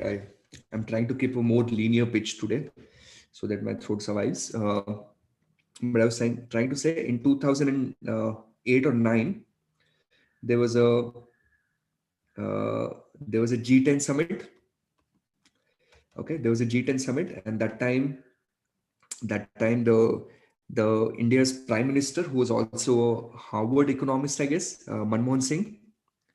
So Manmohan Singh, the guy who kind of brought in, all the reforms in India way back in 90s, he basically said that, we should, now is the time has come for the world to start looking at something called as the fiscal stimuli, right? A fiscal stimuli. Now, a fiscal stimuli is essentially just pump in money through the government in the hands of people, and that money will basically fix things. So that was Keynes' view. Uh, Keynes was like, one trick for you to memorize is Keynes was basically homosexual, like at least that's what I've read, and he did not have kids, that I'm sure about. So he did not have kids, and a lot of people used to criticize him, and they used to say that, they used to say that the Keynes, Keynes never thought long term because he never had kids. So he was always like a short term guy. Every time government called him, he's like, "What should we do?" He used to tell them, "Throw money, right? Throw money out of balcony. Throw money as much as you can. The more money you spend, the better it is for you." All right. Now he believed wages were sticky. He believed that wages wouldn't go down like so fast. The new Keynesians, they came in. They said not only that, even inputs and wages, both of them are sticky. So remember this: inputs and wages, both of them are sticky.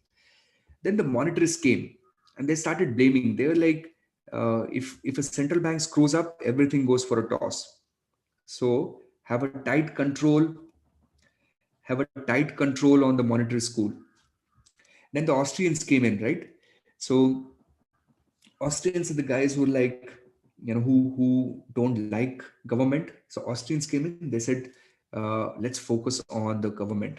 Like government is the one who's causing all this trouble.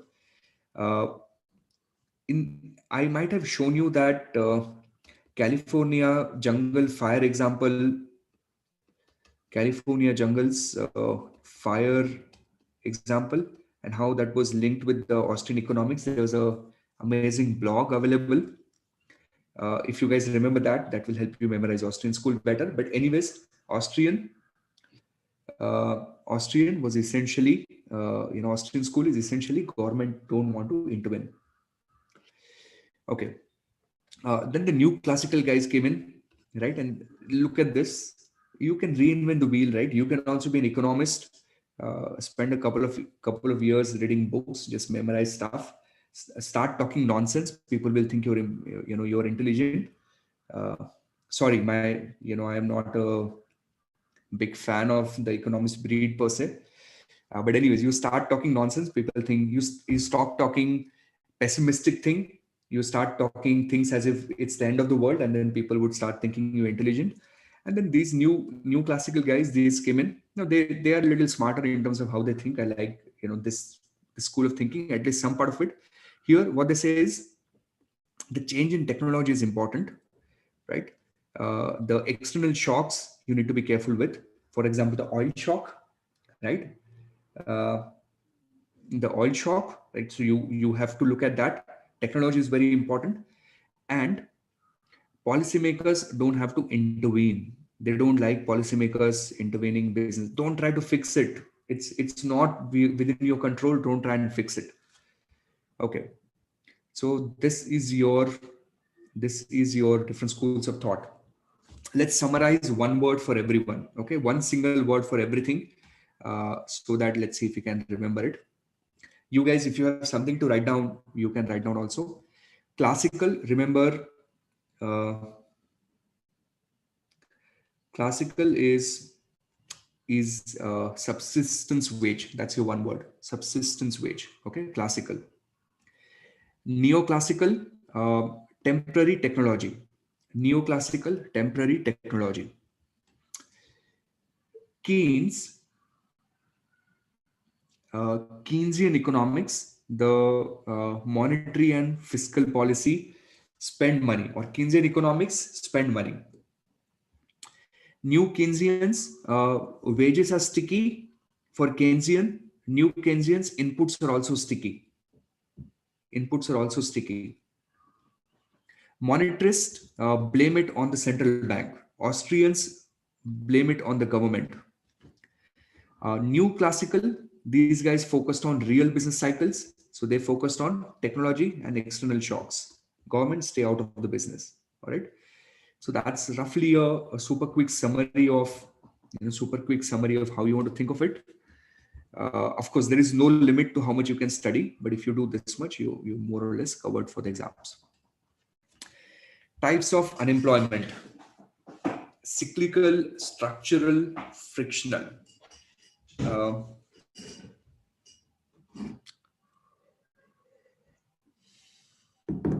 so cyclical. Okay, what is cyclical unemployment? I don't know how many of you guys know it, but uh, do you know in which year I started my career? Like in which year I started working? Can you guess? In which year, like I started actively looking for jobs? Uh, 2009. Okay, that's when I got done with my studies. I think I took my level 3 in 2009. I took my level 3 in 2009. But I was already a CA then. I did CA in 2008 end. Like my results came in 2009, and that was a bad time to look for jobs. My first preference was my first preference was my first preference 1857. Yeah. know, you're talking to my ghost today. So my first preference was private equity, and I had done my jugaad like how Indians do it. Um I had done jugaad where I knew I was going to get a like I knew I was going to get a PE job once I qualify, because I knew people and they promised me that they're going to help me get through. So that was working well. But then we entered into such a bad cycle. There was no there was no money flowing in private equity. Cyclical is basically the worst type of unemployment to deal with, right? Cyclical is like the last part. Cyclical is because of the economic cycle, right? Tough. Structural is because of the skills. Okay, so that's where people like FinTree come in, right? So what we are trying to do is we basically trying to skill people now. CFA, no CFA, but at the end of the day, like the way I look at my job is, we get raw material. We want to help them become, reasonably well learned finance professionals, and then help them get jobs. So skilling. So if you don't have the right skill, structural unemployment. Uh, Today we are in 2021, and if you still are trying to search for typewriter jobs, then again, what you need is you need to skill yourself. In the same way, frictional. Again, I think at FinTree we've been able to do a good job here. So frictional is basically that there is an employer who needs a good quality employee, right? It takes a little time for these two to meet each other. Okay, so the time that's taking for employer and employee to meet, right, that is your frictional employment. Okay, so who's trying to solve these type of problems? Your Naukri.com, Monster.com, all these type of people who are trying to solve the problem, these are all trying to solve frictional unemployment. Okay. Labor force, both employed, unemployed. Unemployment rate is unemployed is the ratio to labor force, straightforward. Now, please know it. A discouraged worker is one who is trying to find a job but give up. A discouraged worker is not considered unemployed. You should know that, by the way. For example, let's say you guys write CFA level 1, you pass, you're very happy, you party for a few days, then you put your CV on Naukri.com, Monster.com, you put your CV on FinTree placements, and no one calls you, right? Now that enthusiasm is gone, let's say in 2-3 months, and then you decide, fine, you know what, I don't need a job. मैं घर पे बैठ के खाना, I don't need a job, मैं घर पे बैठ के खाना बना लूंगा, बर्तन धो लूंगा, I'll just sit at home and do whatever I want, maybe start playing games. So then you're a discouraged worker. You would technically be not called unemployed. Why? Because you're not actively searching for jobs. So that's very important. Actively searching for jobs, very important. Okay, building speed on it. Inflation, prices increasing. Disinflation, prices increasing, but they're increasing slowly. They're increasing at a lower rate. 10%, 6%. Price still increased, but increased at a slower rate. So that is your disinflation. Deflation, price is decreasing. If you're from a developing country, unfortunately, you don't get to see that very often, but it happens.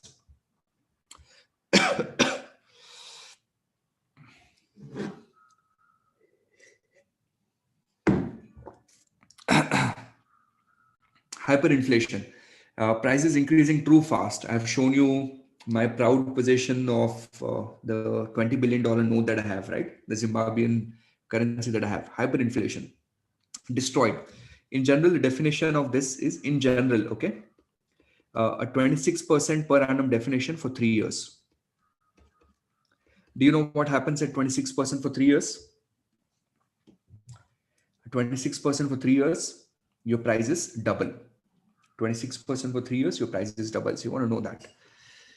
Next one, really important. Let me take a screenshot of this.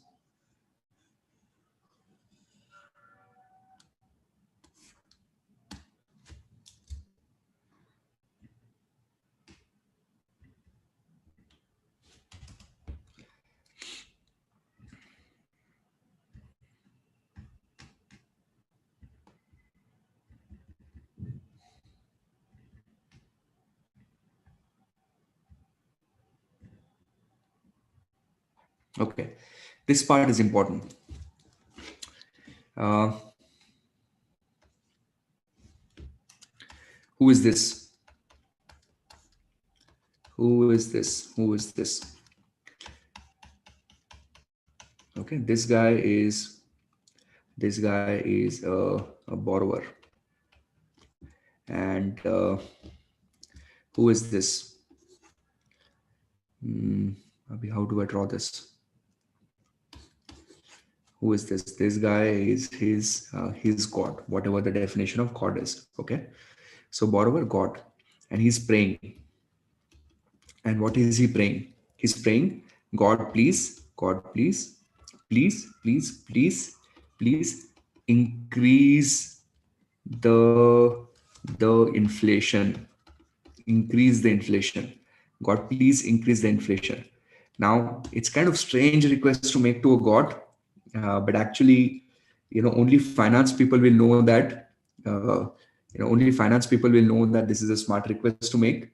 God would initially be a little confused. He was like, no one has asked this before. Like, no one really says increase the inflation. Why do you want more inflation? Here's the logic. Imagine you borrow $100, right? $100 is worth a lot of money. Now you're supposed to pay back in 5 years. You're supposed to pay back in 5 years. Now in 5 years, if inflation has gone up a lot, then you still have to pay $100, and that $100 is nothing, right? It's worth nothing in 5 years time, but it's worth a lot of money.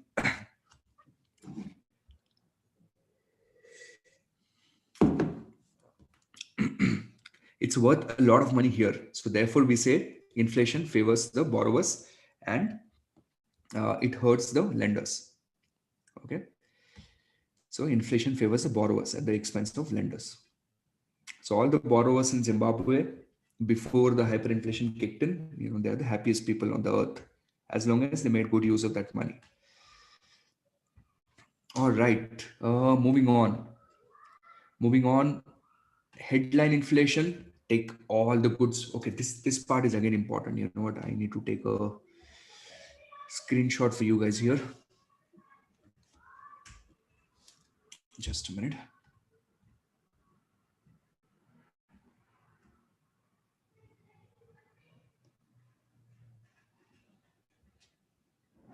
Everything here is useful.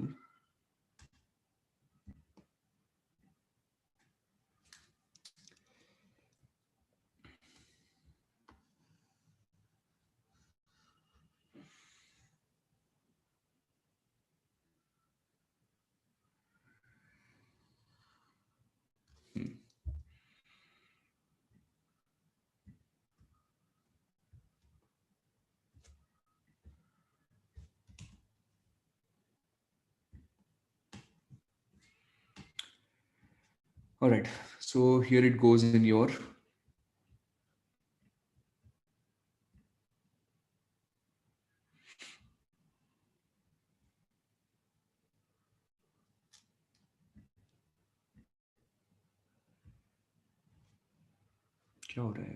sorry guys, my software has slowed down.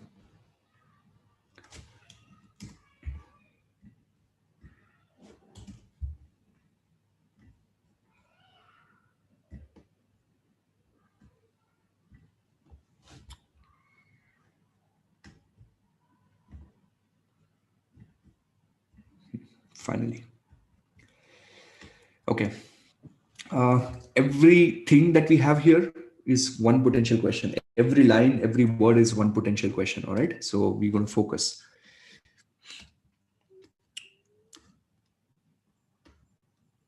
We want our command word to materialize today. Agastha, okay, Dadaji. Done. Number one, CPI basket of India and US will not be same. Weight assigned to each good and service in CPI basket can differ significantly across countries and region. For example, Indians spend insane amount of their money on drinking chai. So our CPI basket will have some chai allocation. But Indians would have very less, allocation on spending on maybe Netflix and Hotstar, because we have figured out how to share our user IDs and password, right? And we would try to optimize as much as we can on paying money to the e-commerce companies. So basically, the weights from country to country would differ dramatically. Uh, headline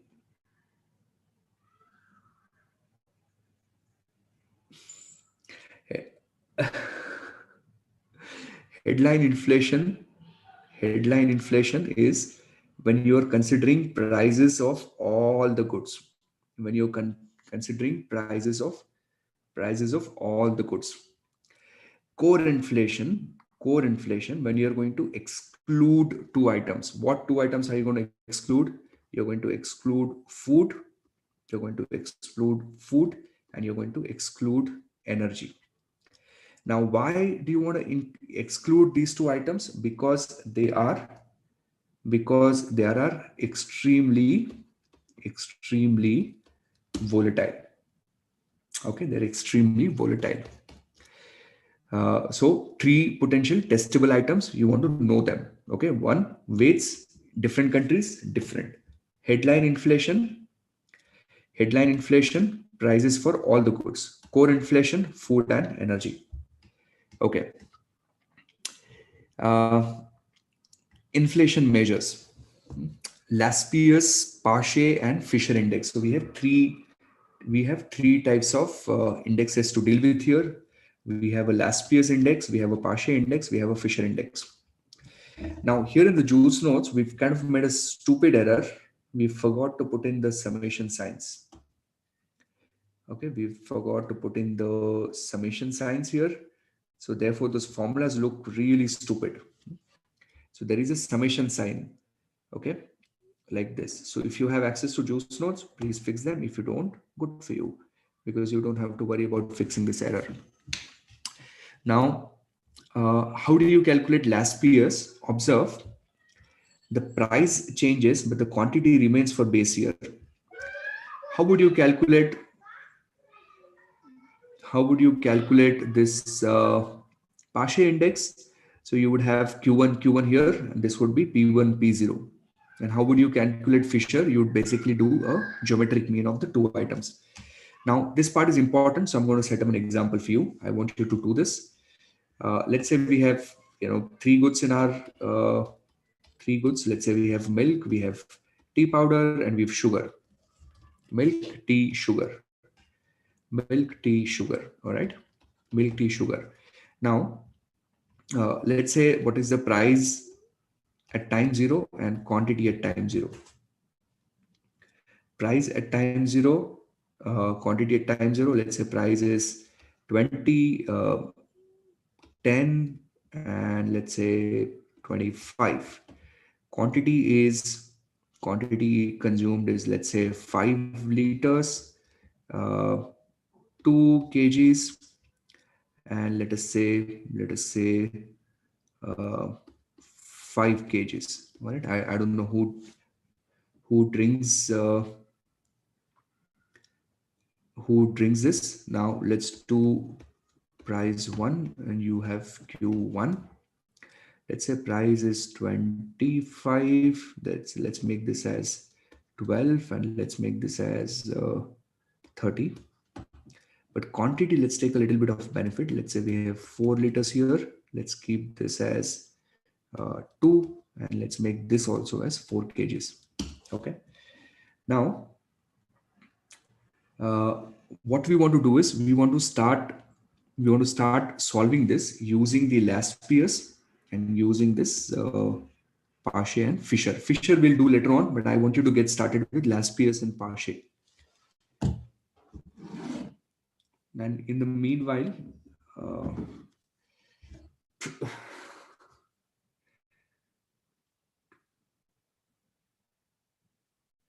okay.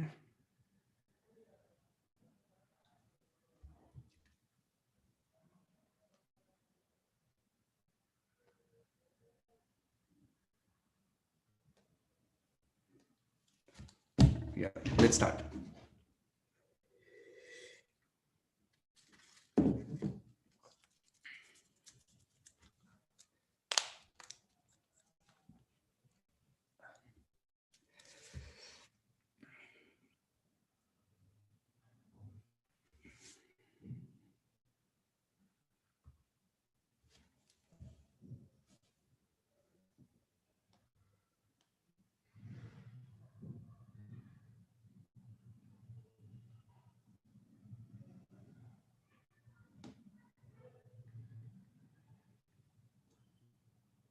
Come on, pick up some speed. Start throwing the answers at me.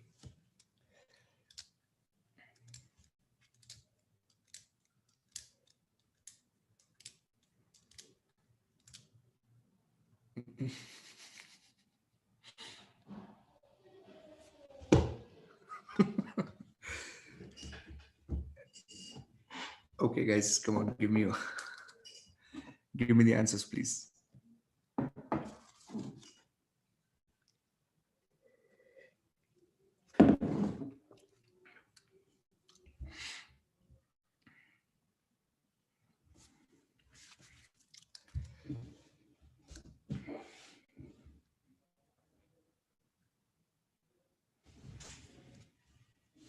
Okay. In the interest of time, I'm going to solve this for you. Observe how we're going to do this.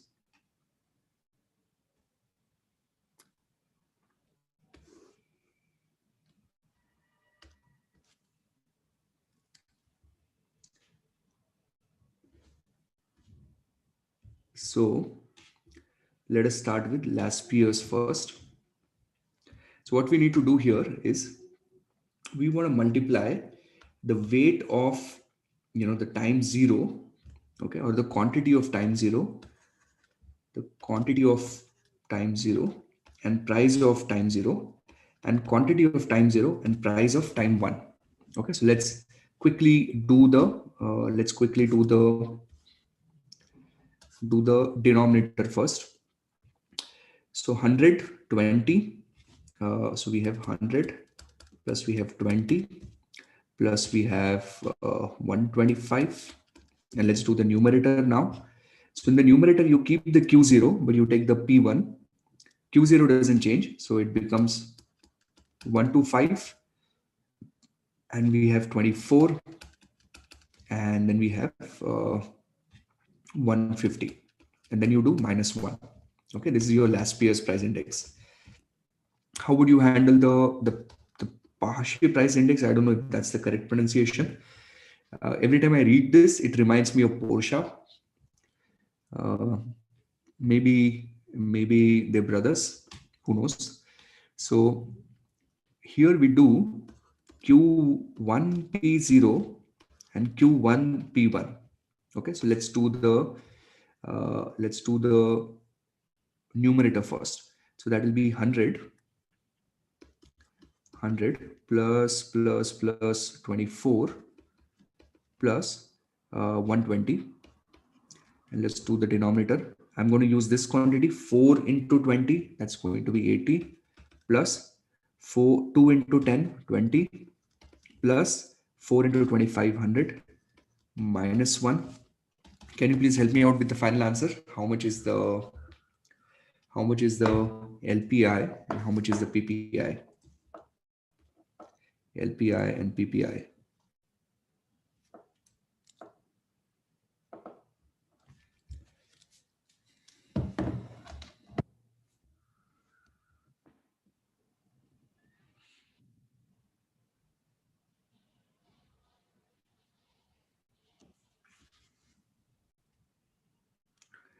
LPI is, you can do percentage or you can give me an absolute value. It doesn't matter. If you want to give me an absolute value, then okay, fair enough. So let's do an absolute value. Then I don't need to deduct 1. So if you're going to give me a value of index, it's going to be 122.04. Okay.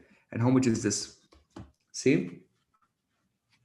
Okay, fair enough. Now in this instance, they came out to be same. Doesn't mean they have to be same. Okay.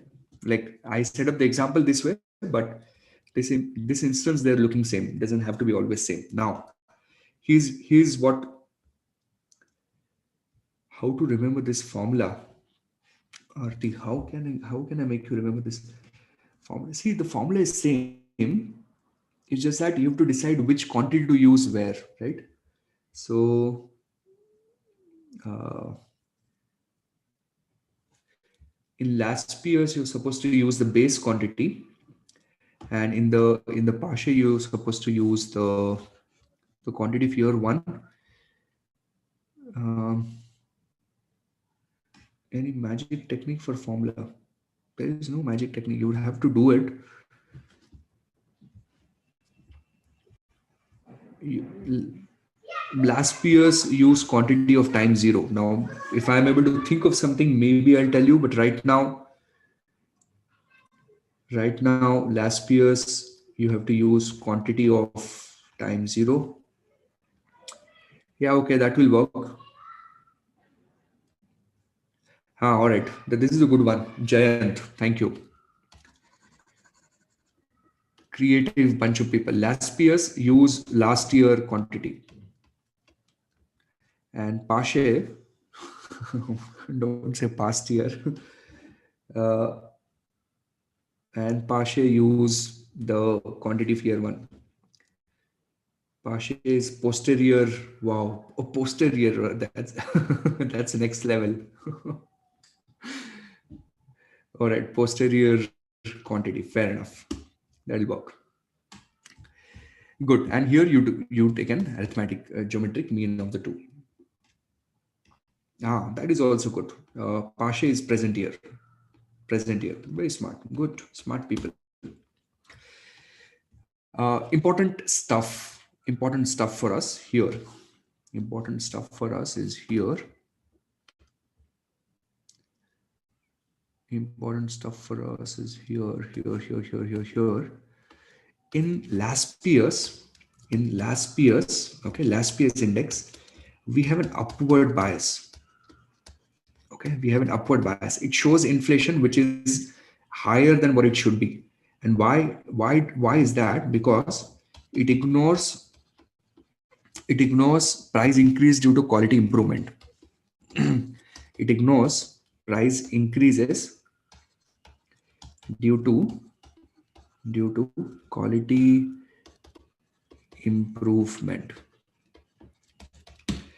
It ignores price increase due to quality improvement. All right, that's something you want to remember. Now, see, when I was setting up the example, I was trying to do that.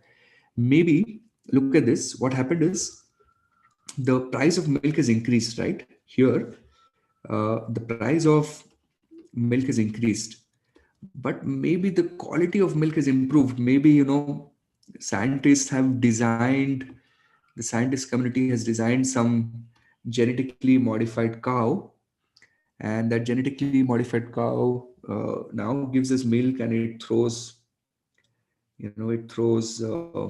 massive massive protein after protein after protein.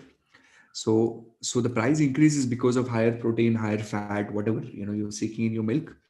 So that is not factored because you're still using the last quantity. So last year's has a upward bias. Okay. So moving on.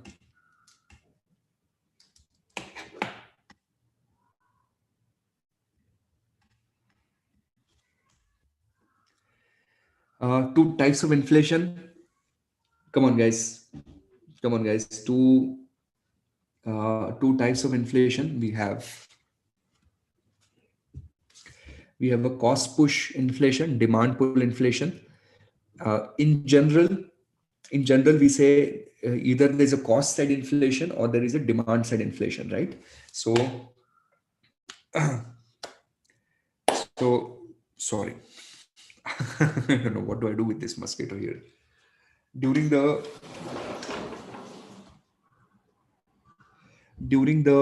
lockdown, in the coronavirus situation, the prices of some essential commodities went up, right? The demand was probably the same, probably, but there was a supply side pressure. A demand side pressure is where suddenly something is demanded, extensively. So cost push. Why do we have suddenly a lot of random people entering our chat box? Wait a minute.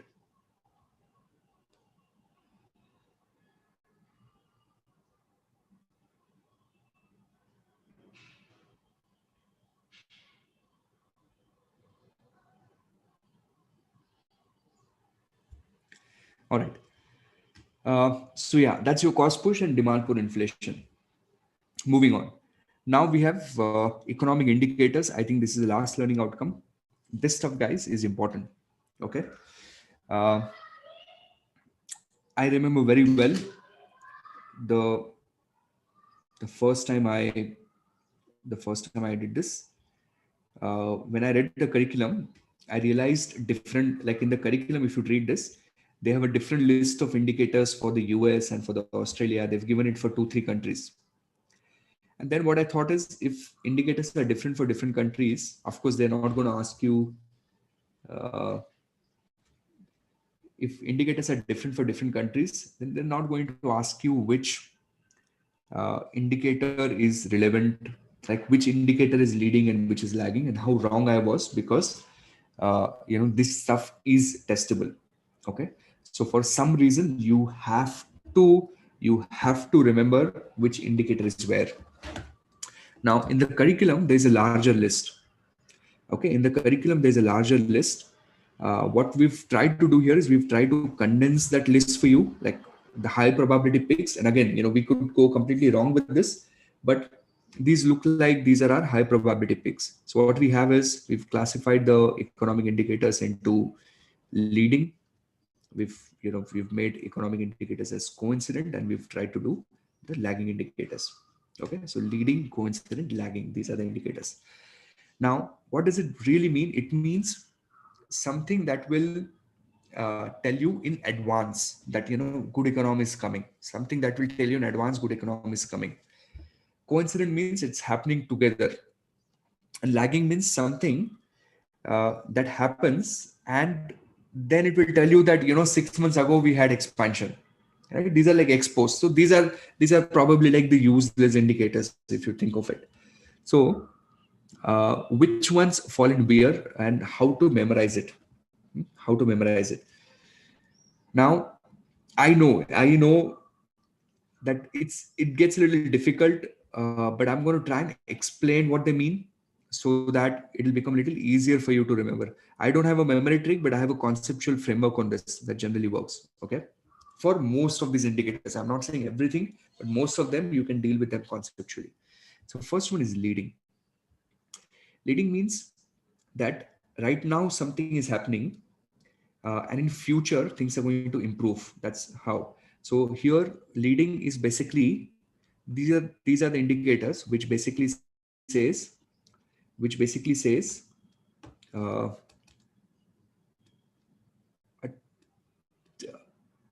I don't know how to. Wow, I'm really missing it. अच्छे दिन sorry, my grammar. अच्छे दिन आने वाले हैं. अच्छे दिन आने वाले हैं. Right? These are the indicators which tell you that the good times are ahead. Good times are ahead. Okay, or bad times are ahead. Either ways, they're telling you in advance that something interesting is going to happen in future. So, number one, you're a manufacturer. You're a manufacturer, and you're getting new orders for consumer goods, or you're getting new orders for capital goods. Okay, now, so you're getting new orders for. My coffee's gotten over now.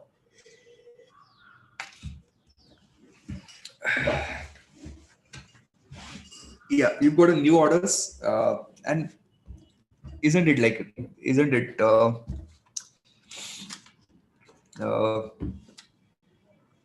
at the beginning of uh, at the beginning of uh, holiday season, people people at least in my city, they line up in front of those liquor shops, right? There's a massive queue in front of the alcohol shops. So the alcohol shop owner knows अच्छे दिन आने वाले हैं, right? Whenever there is a higher demand of products, consumer goods, capital goods, अच्छे दिन आने वाले हैं. There was a company that I studied some time back, okay, that was in manufacturing of glass-lined vessels required for pharmaceutical sector. In a simple language, if you want to do pharma business, you need to have those machines. Now, uh, if demand for those machines were increasing, those glass-lined reactors, then of course the pharma sector is expected to do good, right? So that is your consumer goods. This is your capital goods, high demand.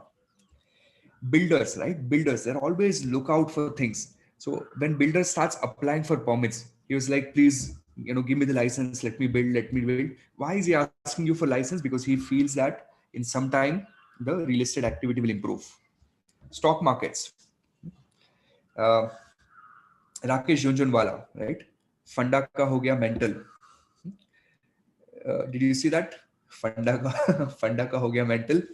So Rakesh Junjunwala, he senses, like he gets up in the morning and he knows that now we've entered into bull market, and apparently he sleeps every day and he gets up every day and every day he feels the same.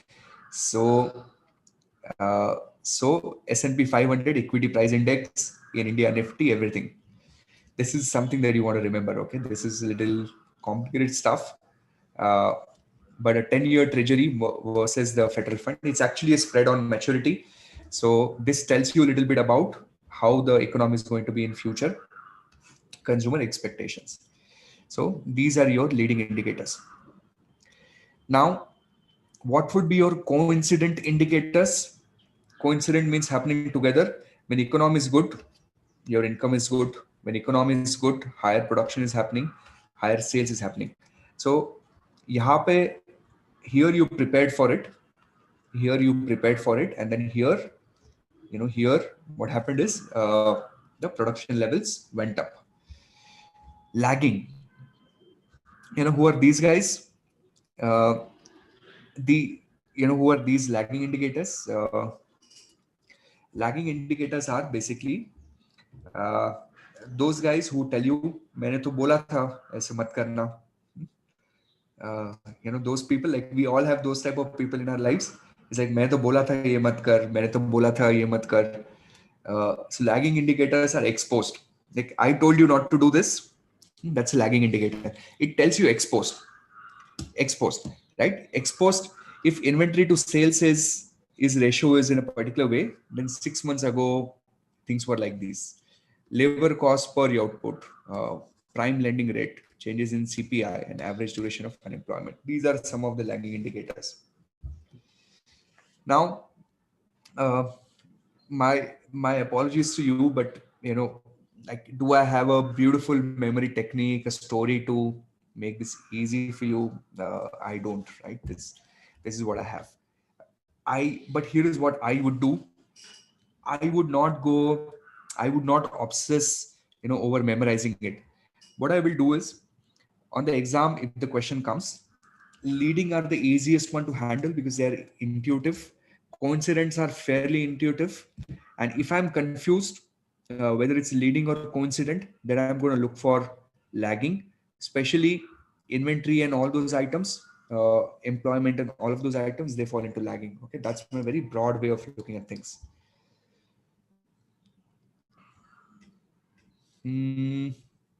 Okay, so business cycles is over. Let's move on to monetary and fiscal policy. Do you guys mind a small 10-minute break? I need a coffee refill and maybe some warm water to drink so that my throat is on guns blazing till 8 or 9 today. 10 minutes.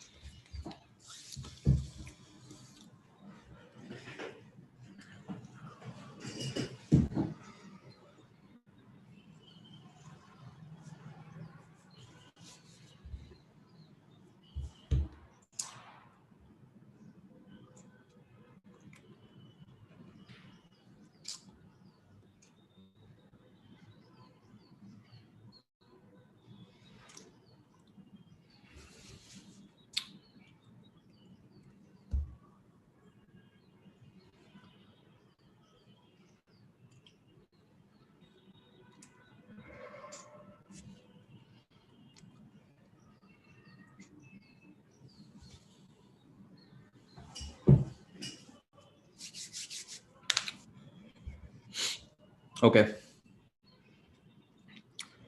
Monetary and fiscal. Are we good to start?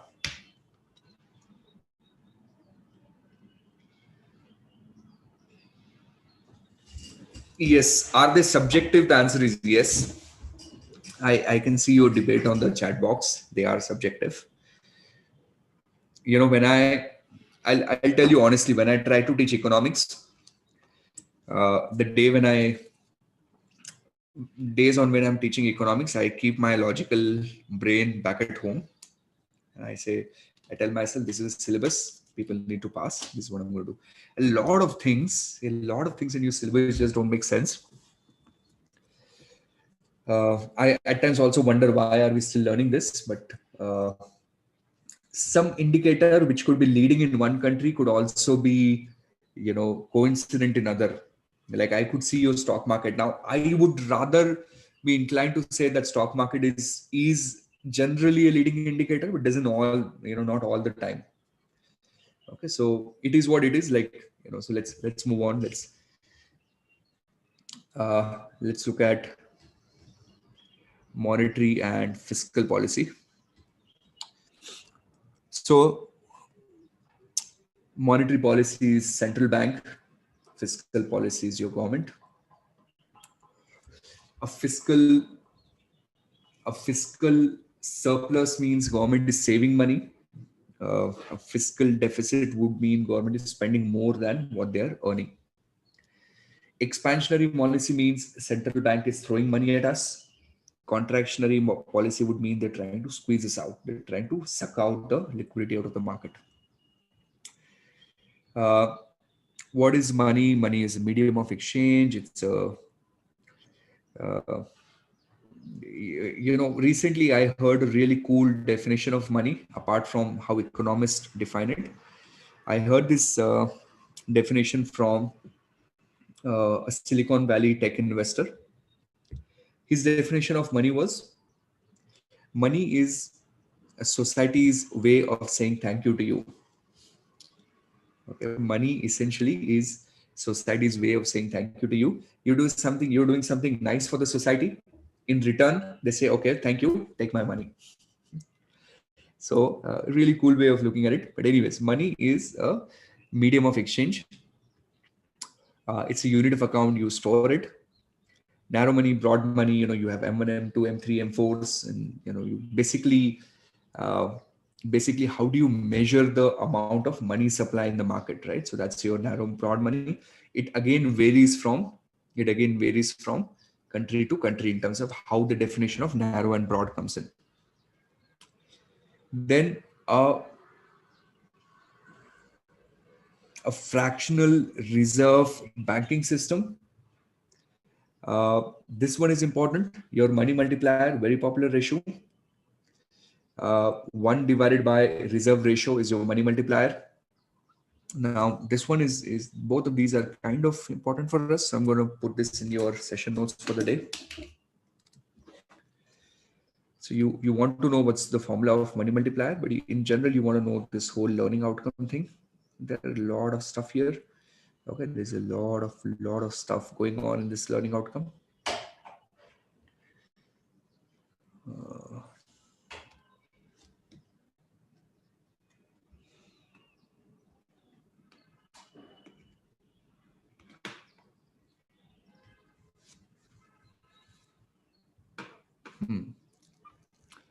Maybe on a new page.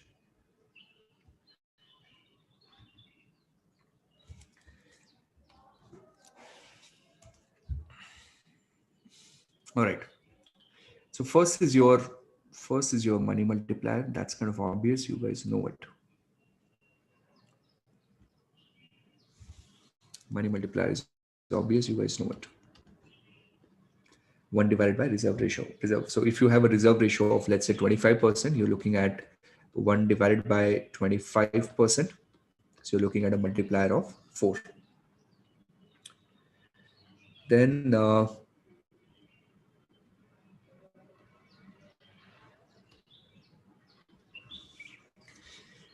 total amount of money created. So if there's a incremental, deposit of 100, and if you have a multiplier of 4, then the amount of money created is 400. This theory of money is kind of cool. What it says is, it says money supply into velocity is equal to price into real output. Okay. Uh, the the velocity of money the velocity of money is kind of a really cool concept. I don't have a lot of time to go in depth. Just because I like this concept so much, I'm going to show it to you super quick. So if I just put in velocity, let's see if they have this indicator. Yeah, so we have a velocity for M2, M1. M2 is probably a good indicator. If I look at velocity data, let's have data from as much as we can. Sorry, my throat.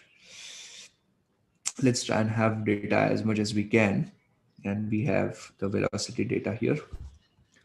And what it basically means is, right, it means that what means is how much is the how many number of times is your currency moving, right? How many number of times of the money supply available in the economy that's creating value for you. Like, one way to think about this is,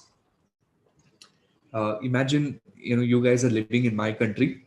Okay, it's a small country, and what I've done is I have ever printed a currency of only 100. Okay, I've given you a currency of only 100. And when I've given you a currency of only 100, you're cranking out GDP of 500, you're cranking out GDP of 300, you're cranking out GDP of 200. And I wonder, how are these guys doing it? If I've given them currency of only 100 to play around, how come GDP is 200? That's because that money is kind of moving for you, right? Now look at this data. It's pretty cool in terms of how velocity was in this decade of 1960s to maybe up to this level. In fact, there was a few window there was a window of time when this velocity number almost went up. But if you look at what's happening now in the past 10 years maybe, the velocity number has actually been coming down slowly. It's not only COVID, by the way, it's everywhere, right? And what do you mean by velocity number coming down? I'll tell you in a very simple language. uh, if you guys saw the recent video of Rakesh Jhunjhunwala, if you guys saw the video of Rakesh Jhunjhunwala, and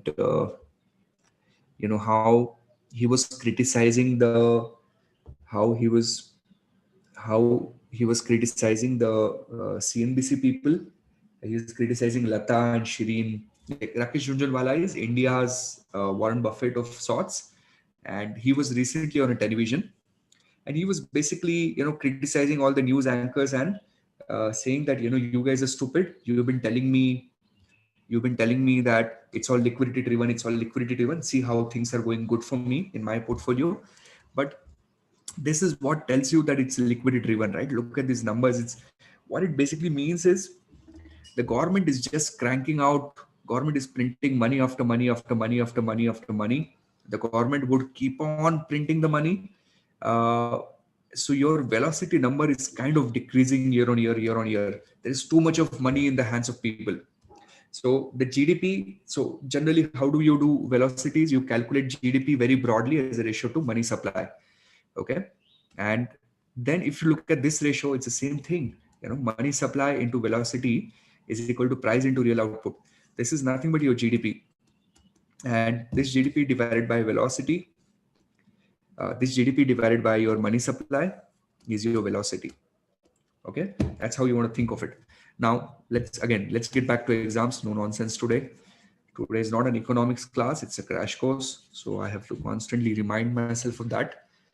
Here, velocity is number of times money is changing hand. That's our definition. Money supply is a real money supply. Price is, inflation level and real output. Now, what your textbook says is, it says that, see, was in the real output, and real output and velocity are not the type of numbers you kind of flirt with very easily. So when central bank tries to increase money supply, prices increase. This is called concept of money neutrality. Money neutrality, it's important, so I'm going to focus this again and again and again. Money neutrality: when you print too much of money, prices go up. Okay. What could be an example of that? So Zimbabwe notes.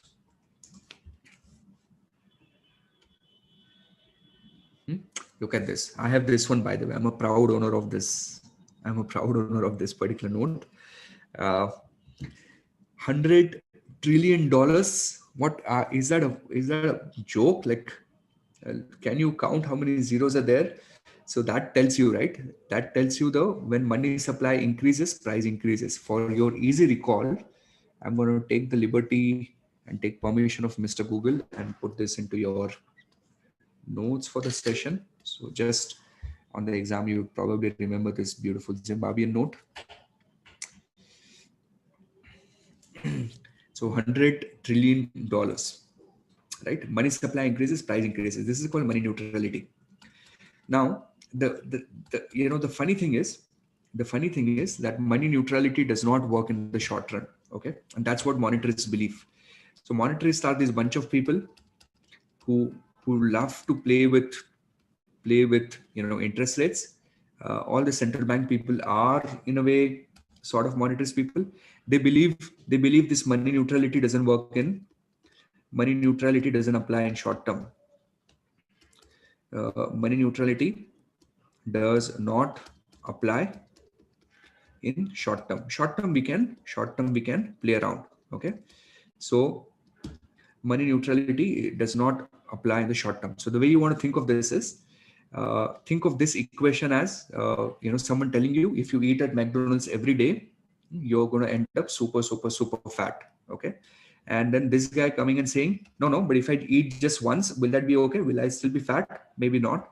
So that's it doesn't apply, like it doesn't work in the short run. So that's why central banks, they increase money supply and they try to increase GDP. So all the exercise that central banks do, they're saying, if I just eat, McDonald's one, will that be okay? I will not be very fat, and that's okay. Maybe your GDP will increase. All right. So that's how you want to think of this. Don't miss out on easy points. Okay, moving on.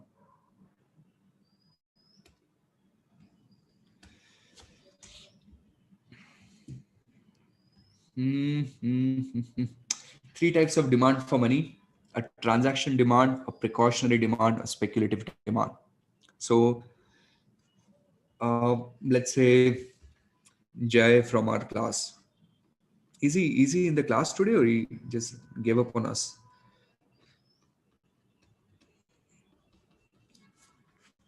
I don't even know if Jay is still attending classes, but let's say Jay. Okay, so let's say Jay receives some money every month. Now, what does he do with that money? So some of the money he needs to spend on whatever things that he likes to spend.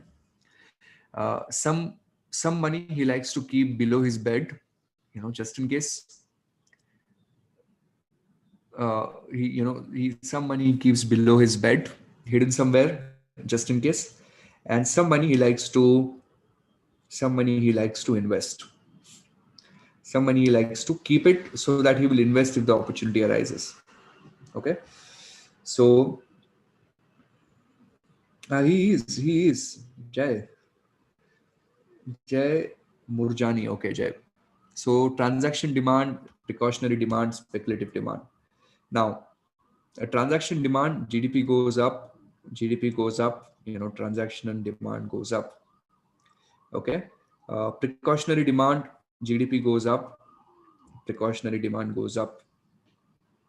Speculative demand, this one is like an interesting one. Okay, this one is an interesting one. He's saying opportunity cost is lower. Okay, speculative demand for money is higher. It's like, and I think it's kind of the case in India today. In India today, your interest on bank fixed deposit has become really, really low, right? In the range of 5-6%, which is very high for people outside India, but for us Indians, we're used to higher rates, nicer rates, right? So 5-6% is very low.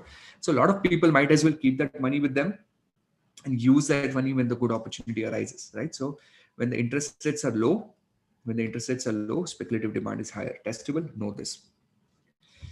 Supply curve of money is vertical. The demand curve is downward sloping. Here's one potential question for you guys. I don't want you to miss this. I want you to look at this very carefully. This is a downward sloping demand curve. This is a vertical curve. Okay. Now supply doesn't change. Look at this. Supply is going to be same. Now, if interest rates are at R1, and there is actually a question in the curriculum that will test you here. If interest rate is R1, see what happens. At R1 interest rate, okay, at R1 interest rate, we are here. Okay, and then they will ask you when you're at R1, is that an excess supply or excess demand? So you don't have to think too much. You have to do it like a school kid. You will have to see, okay, where is it intersecting on my demand curve? Intersecting on my demand curve here. Where is it on supply curve? Here. So that means we have an excess supply here. We have an excess supply here. Okay. And when you're on R3, right? Where is it intersecting your demand curve? It is intersecting your demand curve here. Supply curve is here. So here we have an excess demand. So just by looking at the graph, you should be able to figure out an excess supply and excess demand. Makes sense?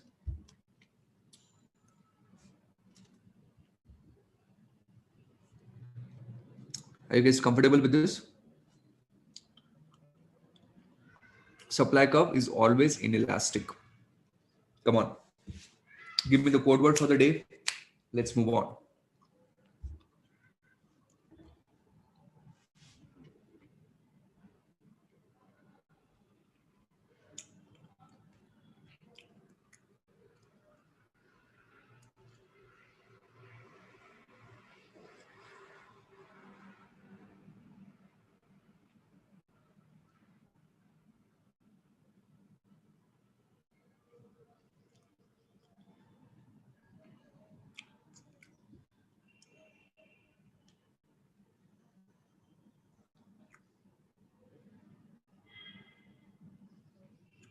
Okay.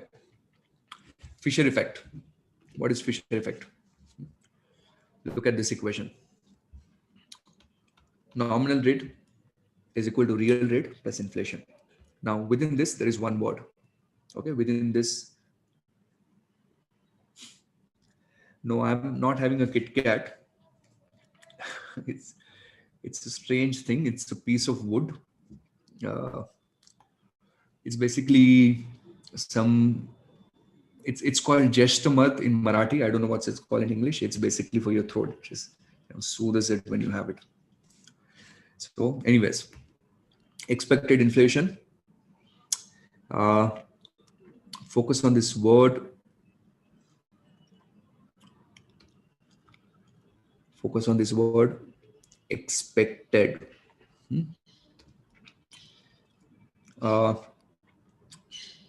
Expected. It is not an actual inflation. It is your expected inflation. All right. So keep this thing at the back of your mind.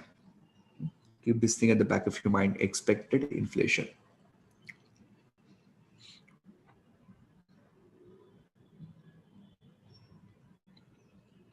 Okay. Moving on further. Job of central bank. I'm not going to spend time on this. Job of central bank is okay. Expected, unexpected inflation. Which one should you be scared of? Which one?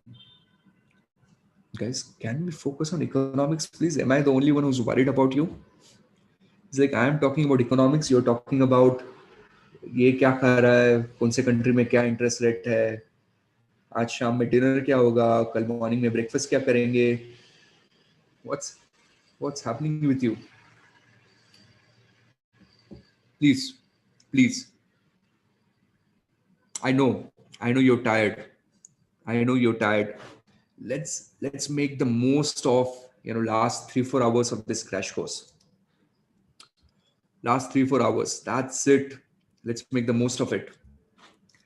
Unexpected is the one that you want to be scared of. Unexpected is the one that you want to prepare for. Okay. This one, important one. Let's take a screenshot of this.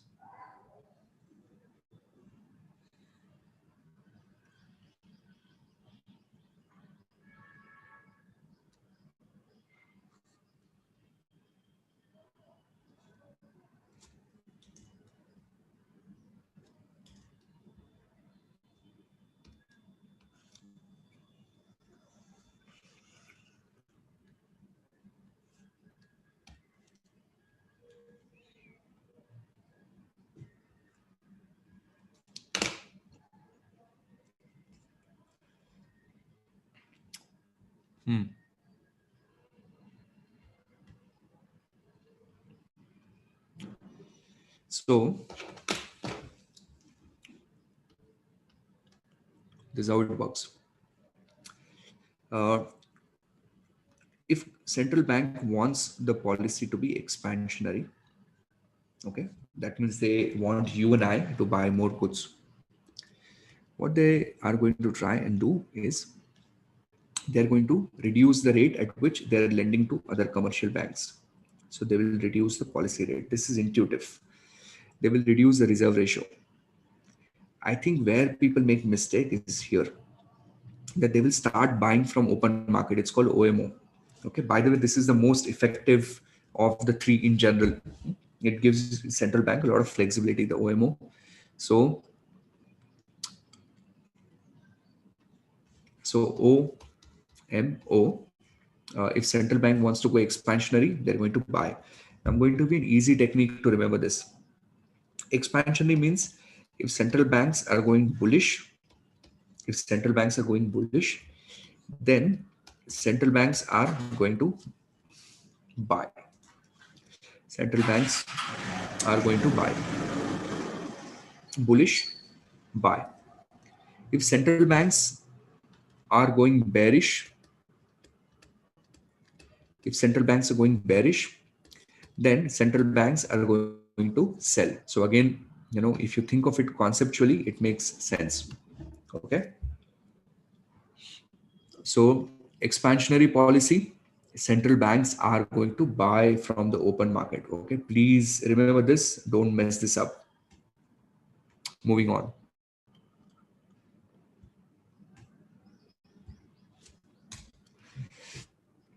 Monetary transmission mechanism. This is a super cool flow chart that we have here.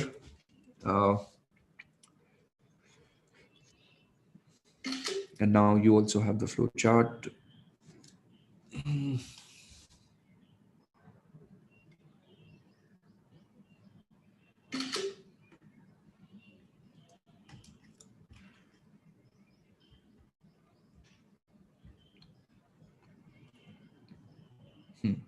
Okay.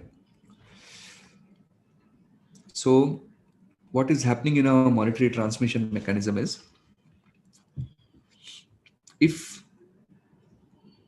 central banks want to achieve something, right? For example, let's say if the US Fed wants you to buy an Apple phone, or if Reserve Bank of India wants you to buy an Apple phone, how are they going to make that happen for you? So the way they're going to make that happen is through this transmission mechanism. Okay. Now in this instance, how are they going to achieve this? If central bank doesn't want you to buy an Apple phone, if central bank doesn't want you to buy a two-wheeler, if central bank doesn't want you to buy a four-wheeler, here's what they'll do. Step number one, they will increase their official rates. When they will increase their official rates, four things will happen. And very importantly, these are interdependent things. Okay, so there is one theory question in the curriculum which says, are they independent? No, they are interdependent. Everything is dependent on other. So they're interdependent, right? They're linked with each other. They're not in isolation. So when central bank will increase the interest rate, of course, the economy interest rate will go up. Asset prices will fall because things will become expensive. Less people will buy it. Growth expectation will decrease. No one will invest. invest in businesses, and exchange rate will appreciate because the foreigners want to now buy your currency. What this will do is the domestic demand will go down and the external demand will go down because of increase in imports, because of the currency appreciation. Eventually, the inflation will be under control. This is your monetary transmission mechanism. These are these four variables that you want to know. You want to know market interest rate, asset price, growth expectation, and you want to know the exchange. Uh, do you think you would be able to remember these 4 points?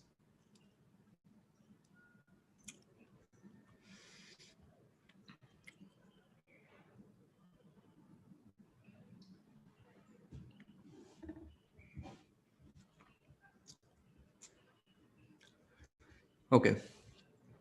I just got a great idea for you. Monetary transmission mechanism. Here's your technique. G A M E. GAME. These are the four variables. Game.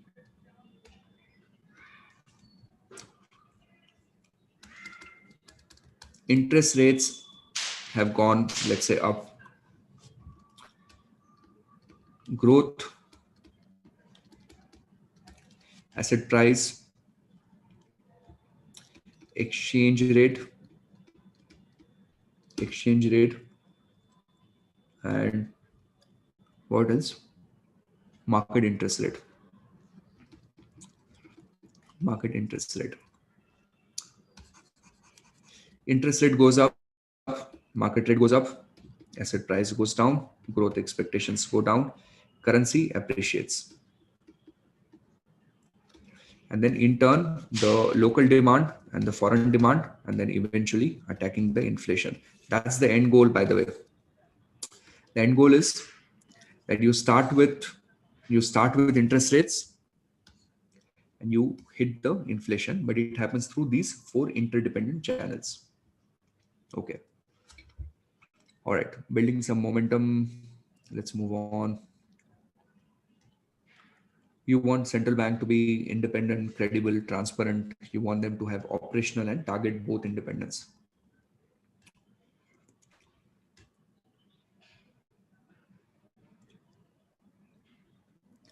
A central bank could either target an interest rate or it could target an exchange rate. Exchange rate targeting is really messy business. So interest rate is what most of the central banks in the world would try and achieve. A neutral interest rate, this stuff is important. A neutral interest rate, you calculate like this. Real trend growth rate plus long run expectations.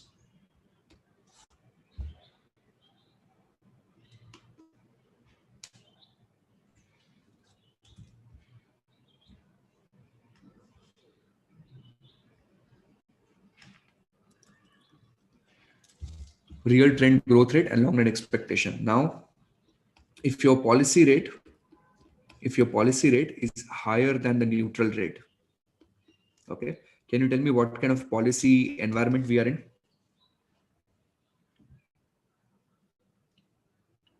Can you tell me what kind of policy environment are we in?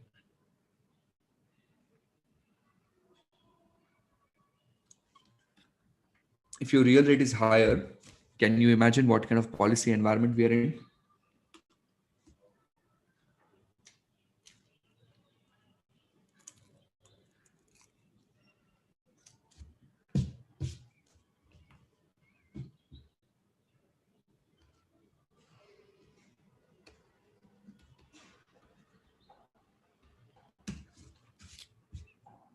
Correct, contractionary. Policy rate lower, expansionary.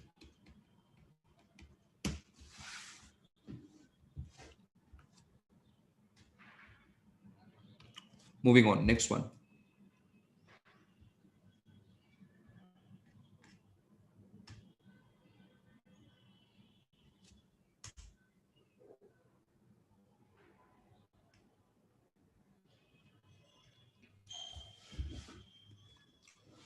Central banks have two tools with them: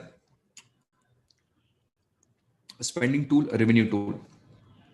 Uh, Getting money from us in the form of taxes, and spending means spending money on various things. Fiscal multiplier, this thing is important thing. You want to know the formula here.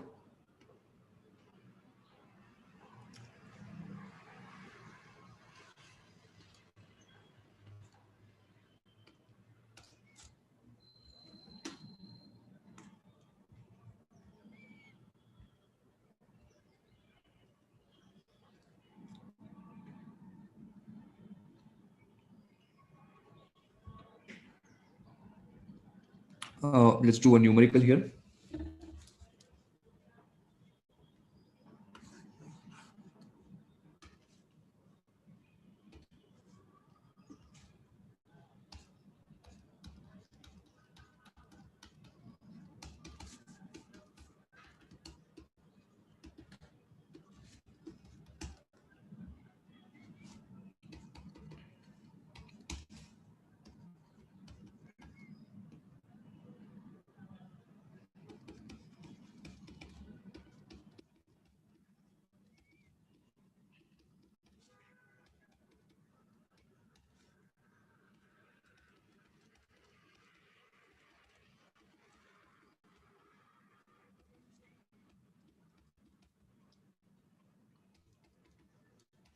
Start, please.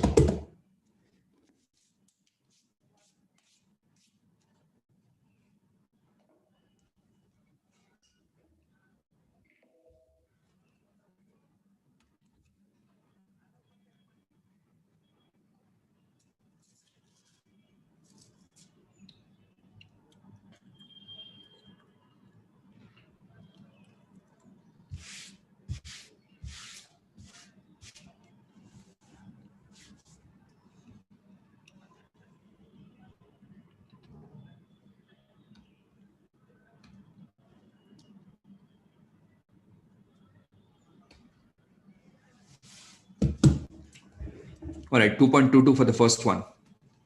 Second, 2.66. Third,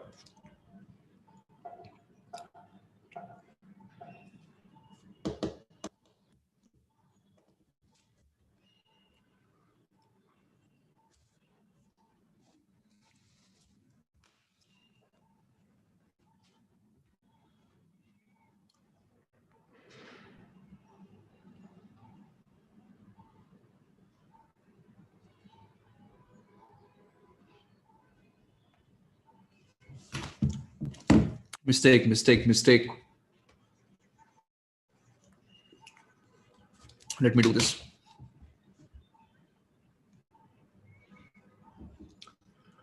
0.4 into 0.75 negative plus 1 inverse. 1.428.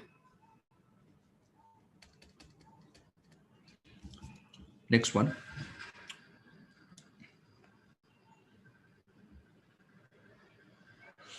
1.6.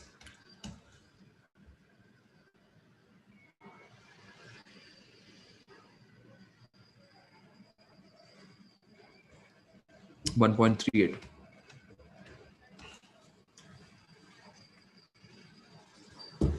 Now, will they ask you calculations? No.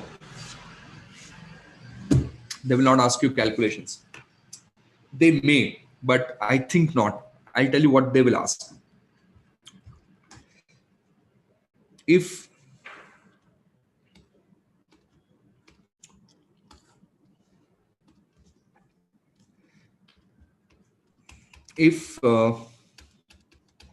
MPC goes up, then what happens to fiscal multiplier? And then again,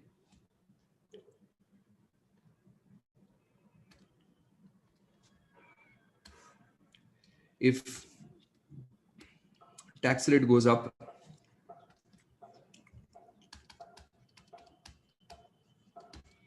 what happens to fiscal multiplier? Your answer is here. This is your base. Now here, In this situation, MPC went up 1.6. Here in the second situation, tax rate went up. Look at this. So here in the first situation, we will say increase. So MPC increasing is kind of a good thing for the economy, right? But in the second situation, we will say decrease.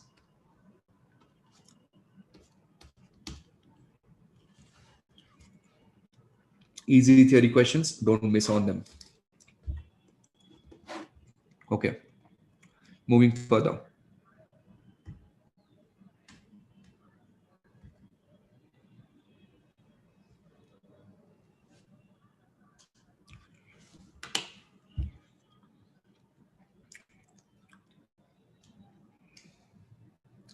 There is something called as a balanced budget multiplier. Here, you want to know this.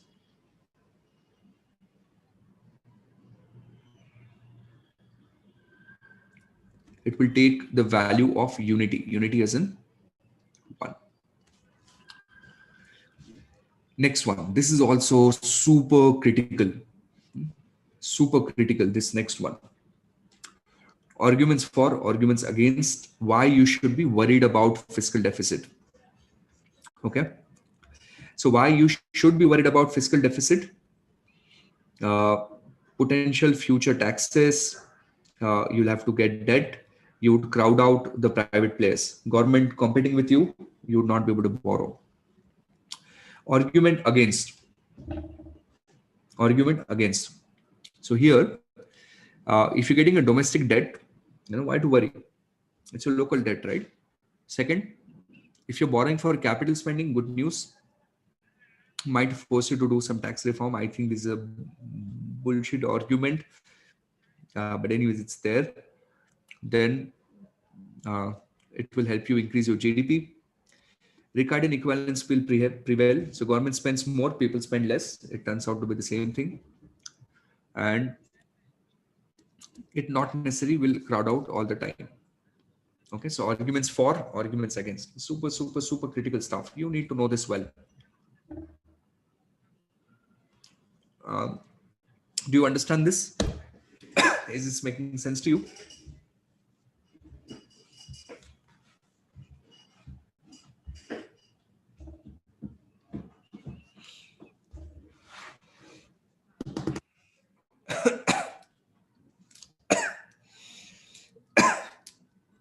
Sorry.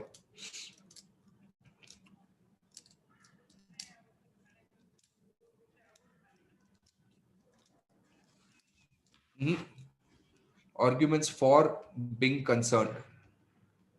Arguments for being concerned. Argument against being concerned. The title is correct. Why you should be worried and why you should not be worried.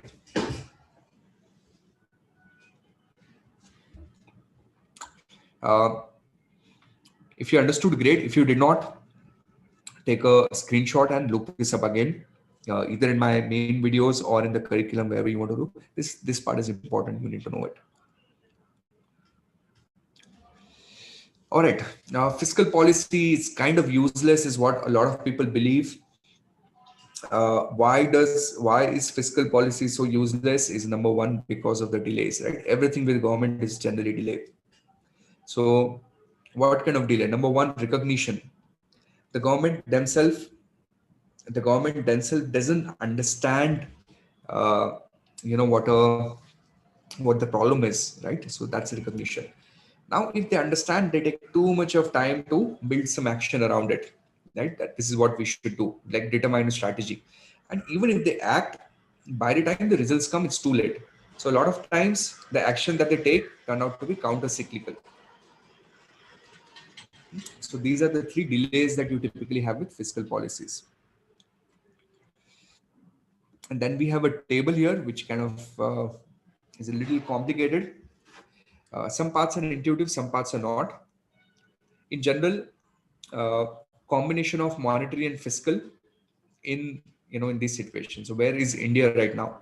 India is expansionary monetary expansionary fiscal. I think this is where a lot of countries in the world are right now, right? Post COVID.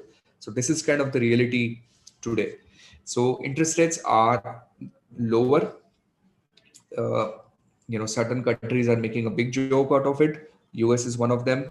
There's printing massive amount of currency and throwing out lower. Will that help us increase GDP? Hopefully. People in India are very optimistic. We are talking about a 10% GDP growth, which is crazy, right? If GDP grows at 10%, what is going to happen to stock markets? Are they going to give you like 25%? Maybe. So your GDP will grow faster. Private sector will get super ambitious. Hyderabad in India, everyone wants to set up a pharma company. They want to expand on their pharma business in Hyderabad. Bangalore, people want to set up IT companies, right? Low cost manpower. Suddenly things have started turning around.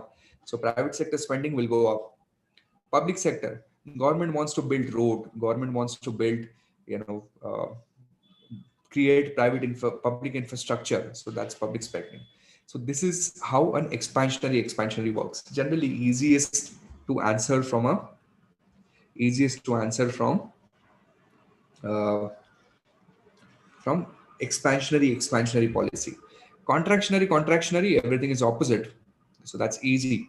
I think the real trick comes when we look at, when they are not together. Okay, so we have contractionary here, we have expansionary here. Now, my advice for you is interest rate will always be dominated by the monetary policy. Okay, so if this is contractionary, then interest rates are higher. So that's the end of the story. Now, private sector spending will be a function of the interest rate. So interest rate higher, private sector spending is lower. Private sector spending is lower. Public sector spending is a function of what government is doing. So government is playing expansionary game. So this will be high. So some of them are very easy to answer. Okay, some of them is relatively easy to answer. Uh, expansionary. So let's think of expansionary monetary. What will happen to interest rates? They will go down. Will private guys spend? Of course, yes. Government is going contractionary, public sector down. Only this thing you cannot determine. So that's how you want to answer that.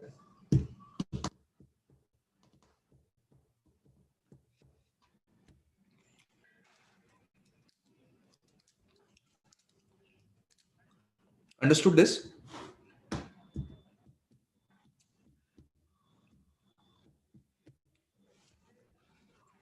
Moving on. Last two readings. So technically 3 readings before our crash course gets over.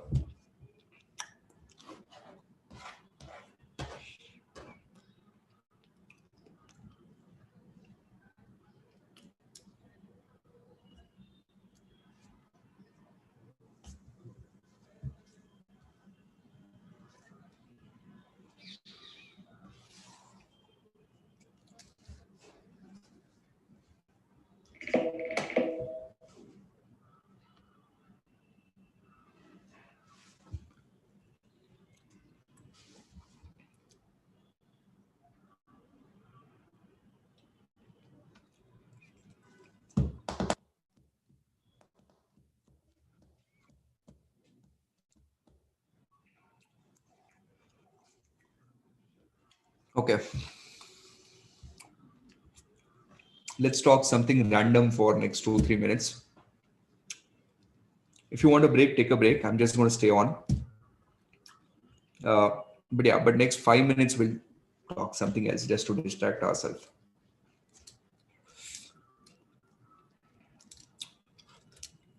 You guys tell me, what are your plans? What are your plans after the exams? What are you planning on doing?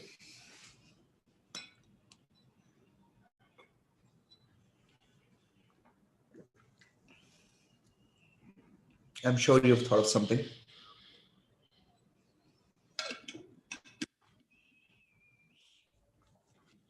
Like when I was taking these exams, मैं book के last page पे लिख के रखता था. I used to write on the last pages of the books कि exam के बाद क्या क्या करना है.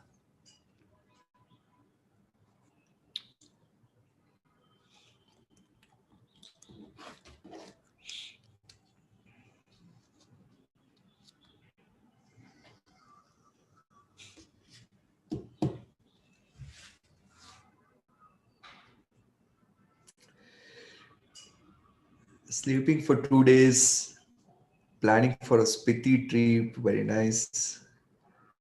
Just one place, Goa. 26th exam, 27th Goa. Enter the finance industry with a bang. Going to Kashmir and then Kasol. I'll sleep for one whole day. Job searching. Going through crimes online courses called Art of Stock Picking. Crimes, going through crimes, your online courses. Okay. MS in the US, vacation, meet friends, vacation. Can we have one session after exam? I finally joined the gym because there is no excuses left. Short family trip. I have a flight on the next day for the exams to Goa. Play cricket. Plan to marry. Wow. Good luck, Ajay. Back to work. I'm going to sleep. College starts.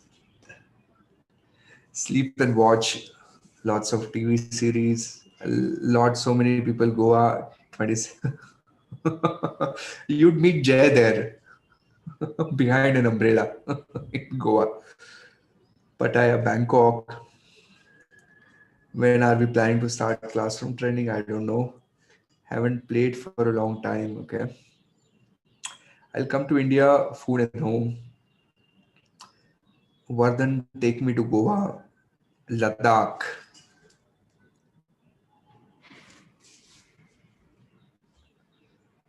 Leave my job. Job search, Bali. FinTree reunion at Goa. Not a bad idea. Then I can actually wear those sunglasses I wore, the thug glasses. I can actually wear it then.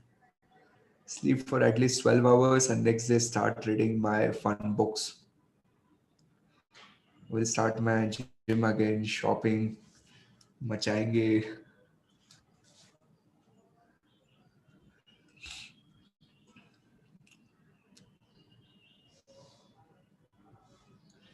Travel somewhere for a few days. Okay. Then register for some course. Back to office, relax, wait for results and anxiety, shopping. Saddest part is your final result is 16, so just hoping that I get energy to give CFA on 23rd. Go to Himalaya and meditate. Really? Shubham.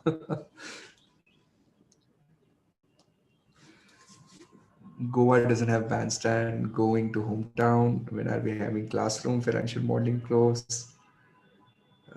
Join in Goa for bachelor's. Level 2 CFA. Show off. Goa sounds like a pan. How long left to finish economics, please?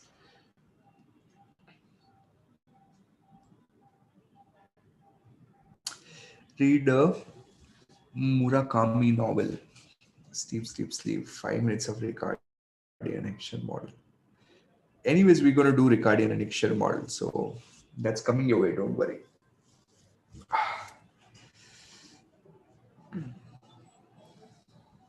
Good. I'm happy to know you have plans. Make them happen for yourself.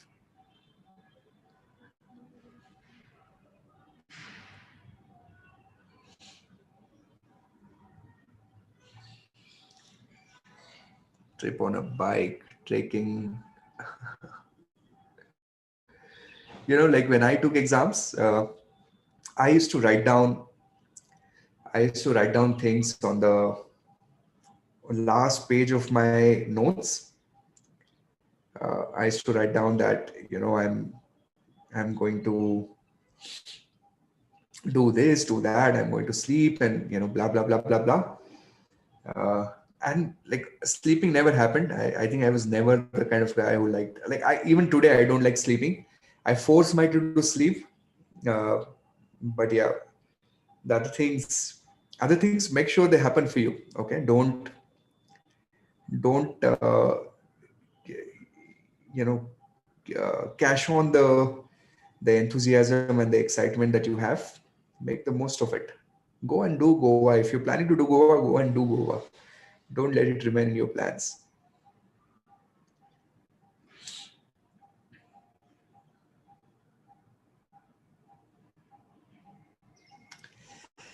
Jinil, just do the crash course part of aggregate demand that we did today, which is about an hour long. That and then just go and write the exams.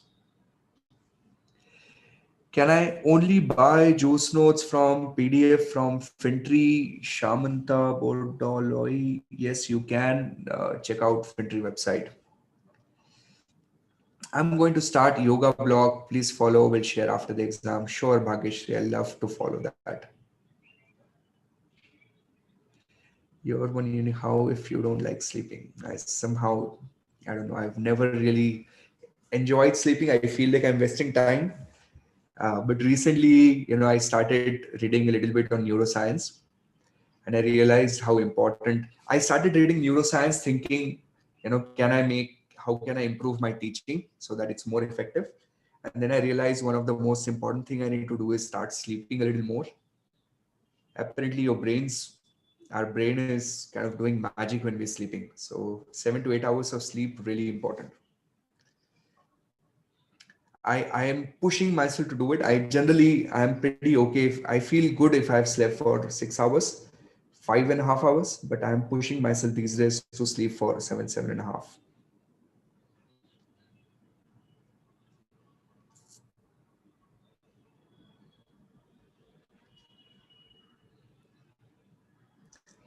Does FinTree conduct live classes in Mumbai? Yes, we do, at least pre-COVID. Hopefully we'll start very soon.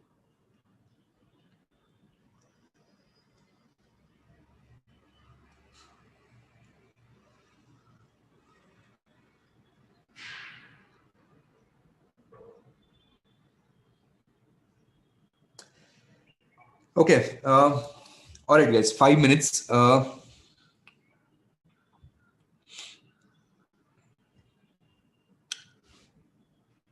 New is quite good today compared to how he was yesterday. Uh, do you guys remember there was a discussion on how to remember formulas, right? Let me spend 5 minutes on it, okay? How to remember formulas. I'll just give you two things that work for me and generally works. Number one,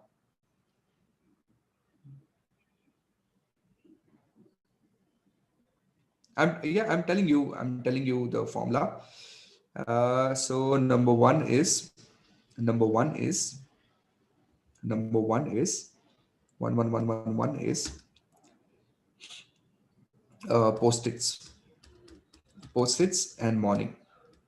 You would laugh at me, but this is like my study room, and even here, like I have lot of places in my room, at a lot of different places. Let me see if I can show it to you. Yeah, here. I have these things planted everywhere. Uh, okay, these post-its, these are my formulas here. Now, what I do is every now and then, I get free time. Uh, I come and read them.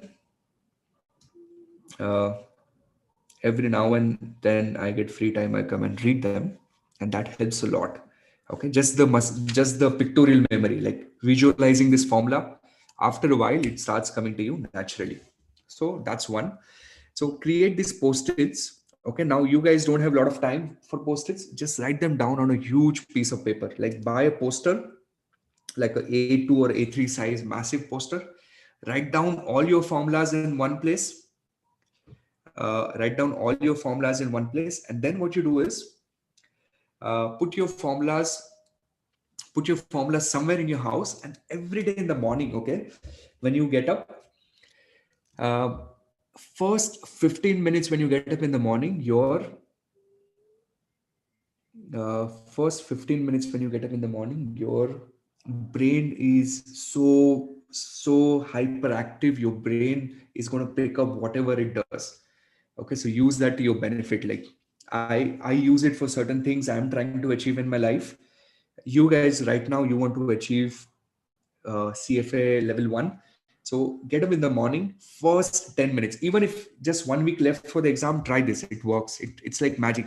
Get up out of your bed, get up out of your bed and just go and start reading your poster. Okay, so a lot of formulas will come automatically.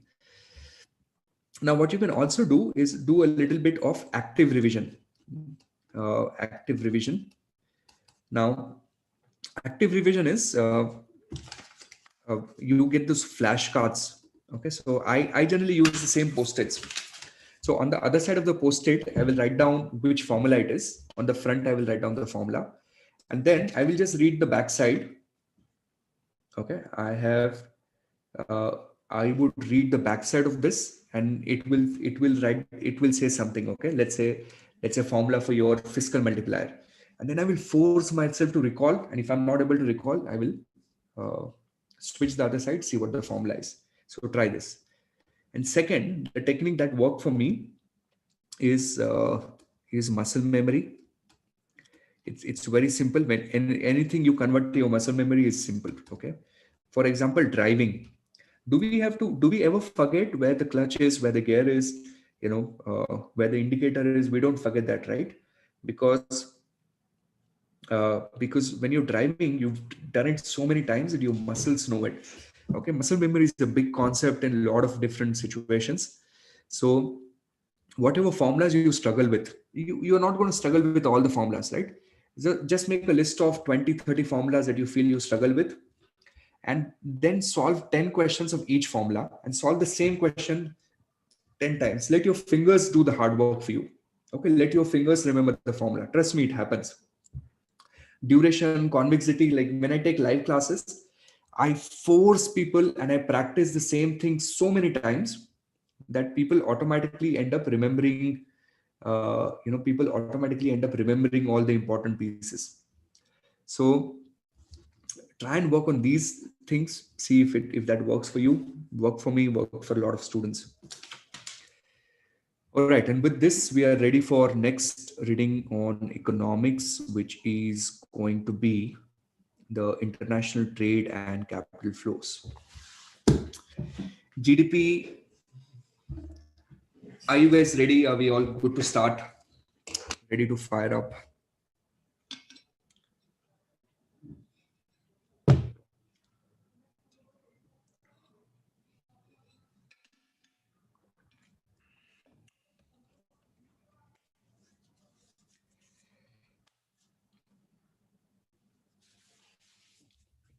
So international trade and capital flows.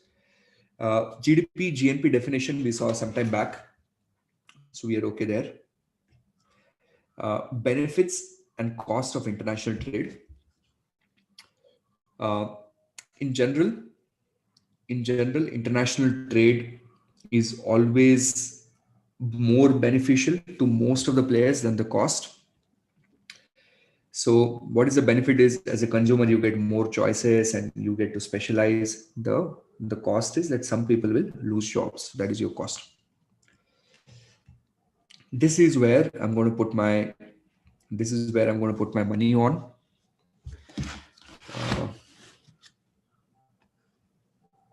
This is one of the key learning outcomes here.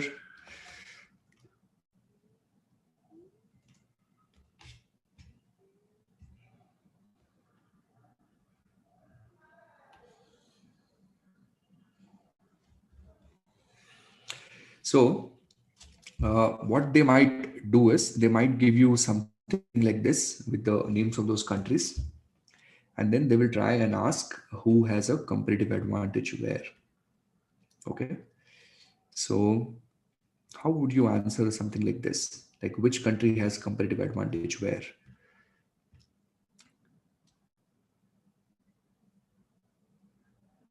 Which country has competitive advantage where? Just a minute. Okay. So the way you want to do it is they'll give you a table like this, okay? A quadrant like this. There would be names of countries, maybe, some commodity, whatever it is. In this case, we've just kept it as food and drink. Now, what you want to do is you want to calculate the cost of food.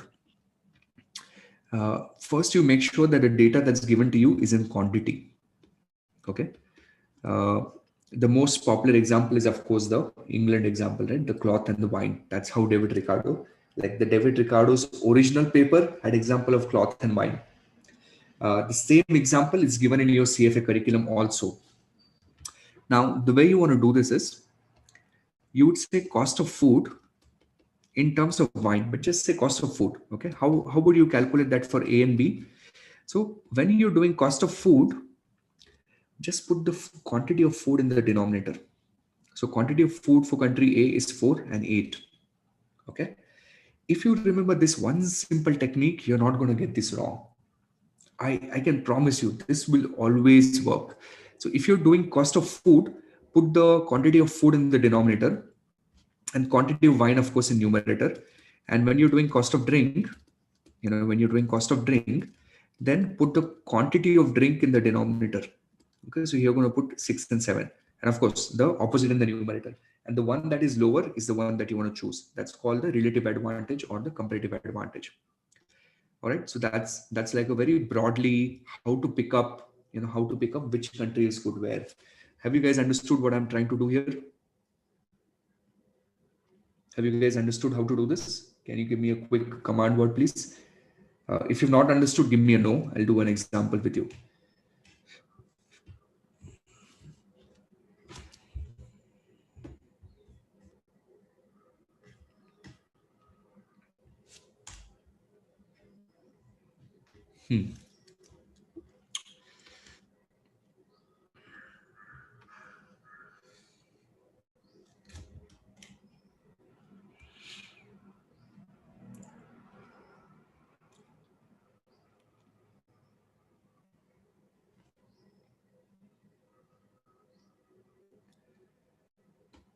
Okay. Good to know that. Now,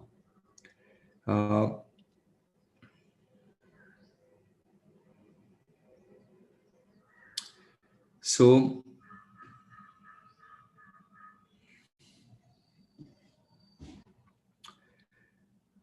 let's get on to the Ricardian model, and we have then the Escher-Ohlin model.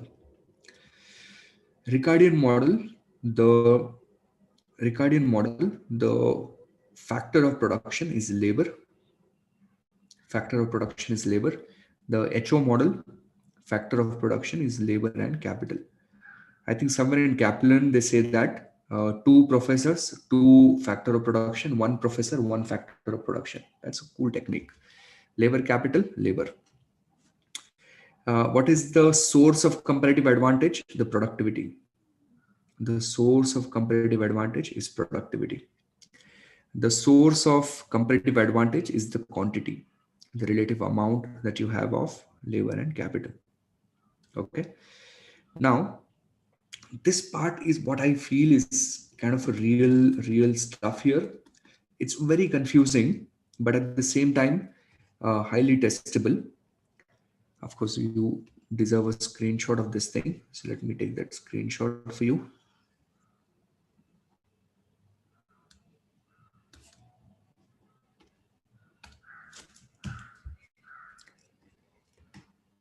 Okay, here we go. All right, let's see what's happening here.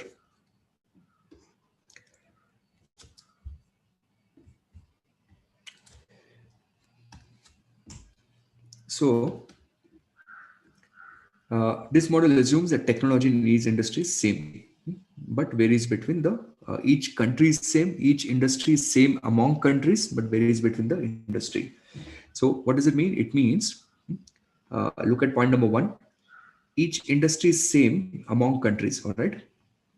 But it varies between the industry. So maybe Tasbiha, just drop in a comment. We'll try and answer it later on, not during the live session, please. Thank you.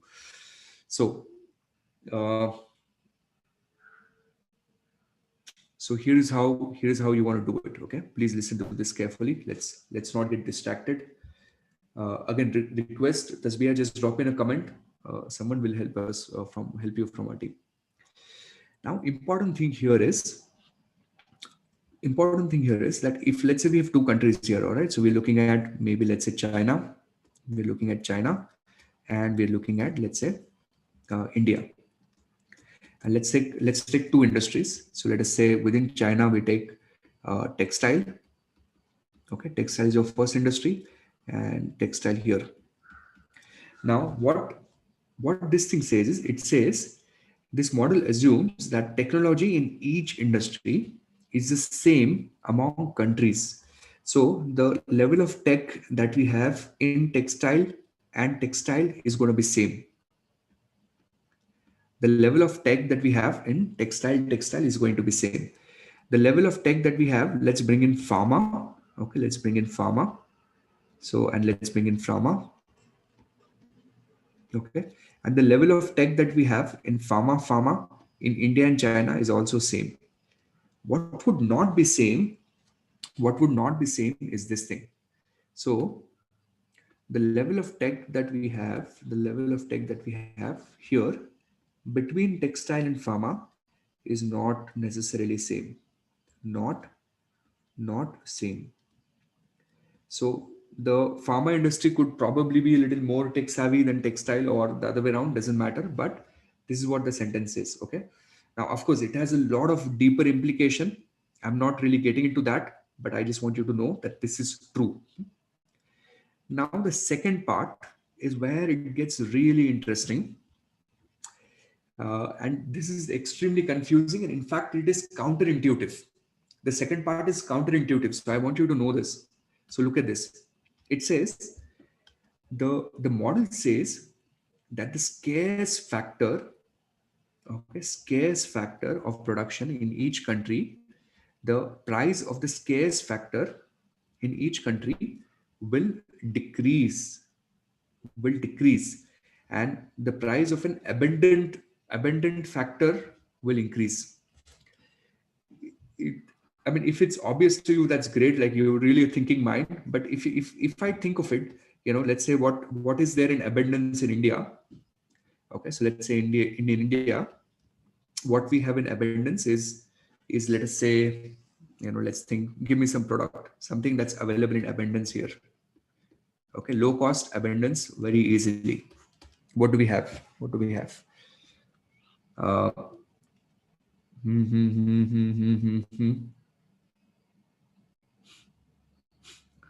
Best CFA free crash course.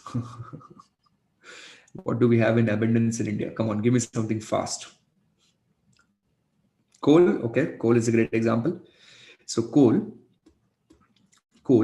Now, what it says is, it says, and listen to me, it's kind of interesting. It says coal will become expensive. Okay. Now, if this factor is available in abundance, why would it become expensive? Okay. For the simple reason, look at this. Something that is in abundance, the price of that will increase. And how do you want to think of this? So I'm going to give you a magic example that almost always works. Okay. Is this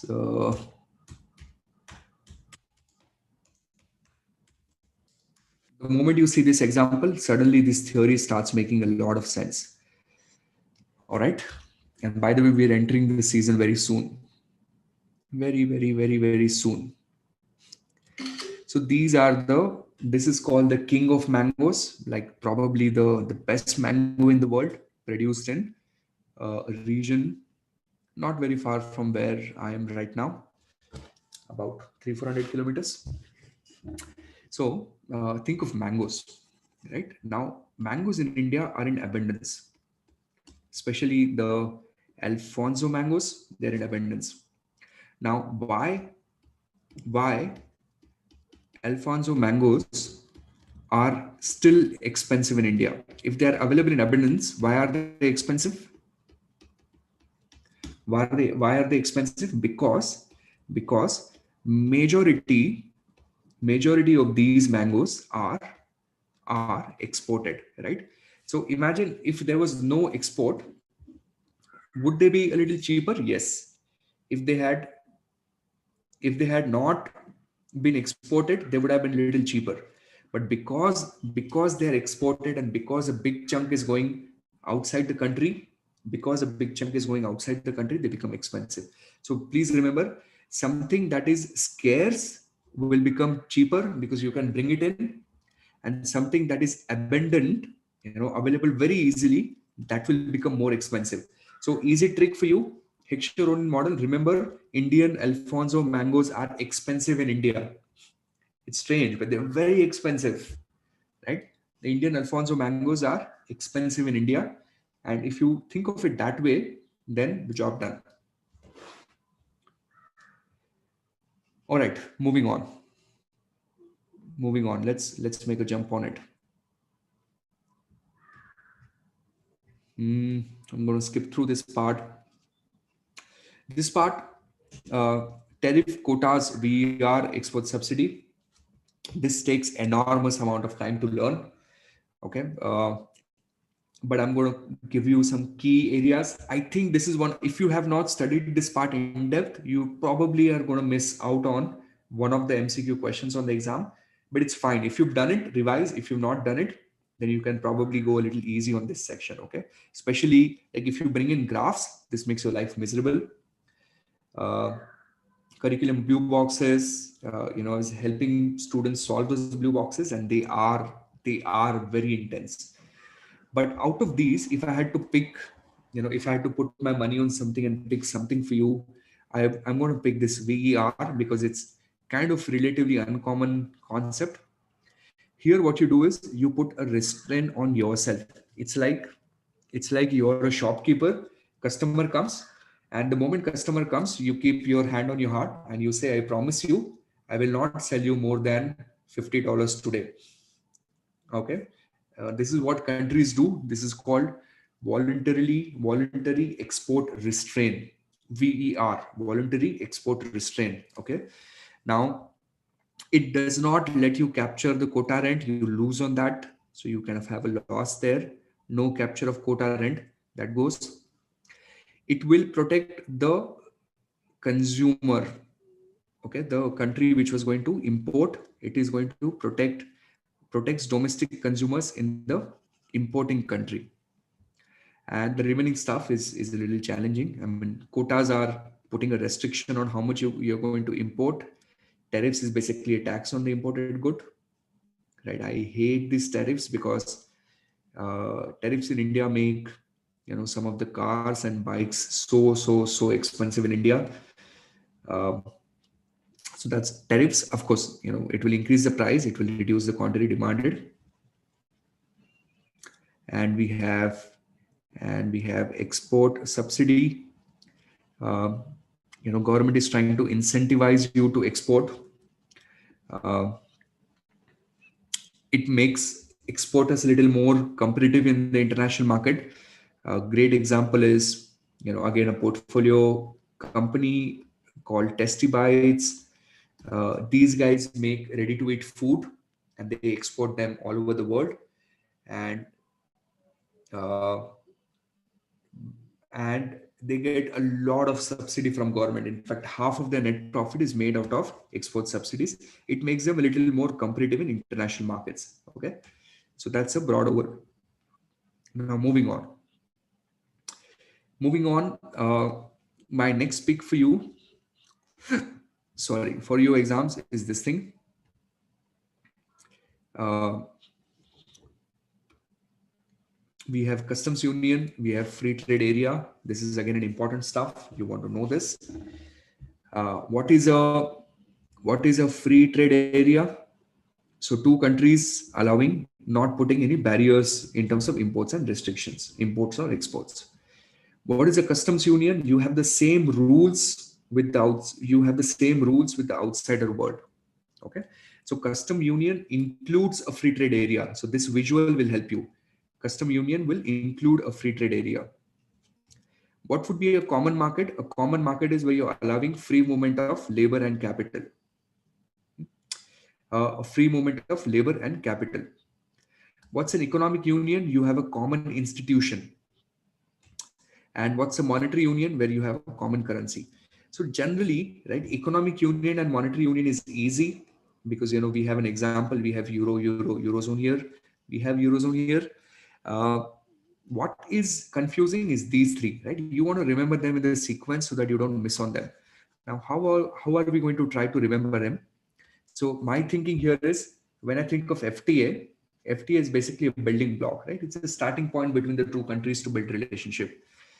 When I think of customs, the way I think is, I think of a lot of customs union in South America, like some of these South American countries, they form those blocks and they ended up having, the same rules with the rest of the world.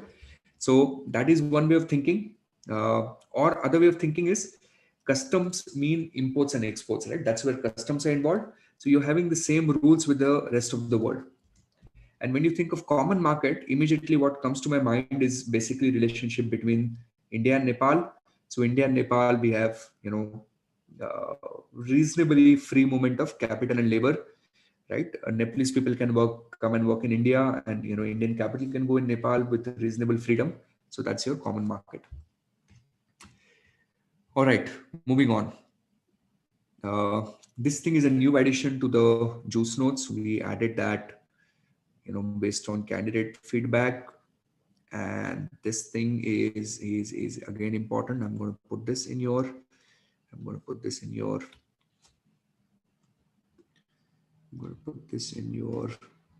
session notes. Before you go for the exams, please read these session notes carefully, everyone. Last 2-3 days, there is no harm in listening to the crash course on 1.5x. You feel that you've revised the whole syllabus. It will make you feel more confident. Now, trade creation and trade diversion. What does it mean? Trade creation occurs when a regional integration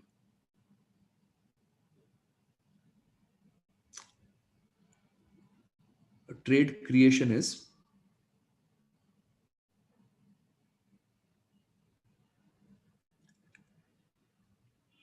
sorry, I got distracted with the chats.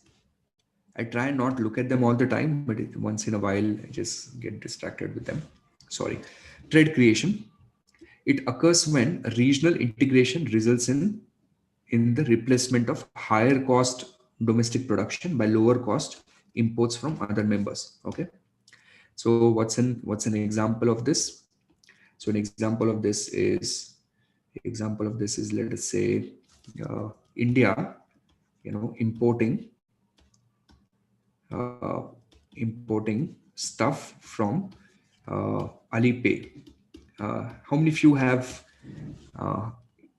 you have used Alipay? Okay, it's a really cool thing. Like in India, some of the small like especially in the two-wheeler context, right? In automobiles, especially the bike that I ride, once in a while I feel like I want to make some changes or do some modifications, and if I want to import a specific part, I generally find on Alipay it's much more cheaper than sourcing it domestically. Okay, so what you're doing is, by opening up your trade with the two countries, what you're doing is, the domestic producers are expensive. You're substituting them with cheaper imports. So you're creating a value that's called as a trade creation. What is a trade diversion? Is you're destroying the value when lower cost imports from non-member countries are replaced with higher cost imports from members. Now, what does it mean here? So again, let us say right now, let's say this is India. Okay. And this is India. And let's say we were getting something called as a KSM. KSM stands for key starting material. Key starting material for manufacturing medicines, pharmaceutical. Now, all these years, the KSM was coming to us from China. Okay. But now India, China has, India, China is cut teeth, right? It's like, I don't want to be friends with you. So now what we're looking is, we are looking at, let's say, getting these, we're looking at getting these raw material maybe from, Indonesia, Singapore, Thailand. We're trying to get KSM from some of these countries. All right. Now, uh, China, you could get that maybe at a price of $10. Now you probably have to get that at $11. So when you're kind of destroying value because you're friends with someone, your country is friends with someone, your country is not friends with someone, the diplomatic relationship and all that thing that goes on, then we call this as the trade diversion. Hopefully you've understood this. I'm building momentum. I'm moving on. Exams are really close. I want to be fast with this. Okay.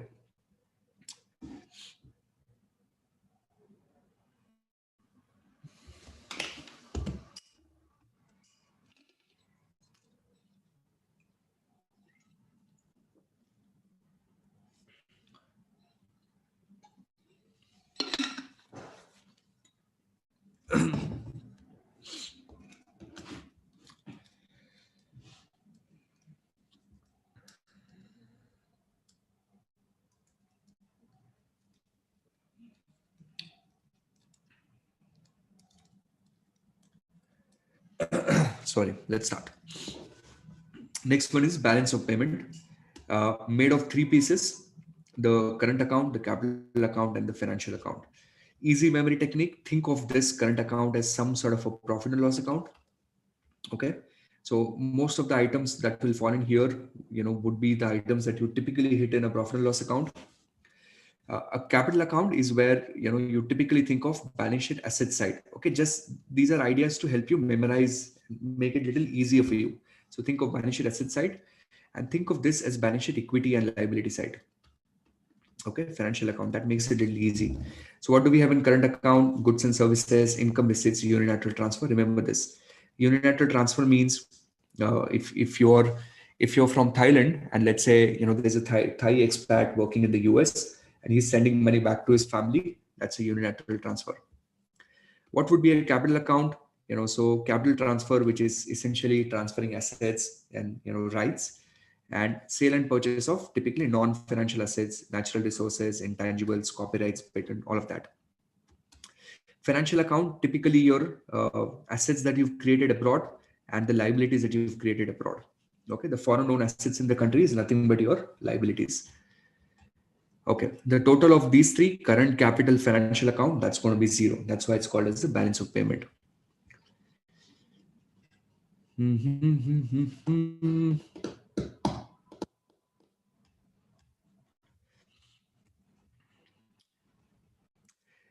We do have Marshall Learner here.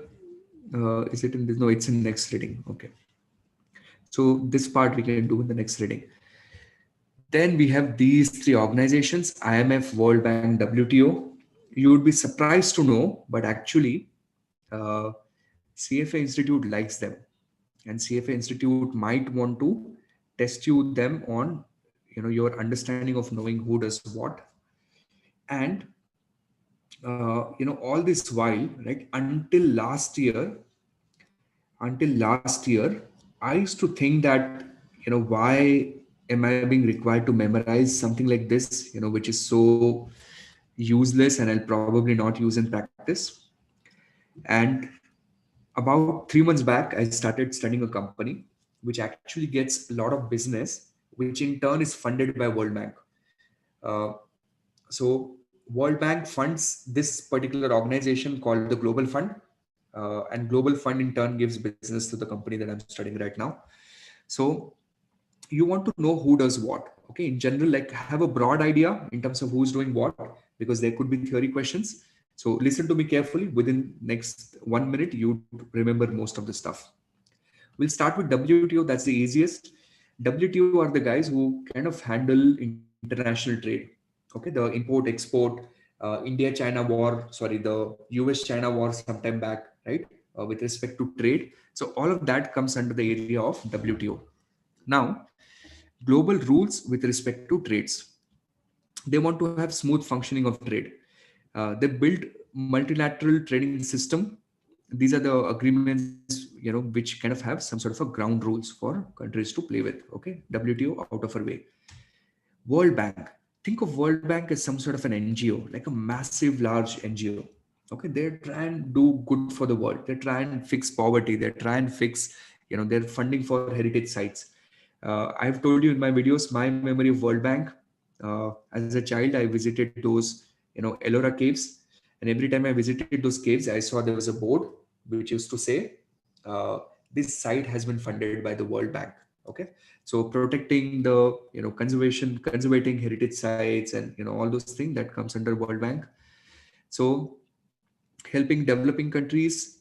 Uh, then they are also providing loans, but not with the intention of money, but with the intention of helping them. I was a consultant for, one of the companies who was a consultant to World Bank for certain work. So I used to work with them, and I've done some projects for them. uh, Now this is made up of two developed this is made of two institutions. So we have something called as a IBRD, and then we have something called as an IDA. Now, what do we have in IBRD? These are the guys who are trying to reduce the poverty in the middle income countries, and these are the guys who are trying to work on the poorest countries. Okay, so remember this: IBRD. IBRD is working on middle income, and IDA is working on the poorest of the countries. Okay, so now I don't know how are you going to remember that. Okay, B B stands for, uh, come on, let's think of something expensive that comes with B.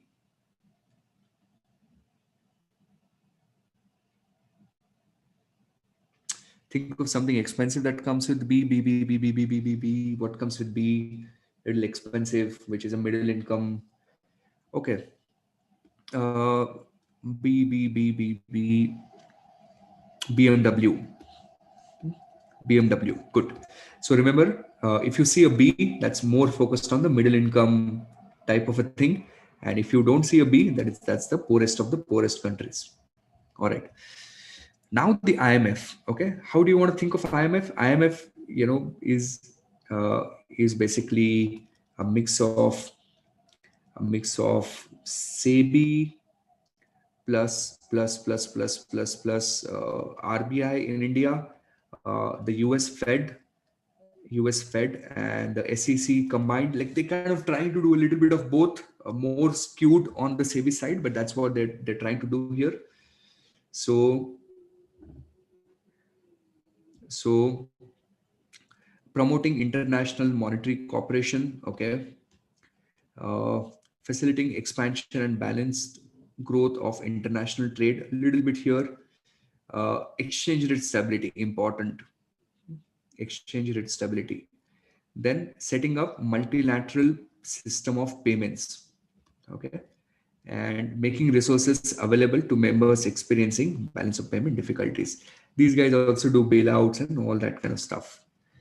And there you go. Now we are ready for the last reading. Are you happy with my speed? Are we going at a good speed?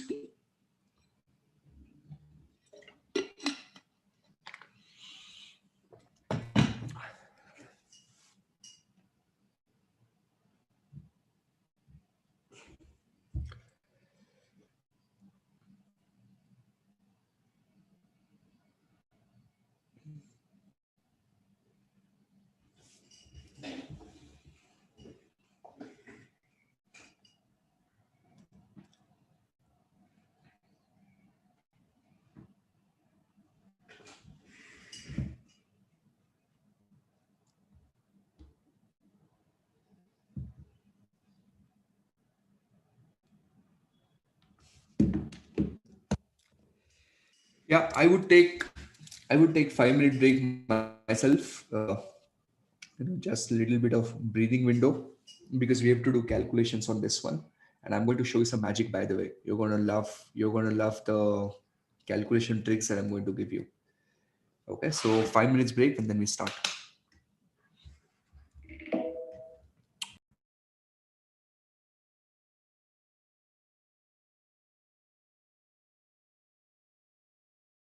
I'm doing it 7 minutes.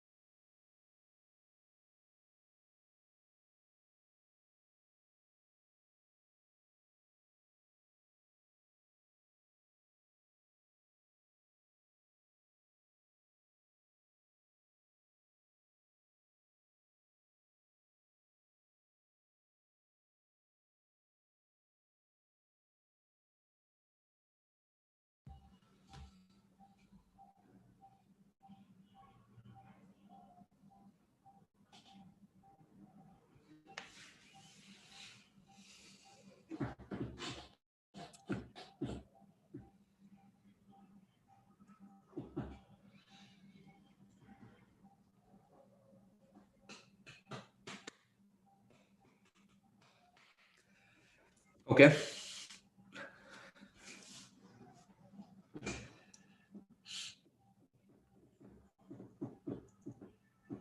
I am ready when you are.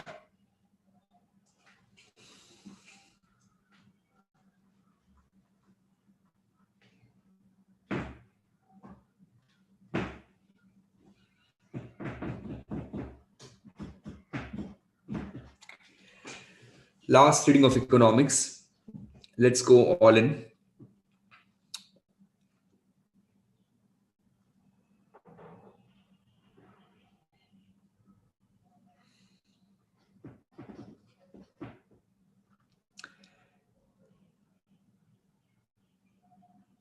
I'll give you a very quick anecdote. I learned this few years ago. There's this thing called Kobe. There's this guy called Kobayashi, I guess.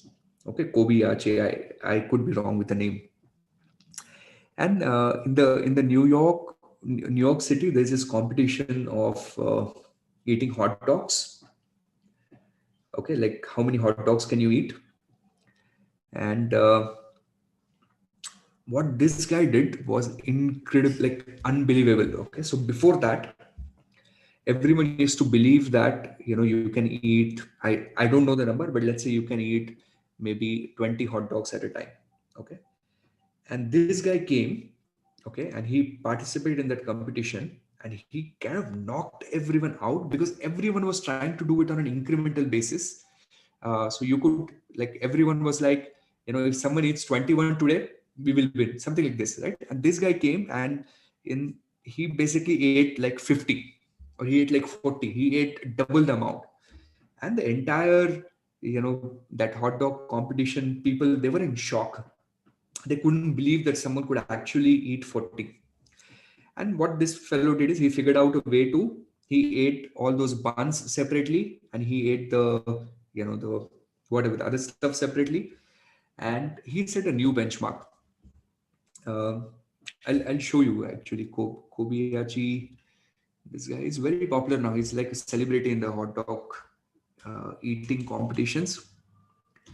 Kobayashi hot dog record. 69 hot dogs. Okay, this Kobayashi, sorry, Kobayashi is the name. 69 hot dogs. Uh, and prior to that, how many hot dogs did he eat? Let's see that. It'll be cool. And there's a reason why I'm telling you. Of course, there's a reason why we're doing it.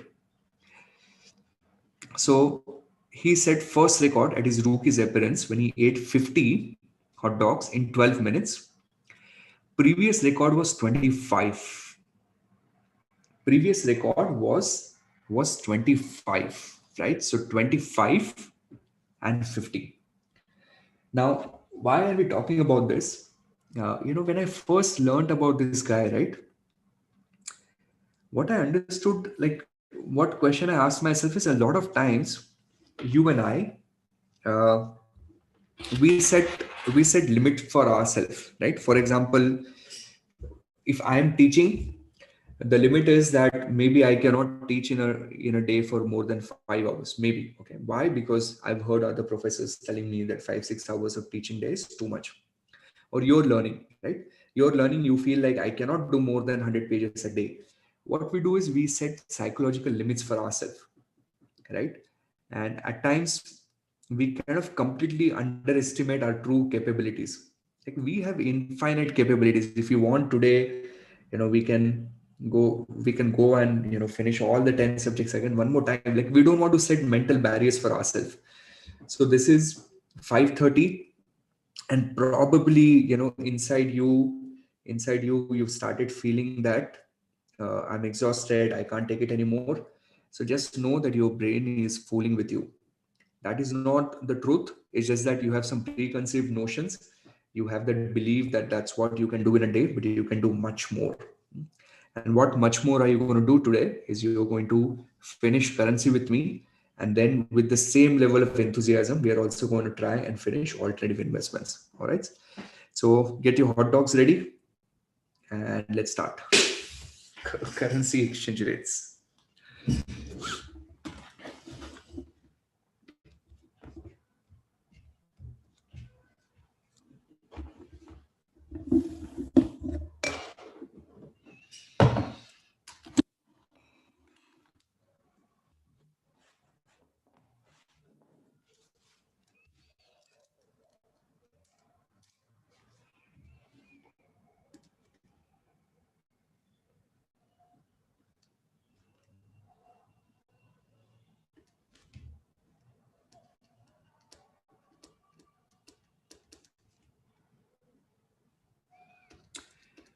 currency exchange rate.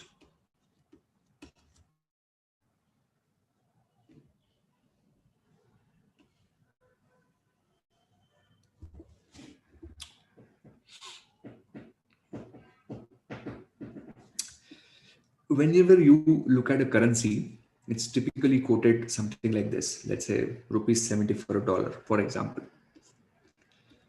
This numerator of this currency is referred to as the price currency. Denominator of the currency is referred to as the base currency. Base currency, I want you to start thinking of that like an apple. Okay. Base currency, don't think of that as a currency, think of that as a commodity. Let's say if I tell you currencies move from rupees 70 to rupees 77. Rupees 70 to rupees 77. Now, 70 or 77, you want to calculate percentage delta dollars and you want to calculate percentage delta rupees. Percentage delta dollars, percentage delta rupees. Start doing the math. Tell me, how are you going to calculate that?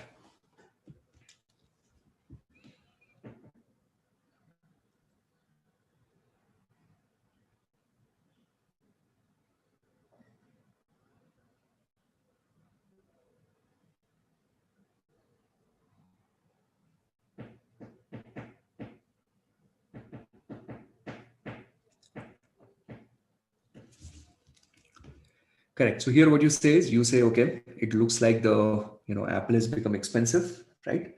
So dollar has appreciated. Now here's a trick. If this shows up on the exam, all right, and I want you to listen to this very carefully now, please. If this shows up on the exam and you know that this is your base currency, this is your base currency. If it's base currency, the formula that you're going to use is closing by opening minus 1. Closing by opening minus 1. So 77 divided by 70 minus 1, that should be 10%, I guess.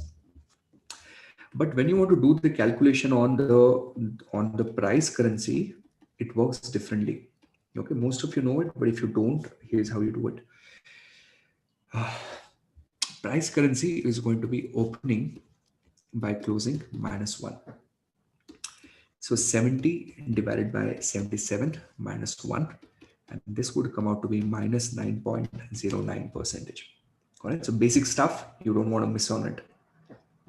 Base currency, price currency. Okay, so that's your first basic calculation. This is out of our way. Now there is something called as the cross currency conversion. All right, let's start. Cross currency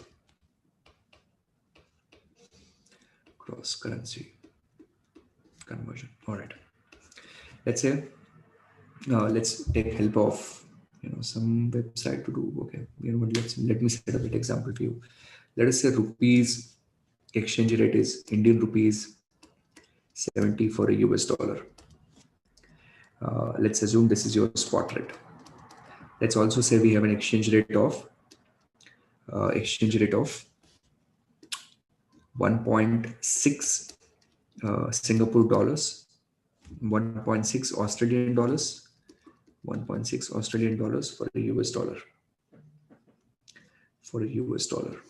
Okay. Now find out what is the rate between. Find out what should be the rate between. Let's say, and let me invert this just to make things complicated for us. Australian dollars for rupees. Okay, find out the rate here. Fast.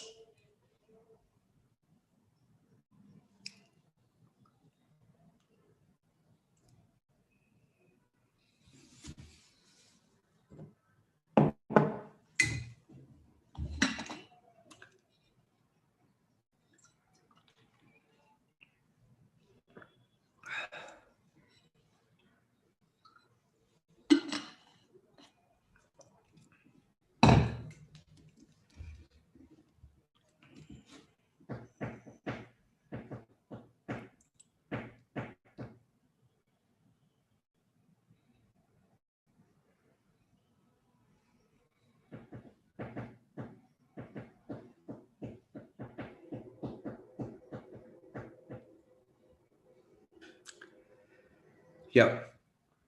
So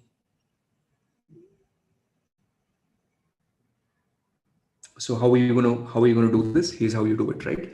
What you want to do is you want to bring the Australian dollar in the numerator. It's already there. Job done. So this part is sorted for us. You want to bring in rupees in the denominator. This is not there. So if the requisite currency is not there, what you want to do is you want to take and invert here, right? You want to invert this and then you want to multiply. So then your answer is going to be 1 divided by 70 multiplied with 1.6, and then whatever number you get. What number do you get here? 1 divided by 70 into 1.6, you would get 0 0.000286. I'm just copying it from the chat box. That is your answer, Australian dollars for a rupee. Okay. If you understood this, give me the command word. Let's move on.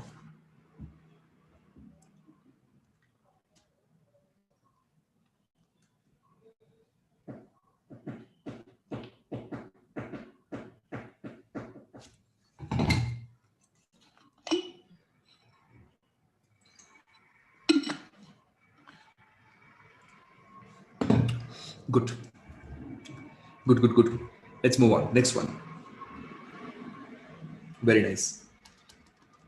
Let's say spot rate is rupees 70 for a dollar.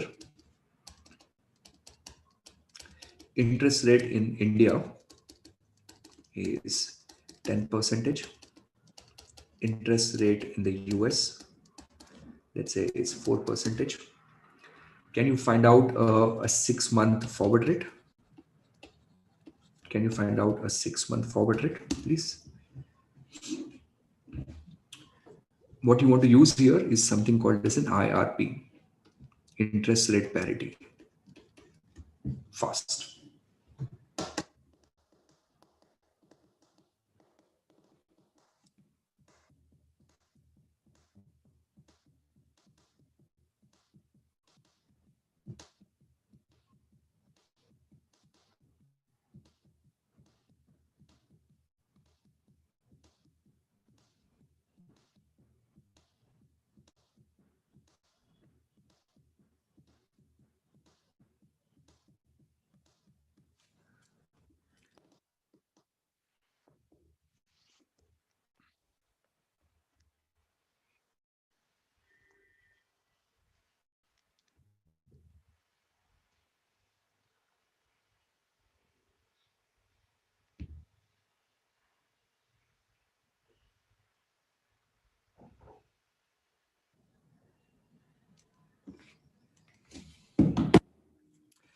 Okay, so here's how this is to be done.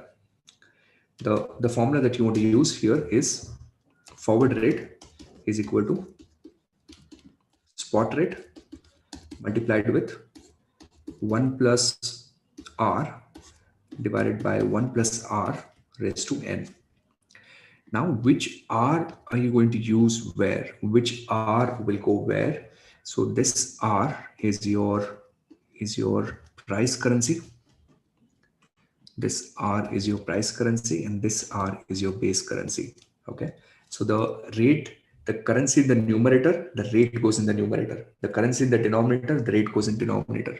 So if I keep that in mind, and if I start doing my maths here, so let's see what spot rate are we looking at. We're looking at a spot rate of 70. 70 multiplied with 1 point. What's an Indian rate? Because Indian currency is in the numerator, 10%.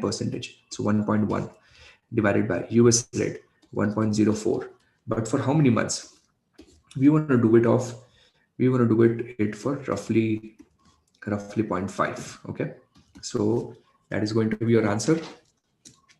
And let's see how much is that.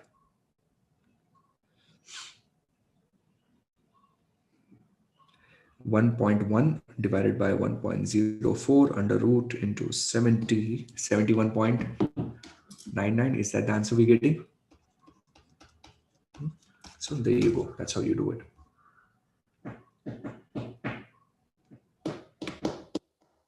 Okay. I hope you understood this. Come on, give me the command word, please.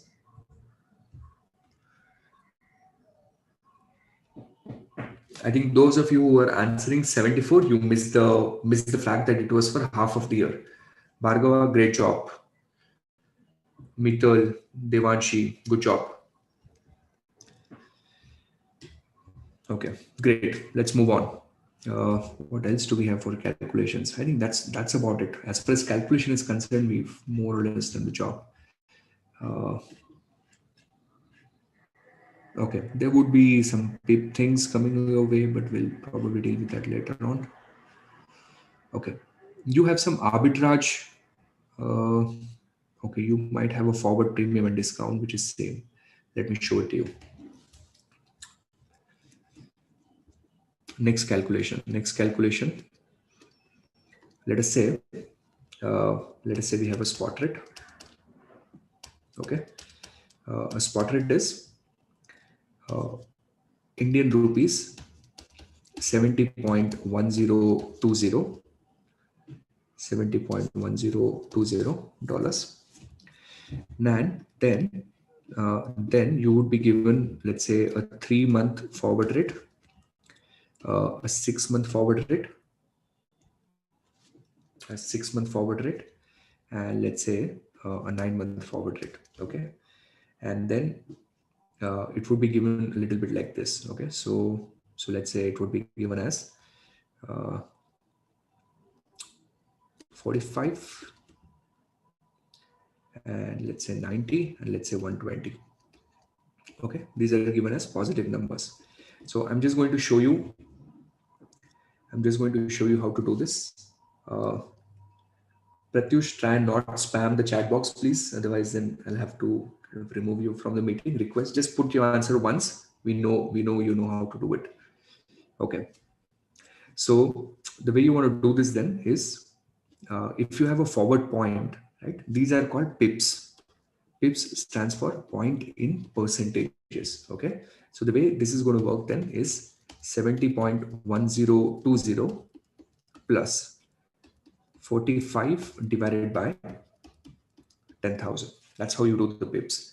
So then this is going to come out to be 70.1065. Okay, try it. Now in the same way, can you do the next calculation? 70.1020 plus, it's a forward point. 1 pip is basically 1 divided by 10,000. So that's going to be 90 divided by 10,000. 90 divided by 10,000, and then whatever that number comes out to be, that's your answer.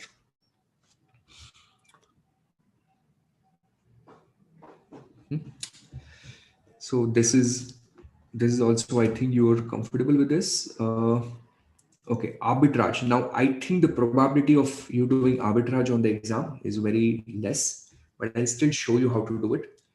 Okay. I will show you how to do an arbitrage opportunity, and I'll probably show you how to do this orally.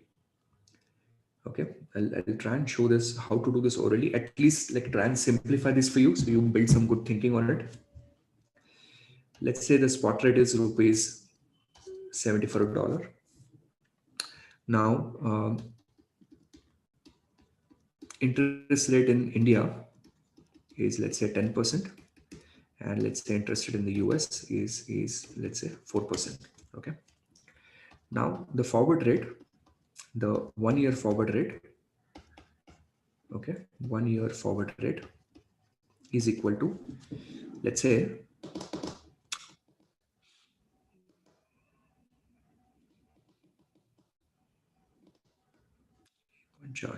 71.4 rupees for a dollar. Okay, now they will give you this information, and then they will ask you how can you exploit an arbitrage out of this situation. The probability is less, but in case if this shows up, how would you do it?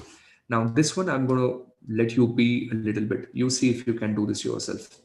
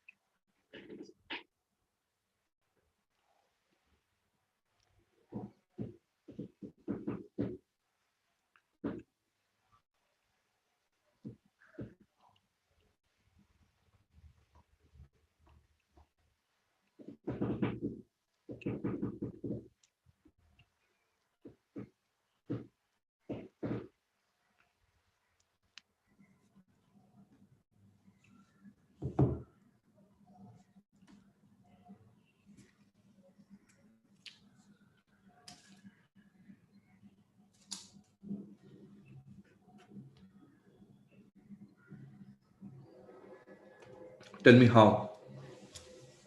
I know, I know you know that there's an arbitrage opportunity. My question is how?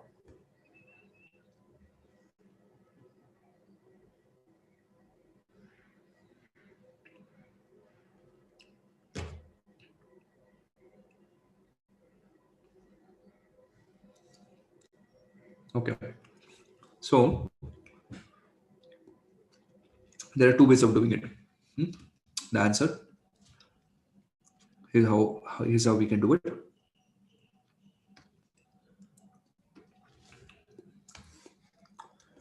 A shortcut and a second shortcut. Second shortcut is more useful for level 2. So, but I'll quickly show it to you.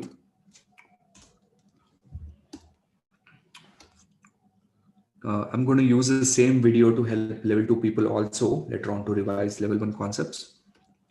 So that was even this will be helpful. Let's see what we have here. First, what is the India rate? Is 10. US is 4. What is the differential? The differential is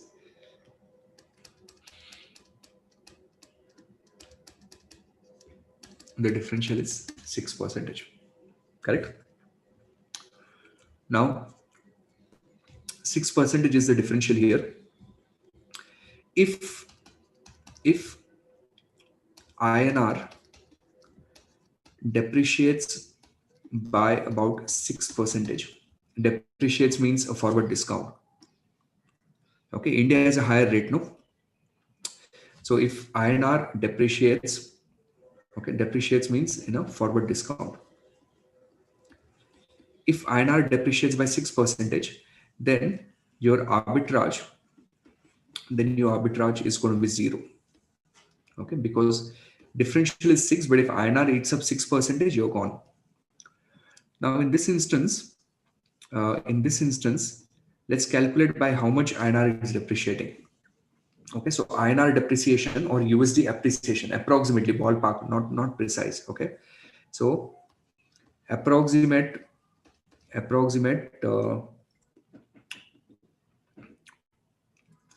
discount on INR, and I just taught you how to do it.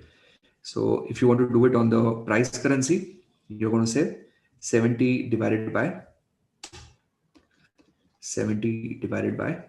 71.4 minus 1.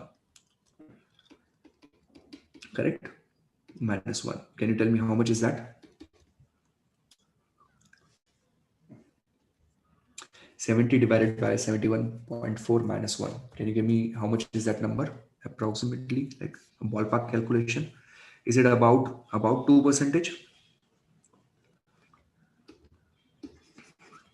Okay.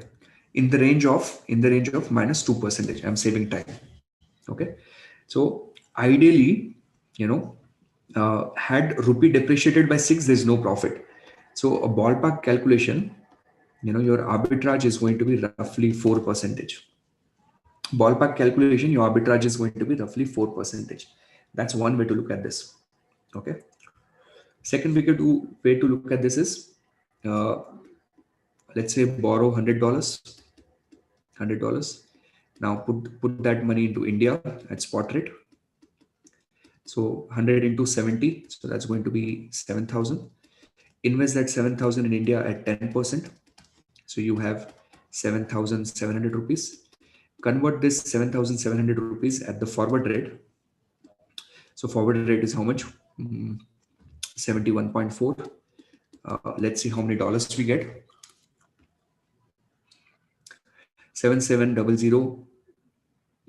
7700 divided by 71.4. That's equal to $107.84.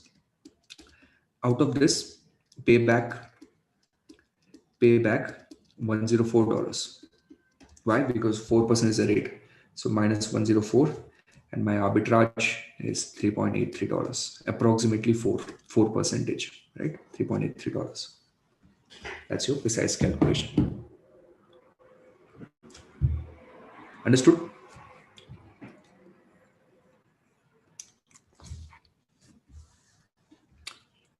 Come on. Yes, no, quick, fast. Everyone.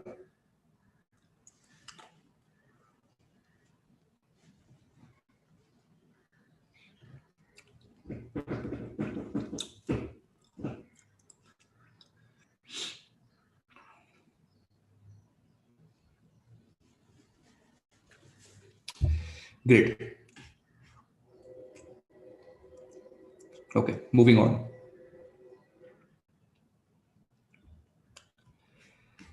Moving on.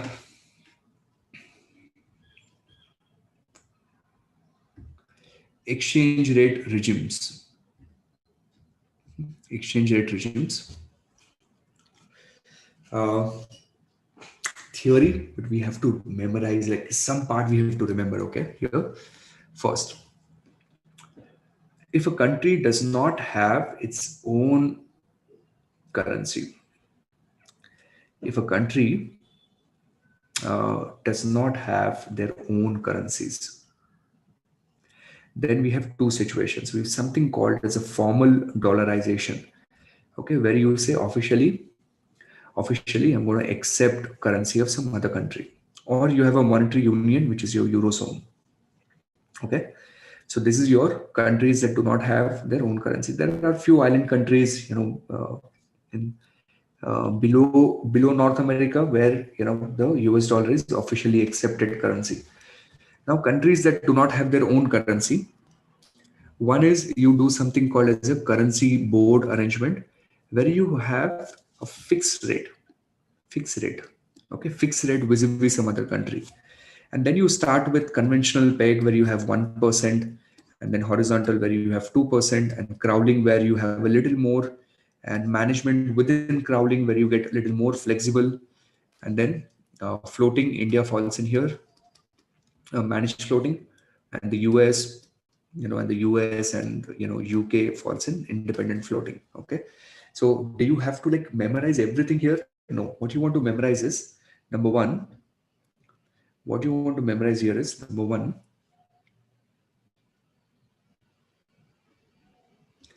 What you want to memorize here is, just a minute.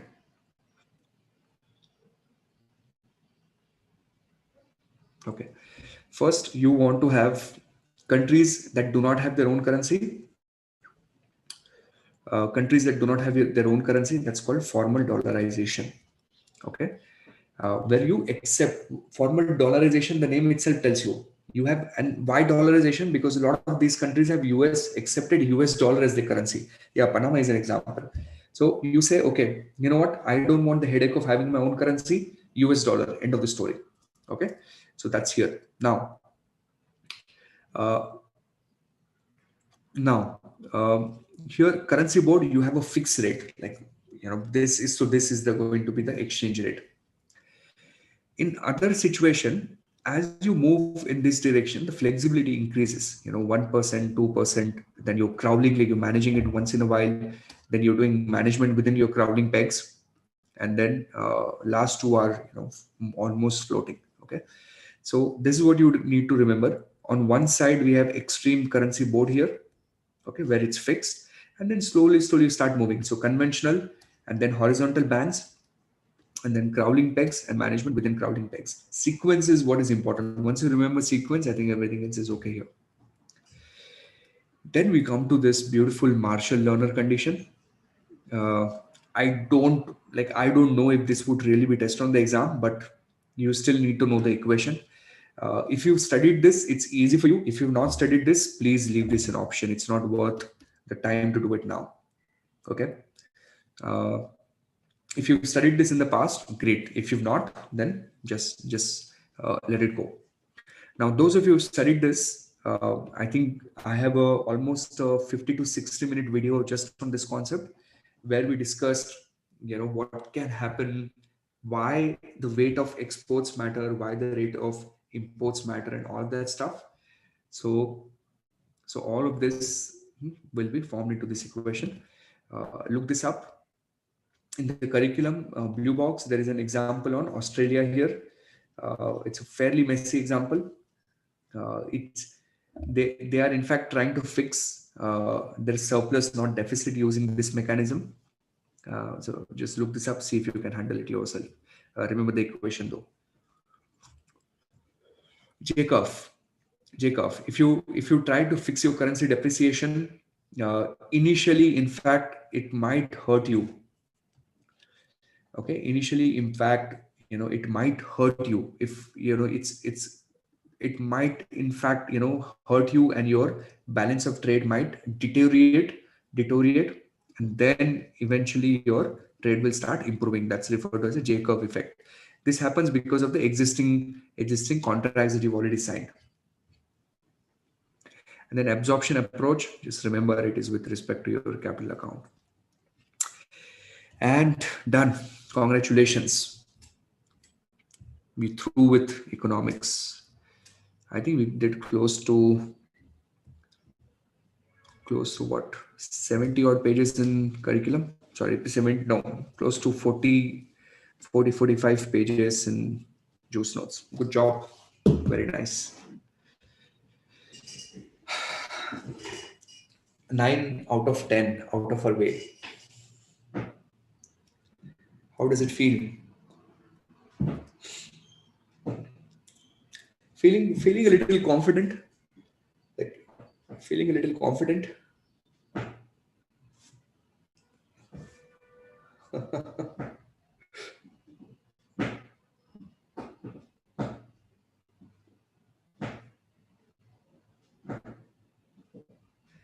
Yes, we should be done by 7:30.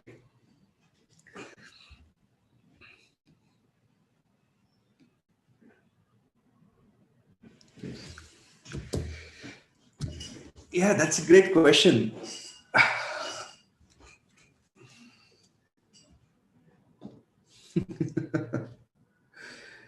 Good.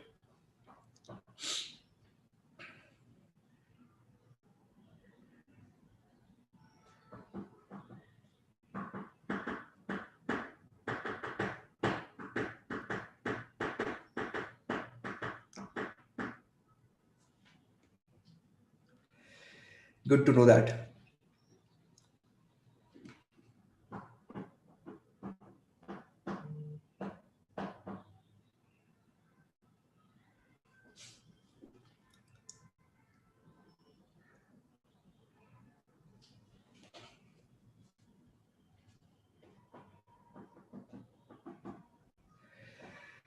Yeah.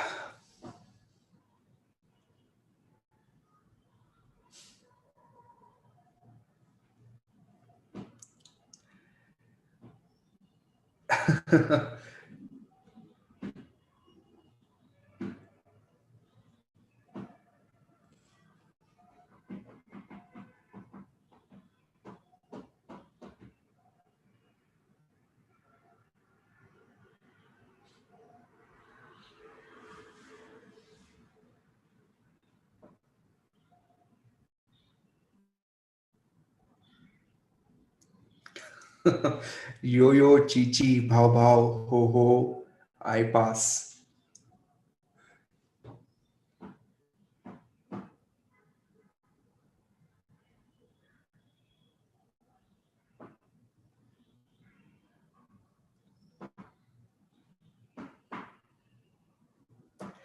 Uh, Alternative investment less than 90 minutes.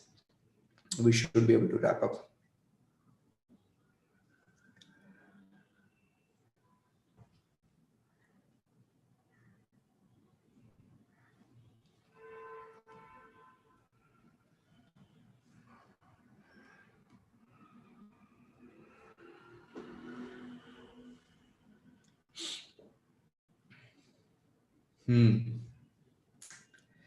Yeah, it has been fun days for both of us. I'm sure you'd remember. I'm sure you'd remember. You'd feel good about yourself. Uh, the fact that you were able to sit through the whole thing sincerely.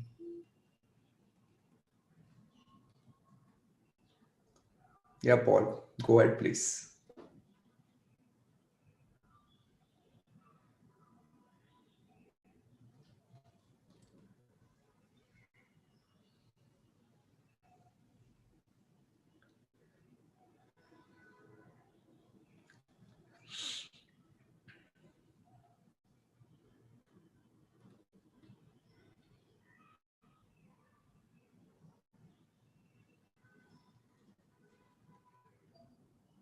Hmm.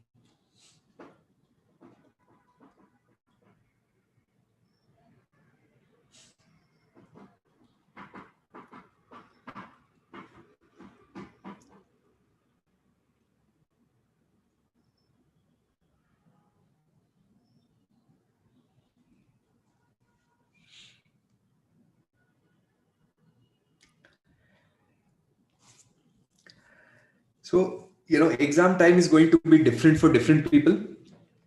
Uh,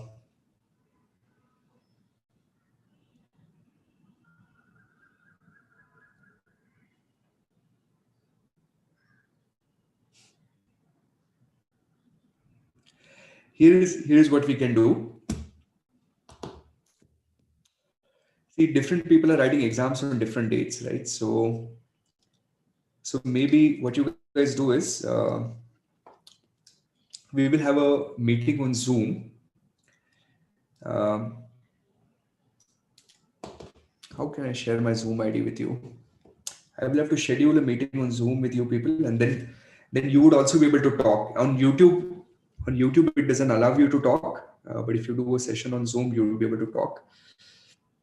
Okay, so uh, okay, I have a great idea. I have a great idea. What you guys do is, and I told you this also, the the first uh, the first video of the crash course,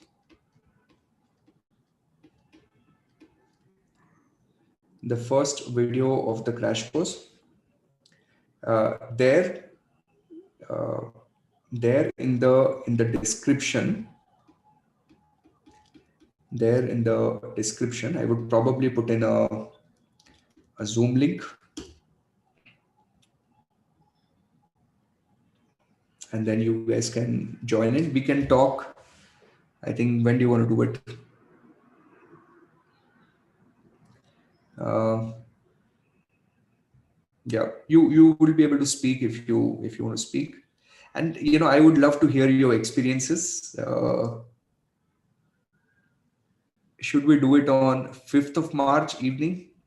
Will that work for you? 5th of March?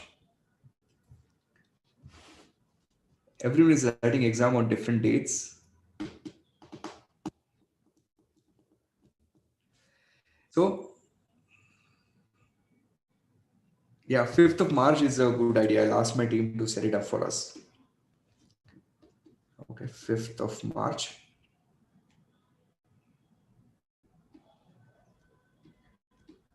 Some people are writing in March, so 5th of March.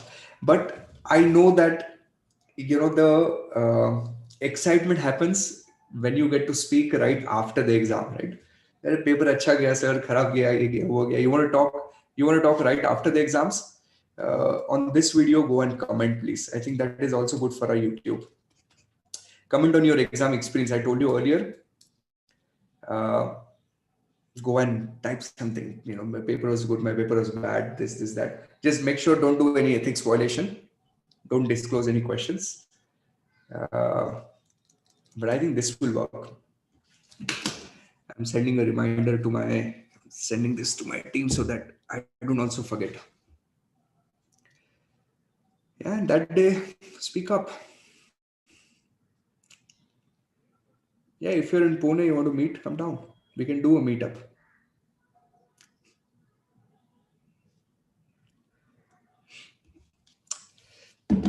Okay, good.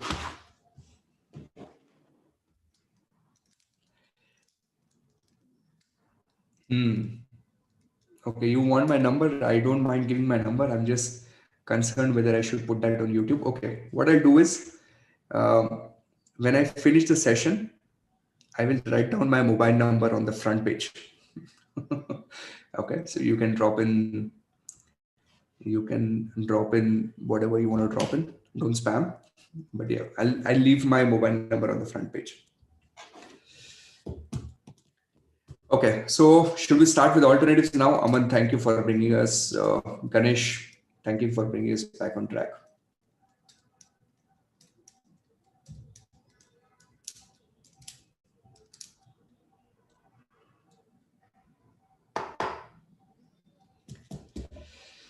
Guys, alternative investment. Let's get back to business.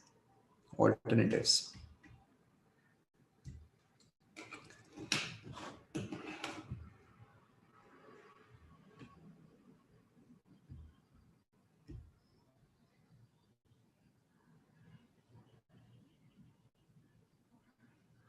Mm-hmm.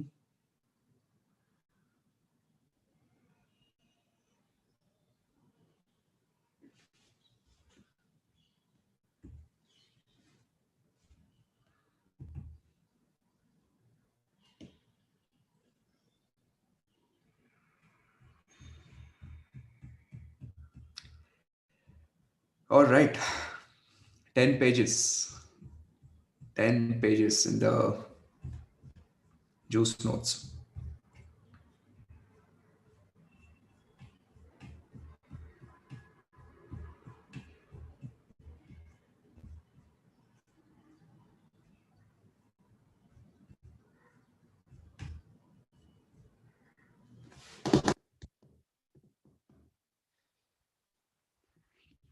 Alternative. Uh,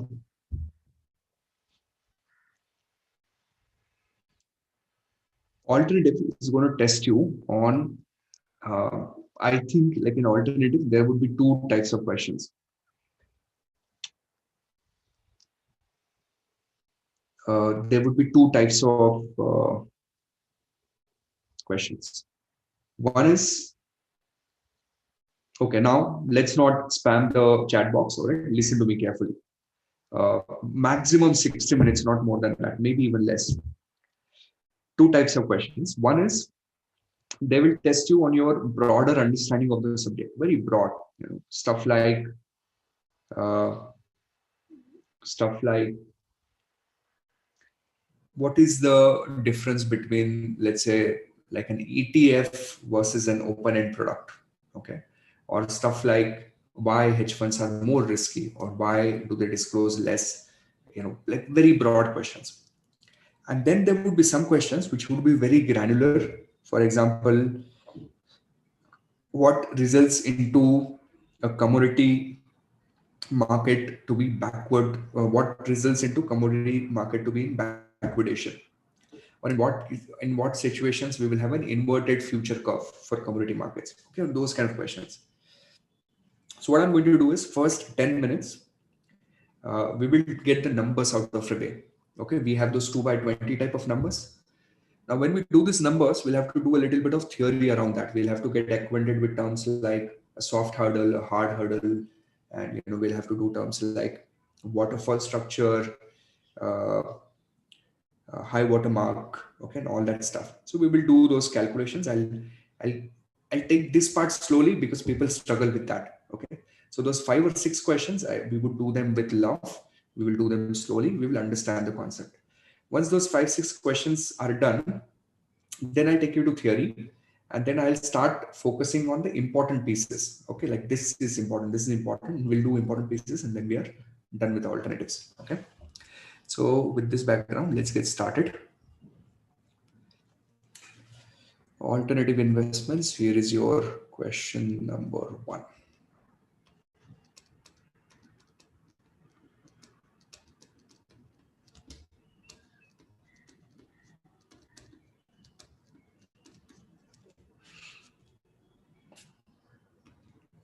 Yeah, we will do clawback as well. Question number 1. There is a simple 2 by 20 structure.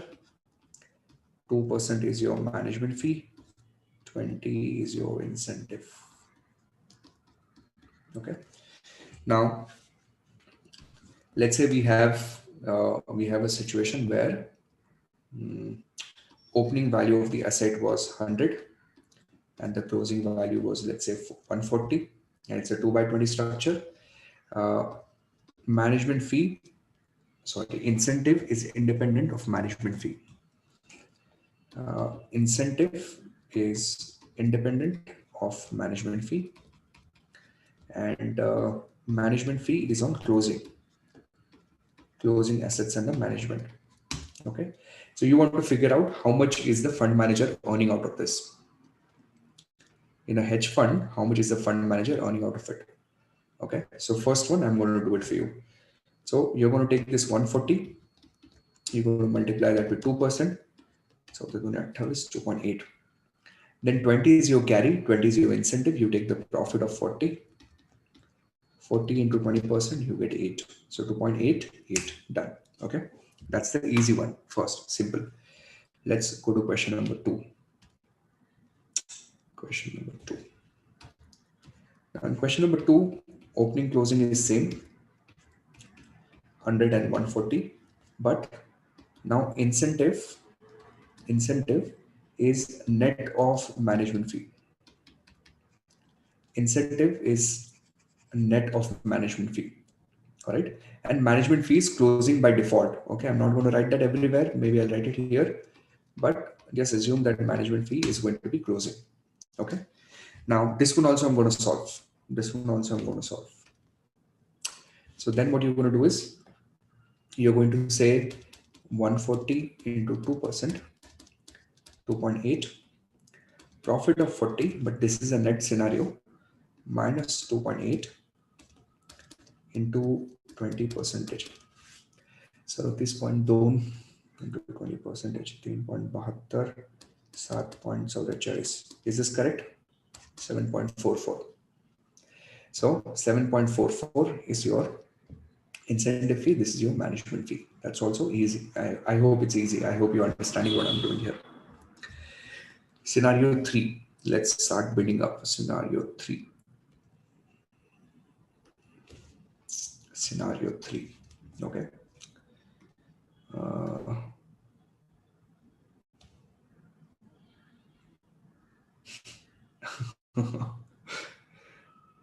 Okay.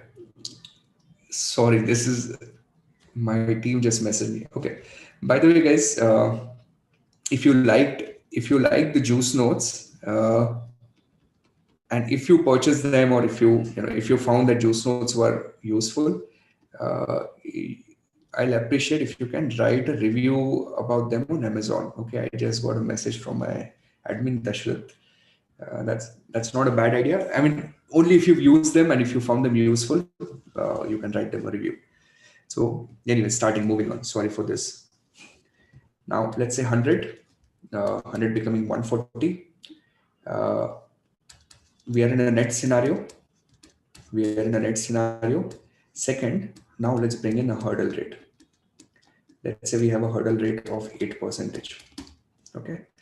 So how do you do hurdle rate of 8%?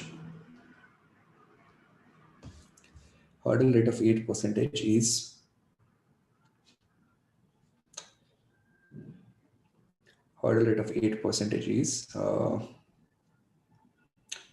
how you ask yourself that 100 became 140. Okay, 100 became 140. So what is your gross return? Your gross return is 40%. Have you crossed your hurdle? Yes. Now the question that you want to ask yourself is, what kind of hurdle is this? So there could be two scenarios, and calculation will change depending on the scenario that we're dealing with. Is this a soft hurdle? If this a soft hurdle, or is this a hard hurdle? Okay. Now, if it is a soft hurdle, calculation is different. If it is a hard hurdle, calculation is different. Now let's do the calculation for soft hurdle first. Here you cross the hurdle, then you say, okay, fine. 140 into 2.2%, 2.8. 40 minus 2.8 into 20% is going to be equal to 7.44. Okay, 7.44. Here hard hurdle is 140. Sorry, I'm a little distracted. 2.8, 40 minus 2.8 minus, okay, minus in a hard hurdle, We even deduct this 8 into 20%. So 10.8 म्हणजे 29.2. So 58.4, 5.84. Please cross check this. So 5.84, is this correct?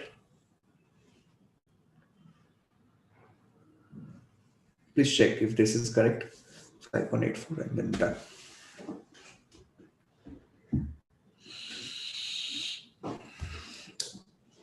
Okay. Good. So far, so good. Please confirm if you have understood what I'm trying to do here.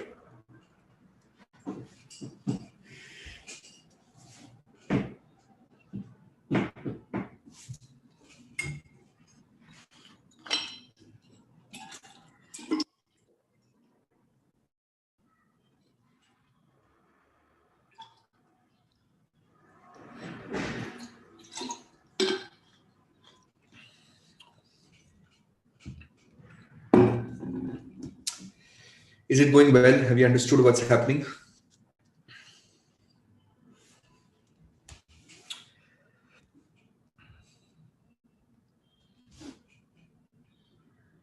Okay, very nice.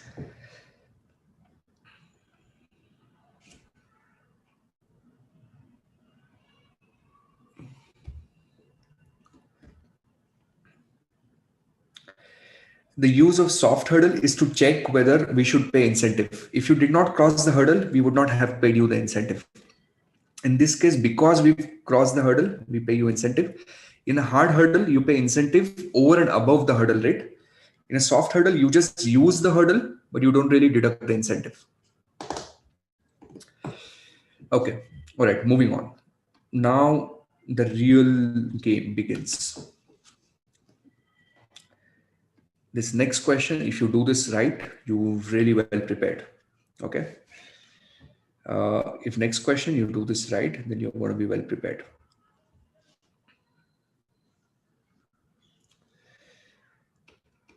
Time 0, time 1, time 2, time 3.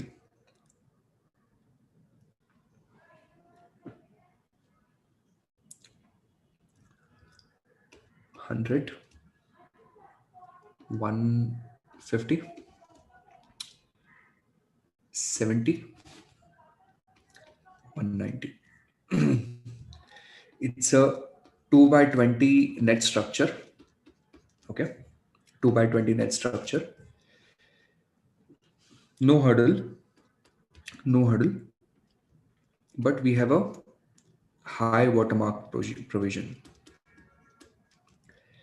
We have a high watermark provision.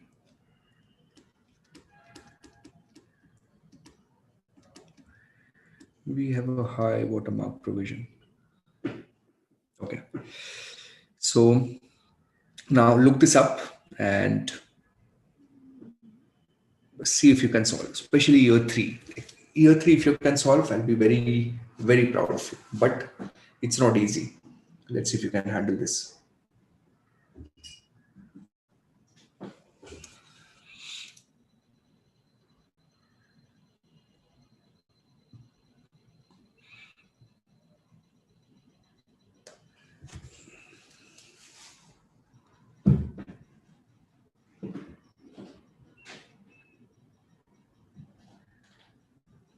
Yeah, incentive net of management fee. But there is a management fee at the end of the year. By default, these are some of the things. Of course, someone is asking if nothing is mentioned, what do you assume? Generally, it doesn't happen that they would not mention it. They are supposed to mention. I really don't know what would I do if it is not mentioned. I would probably go with a soft hurdle. I would probably go with a soft hurdle if it's not mentioned, but I don't know. I don't know the answer. That's the real answer. That's what I would do, but I'm not sure. I haven't seen a situation like this.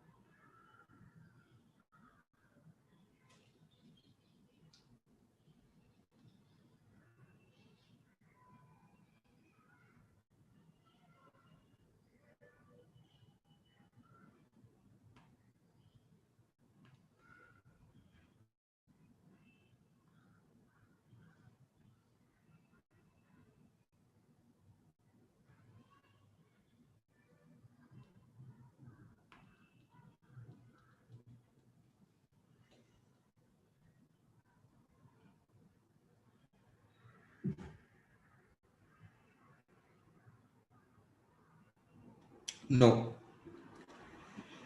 Such lengthy questions on the exam is unlikely, but if you do it, it will help you build strong concepts.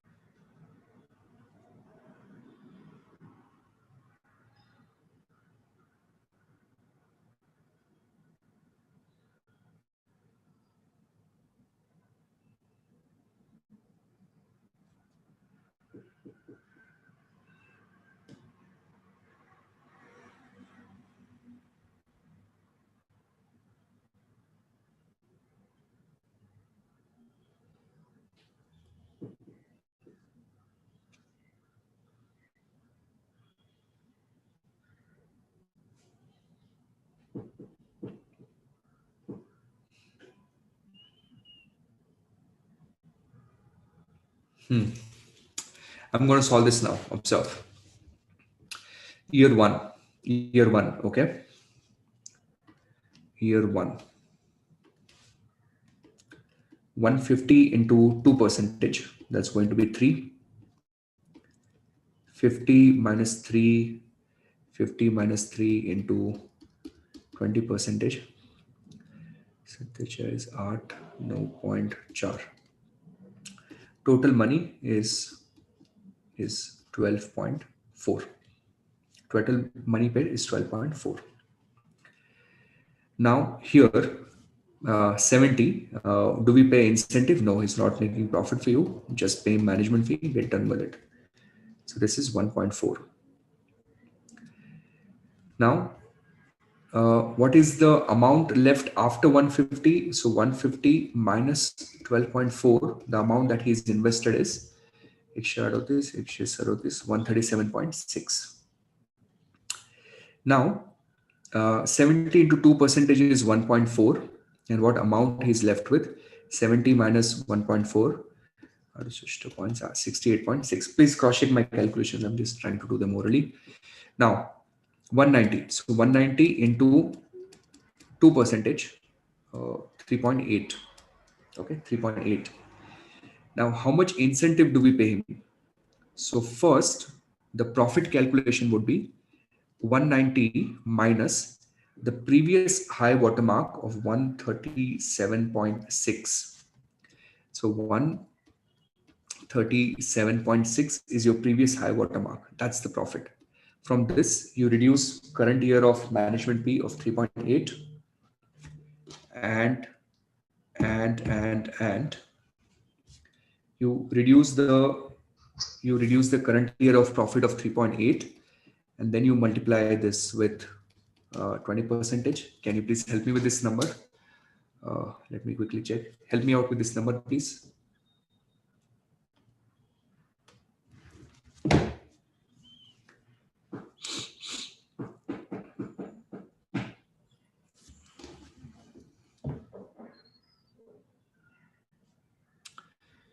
Just wait for a minute.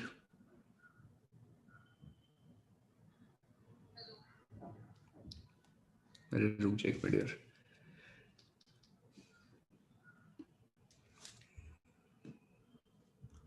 So 190 minus 137.6 minus 3.8 into 0.2, we're looking at 9.72. And there you go, that's your answer.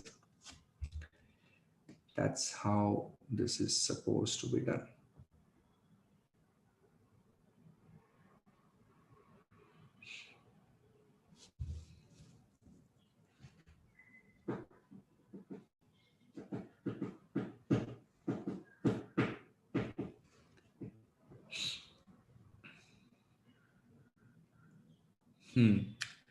So intuitively, right?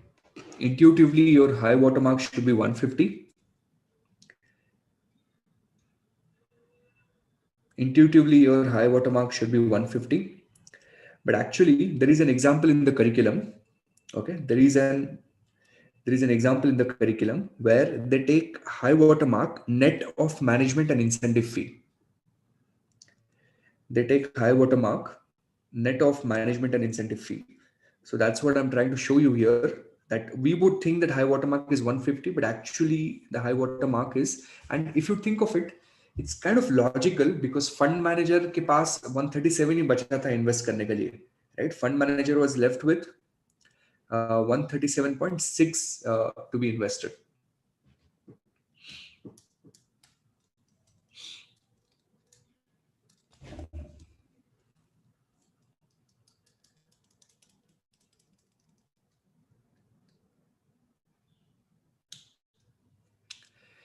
Is this clear? Have you?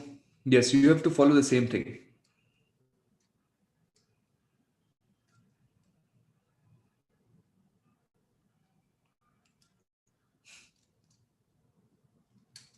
Have you guys understood this?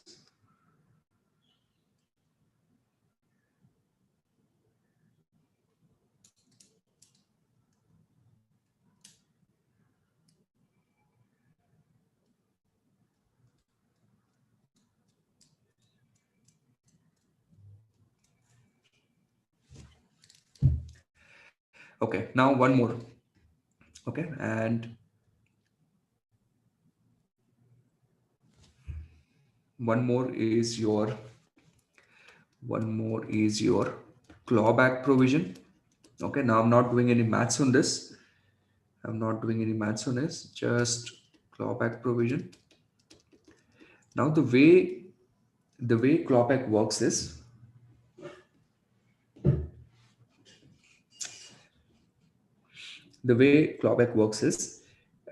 if your fund manager has taken more money from you, if your fund manager has taken more money from you, and on a total basis he's not made profit, he's supposed to return you that money.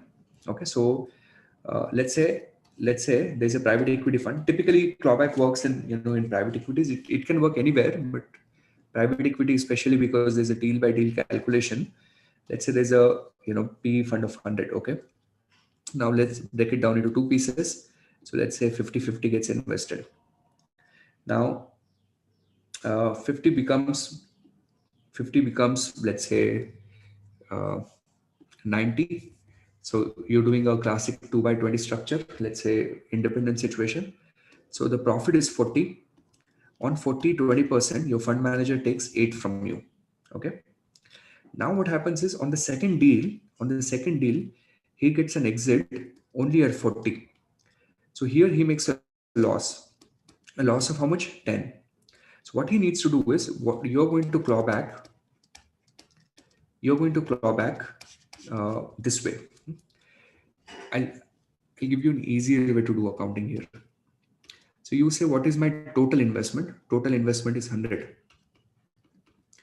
Okay, total investment is equal to 100. Now what is the total return received? Total return received 90 into 40 is equal to 130. So what is the profit? Profit is 30.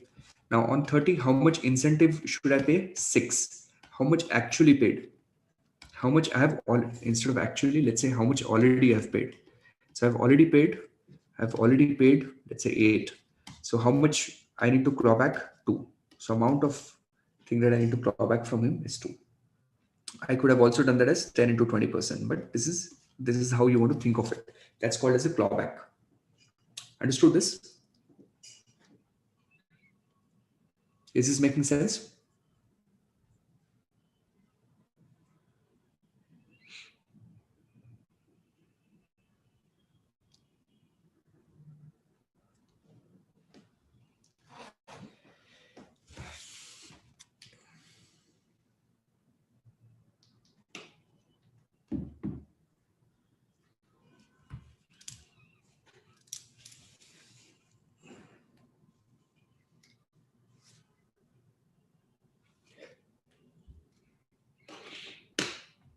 All right. So with this, more or less numbers are done and time to attack theory.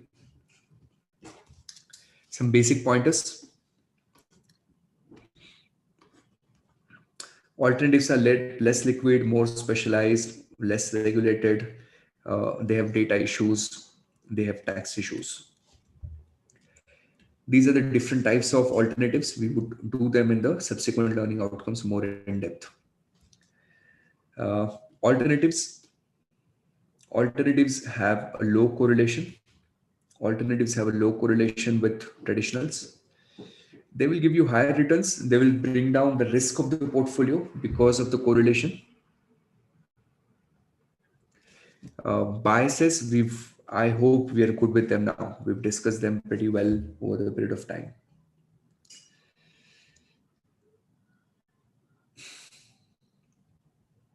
Shrest, put that in the comments. Hedge funds. Hedge funds. These are broadly mutual funds for rich people. The ticket size is higher. They take leverage. They take risk. They try to generate returns for you. Lockup period, once you put your money into hedge fund, you cannot take it out for a period of 2-3 years. If you want to take it out, if you uh, if you want to take it out, you'd have to give your fund manager a notice for a few months. uh, fund of fund Fund of fund. Okay, this part gets interesting. I want you to kind of listen to this carefully. Fund of fund means, instead of you doing a mutual fund, you give your money to FOF, and FOF in turn would invest into the hedge funds. Benefit that gets is, because FOF is investing a very large amount in hedge funds, he gets a preferential treatment. He can negotiate better pricing. Okay, who? The FOF fund manager. FOF fund manager can negotiate better pricing from the hedge fund manager. So that's one benefit. Second benefit, of course, clearly, if you're doing FOF, you get diversification.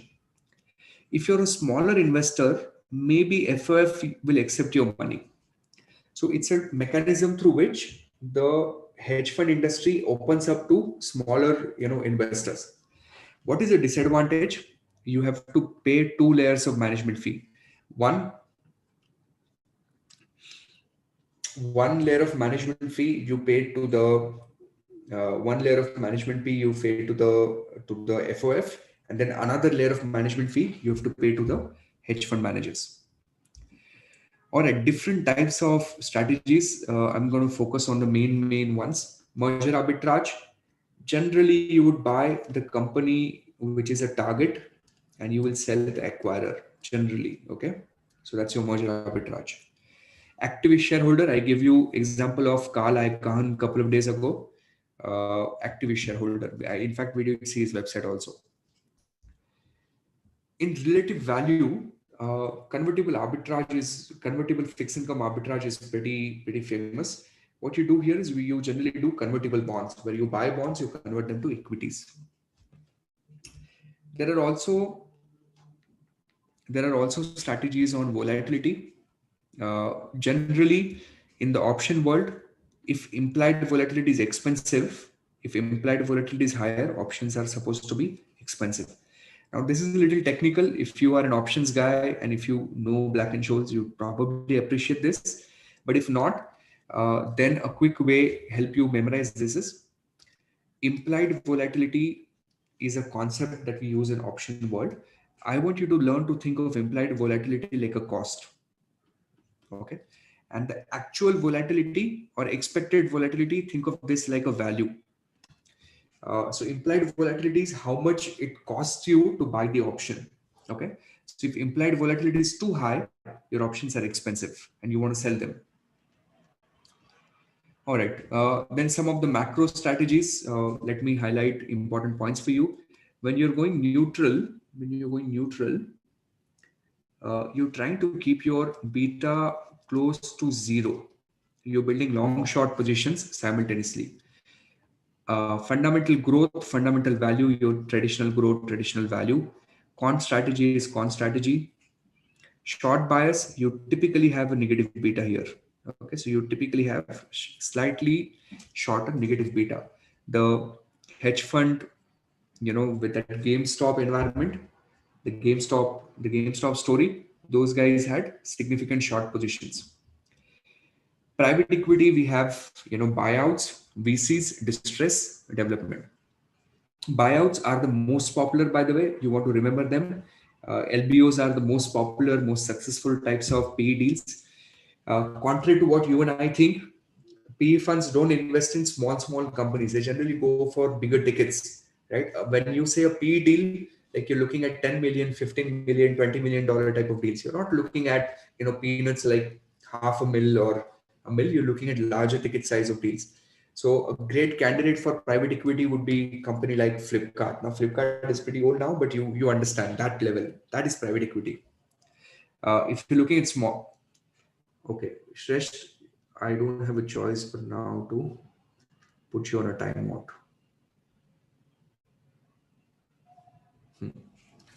Okay. Uh, then VC funds, distress funds and all those kind of things. Moving on.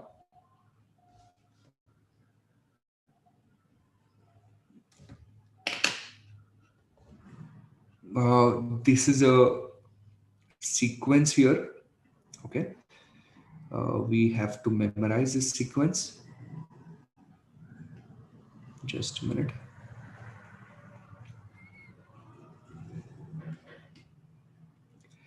So venture capital goes through formative, angel, seed, early stage, later stage, mezzanine stage. Some student give me this technique. Uh, I had written that down at that time. Let me check if that works. FinTree assessment study at early stage makes life better at later stage. Later stage. Okay, that's good. So I'll tell you what FinTree assessment is. We basically conduct an exam. Okay. This exam we used to conduct to help people decide which CFA attempt to write. Okay, like whether they should write the current attempt or based on in general their level of preparation and what we think. So those exams were called the FinTree assessment test. Okay, like we used to do them. During COVID, we stopped because of course the exams were not happening. We'll probably start them again. Those are called FinTree assessment tests. So if you remember this, FinTree assessment study at early stage makes life better at later stage. So if you pass, like the idea was, if you pass FinTree assessment, then your probability of passing through the actual exam improves because we had a strong filter. We had a doubt. We used to tell candidate to push it a little bit more. So FinTree assessment study at early stage makes your life better at later stage. Remember this, or take a screenshot. Okay, so that you would be able to remember the sequence. Formative, angel, seed early, later, and then mezzanine is just a stage before IPO. All right, this part I'm going to skip through. Private equity, very important. We have this thing called the committed capital. What is committed capital? I think I did an example a couple of days ago where not all the money goes in one go. You make the commitment, but the money comes to you slowly over a period of time, right? So that's your committed capital. This committed capital could be drawn down at any point of time. So the fund manager can call you. He says, "I'll need the money. You'll have to pay him." Clawback we've already discussed. All right. Now, what are the preferred exits for a private equity? The most preferred exit is IPO. Uh, IPO happens, private equity investor gets maximum money. If IPO doesn't happen, then the second preferred thing is a trade sale. In a trade sale, they're selling it to a competitor. If that doesn't happen, then they would try and sell to a secondary sale, like to a private equity firm. Otherwise, then recap or write off. Okay, real estate. Where are we focusing here? REITs. Why do you want to buy REITs? You get dividends. Okay. Do they give you tax benefit? Yes. Timberlands, farmlands. You know what they are. I'm not going to spend time on that. Appraisal index. Again, couple of days ago, no, it was in some other class. Appraisal index is important. Let me show it to you. See, did we discuss appraisal index? I faintly remember having done that somewhere, but I'm not sure. Did I show you how they kind of reduce the volatility? Uh, then what the real volatility is? So we have that smoothing process. I think we did, but I am not sure.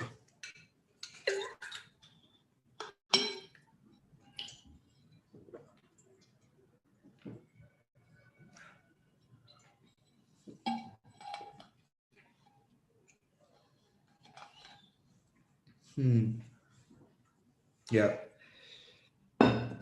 Okay, good. Uh,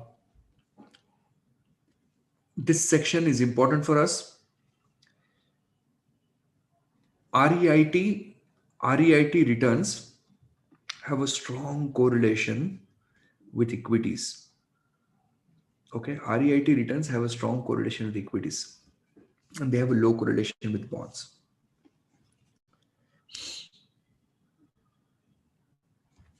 Okay, moving on. Commodity ETFs, you guys know, managed futures. Managed futures are very popular type of strategies. They generally do derivatives in the commodity space. Moving on.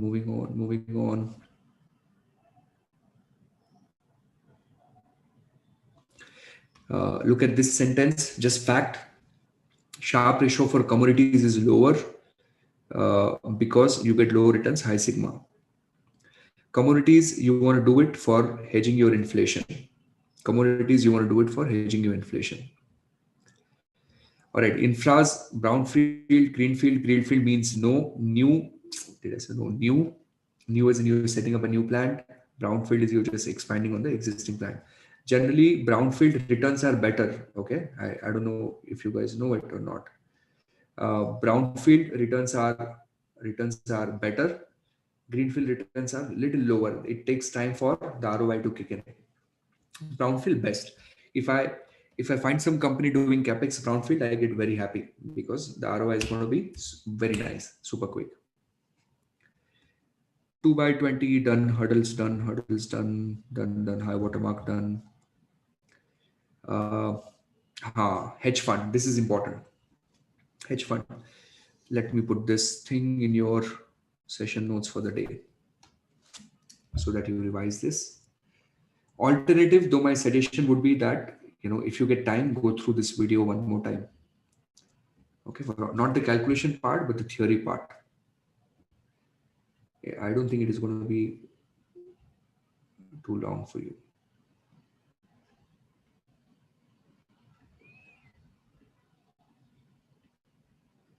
Okay. So what is this? This is about the hedge fund. Hedge funds generally calculate two types of NAVs. One is your accounting NAV, where they just do the asset value minus liability and blah, blah, blah.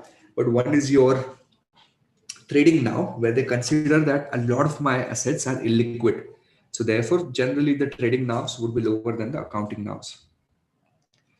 Private equity valuation, same approach, markets, DCF, asset based. In the real estate, we have this approach called the income approach. You want to know that? I'm going to put this in your juice notes. Sorry, put this in your session notes here.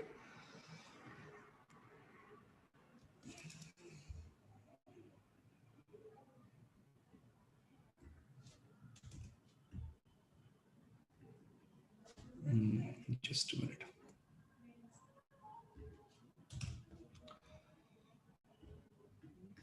Okay, here. Now, what is this? What does this stand for and what does it really mean? So, in the income approach, you're trying to value the asset based on very broadly how much rent it gets. Okay. So how to remember that NOI formula? So I put in a memory trick there. NOI formula could be thought of as an EBIT. So what you do is whatever rental income you're getting at full occupancy, you take that. You add other income to it. Other income means if you have a real estate, at times, you would get parking benefit, you would get hoarding benefits. So rental income at full occupancy plus other income minus vacancy and collection loss minus operating expenses. Okay, minus operating expenses. What you're not deducting here, you're not deducting interest, you're not deducting income taxes. Will you deduct property taxes? Yes. Will you deduct income tax? No. That's your formula for NOI. And this NOI, you divide with something called as the cap rate. Now, of course, when you come to CFA level 2, we will do a lot of maths on this. At level 1, just a formula, maybe a numerical, but again, I feel very unlikely. But easy technique, right? Operating income, EBIT. Operating income, EBIT. So that will make it easy for you. And how do you get cap rate? Cap rate is nothing but your denominator of Gordon growth formula. What is this? Denominator of GGM. Cap rate is nothing but denominator of Gordon growth model. That's it. That's how you're going to remember this. Okay. Moving forward.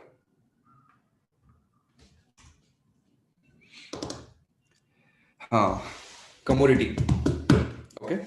So in the commodity market, if future price is lower than the spot price, we call this backwardation. If future price is higher, we call it contango. You know it.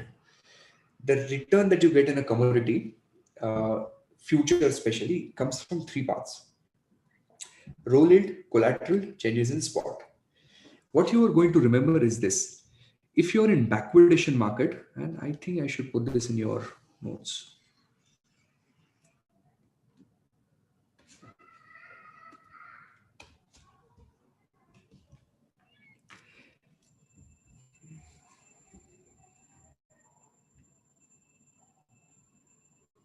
Okay. So if you're in a if you're in a backwardation market and you're long on the future contract, roll yield is positive. Backwardation market, you're long, your roll yield is going to be positive. Contango, roll yield becomes negative. Collateral is, what you get on your collateral. Spot price will change. That will also impact your future returns. Next one, alternative investments generally have alternative investments generally have okay alternative investment generally have focus on me. Last 5 or 10 minutes of this crash course, so please listen to this carefully. Alternative investments generally have leptokurtic and left skewed distribution. Leptokurtic, left skewed distribution. Leptokurtic, left skewed distribution. Keep this at the back of your mind. They have very high peaks, fat tails. Okay, very high frequency of getting into tails, and a lot of times that tail is, left tail is stronger. That means losses. So in alternative investment, in a simple language, you will make large losses too many times. You will make large losses too many times, right? That's called as a left skewed. Okay. Yeah. Yeah. Which ratio to use? VAR or Sortino ratio. Remember that again. And we're done. Wow.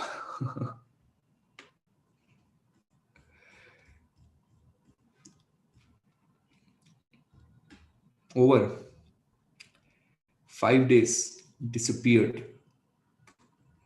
out of thin air. All 10 subjects done.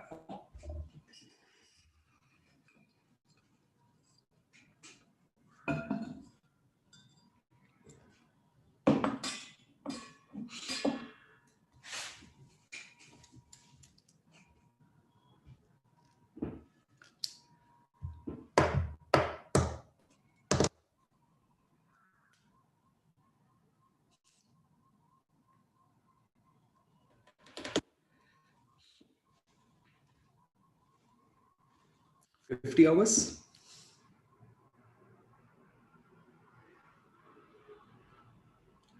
I passed too.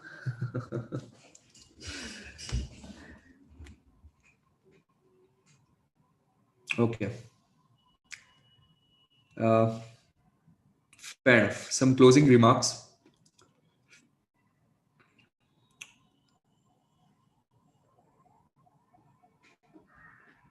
Some closing remarks. Now, two parts. Number one, how can we stay connected? I'll share my number here. Uh, you can WhatsApp me. This is my India number. This is the only number I have. I don't have a personal and a professional number. So I'll be happy to get in touch. WhatsApp. And I'm not a social media person. So, and I don't kind of enjoy social media too much. So just be a little patient with my replies. I try and reply everyone, but it takes time. So that's how we can stay connected. Happy to connect. That's one. Second, uh, if you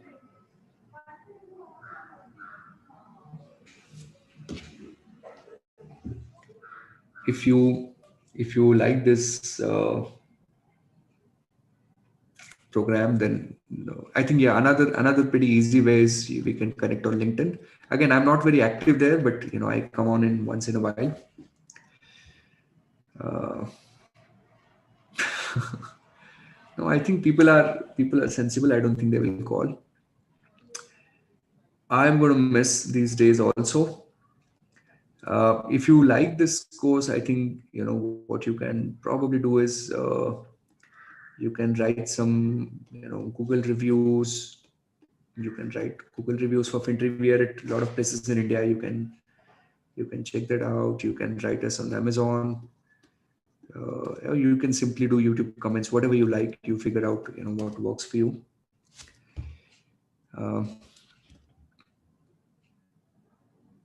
Now, if you're in Pune, if you ever happen to be in Pune, you can come down at Bhandarkar Road. Just check with me before you come in. Bhandarkar Road. Feel free to come in. I'll be happy to meet. Now, on 5th, what date did we decide? Sorry, I forgot the date. 5th. On where is that?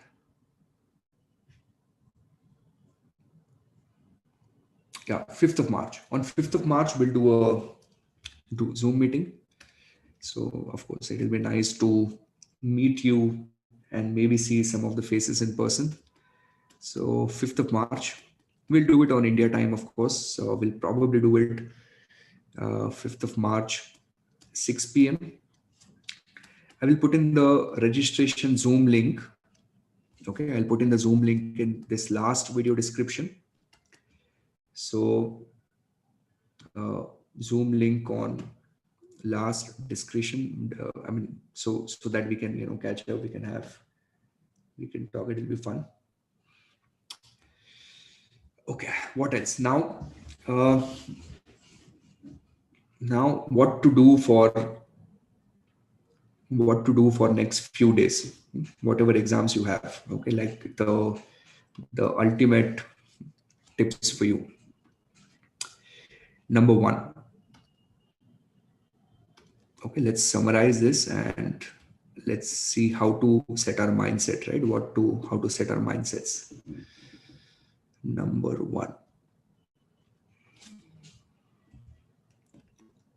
one, focus on process. Every day in the morning, get up and tell yourself that I'm going to follow a process. Don't say I don't care about results. And this, I don't care about results. Okay. focus on the process. It helps. It helps. Okay, it helps a lot. And even like in my personal life, I'm telling you, I have experienced this so many times. I remember the first batch I taught CFA students. I had 5 people in my class. Okay, and I had quit a job which was paying me reasonably well, and then I was experimenting. I started teaching, but it really doesn't matter, right? It really doesn't matter what the results are. What matters is, am I doing it right? Like, am I focusing on the right thing? Every day in the morning I get up, uh, this is what I'm supposed to do, this is where I want to reach. As long as you are focusing on the process, I think results don't matter. Get up in the morning, study sincerely every day for next few days. Now, second, as I told you, the first, let's say, 1 hour after you get up, for whatever days you have after you get up, uh, go to your wall. Okay, go to your wall, and your wall will have posters, and the posters or post-its, and it will have things that you tend to forget easily. Okay, so it will have formulas, it will have, whatever stuff that you feel, I need to revise and I need to remember this. Get up and immediately go and start reading whatever you've written on your post-its. That will help you immensely. You'd realize, even if you do this for a week and write the exam, your pictorial memory will work for you. Okay, so that's second. Third third now, after this, no new topics. Okay, no new topics. Assuming you are in the last 10-15 days of your studies, if there is a topic that you feel ye mere ko nahi aata hai, like I don't know it, let it go. Let it go. Really, it does not matter. uh, if you leave out few small, I don't mean readings, but few learning outcomes here and there. And even if there is reading now, okay, let it go, please. Revise what you already know well. Psychology is more important than anything else now. Okay, psychology is more important than anything else. So it's very, very easy to uh, very easy to kind of hurt if you have that intention कि खुद को डराना है, then you try and do new topics. So don't do it. It doesn't make sense. No new topics. Just revise what you already know.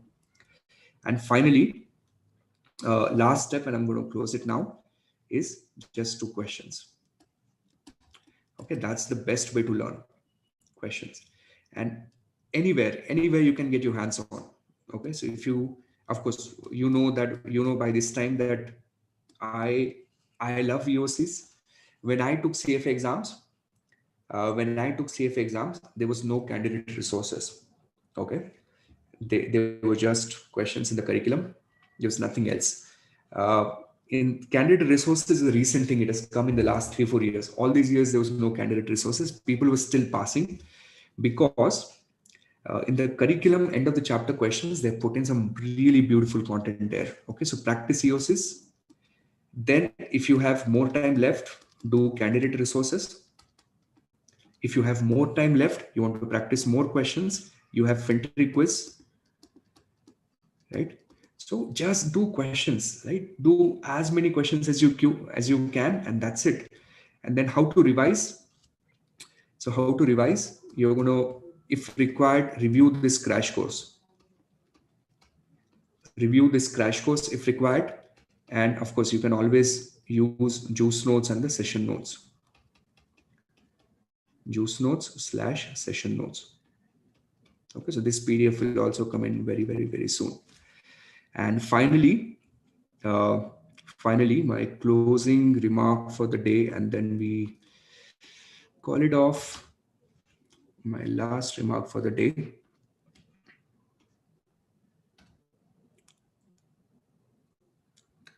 Let me get a FinTree blue. Let me go closer to a FinTree blue. Yeah, okay. I'm closest to the FinTree blue.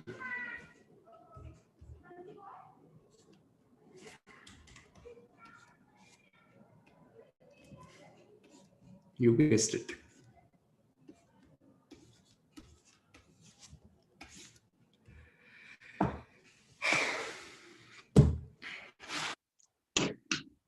you are going to pass. Make this work for yourself. So thank you very much, for giving me the opportunity and spending your valuable time with me. I truly appreciate it, and wish you all good luck. Enjoy the process and stay connected. Okay, so thank you and bye bye.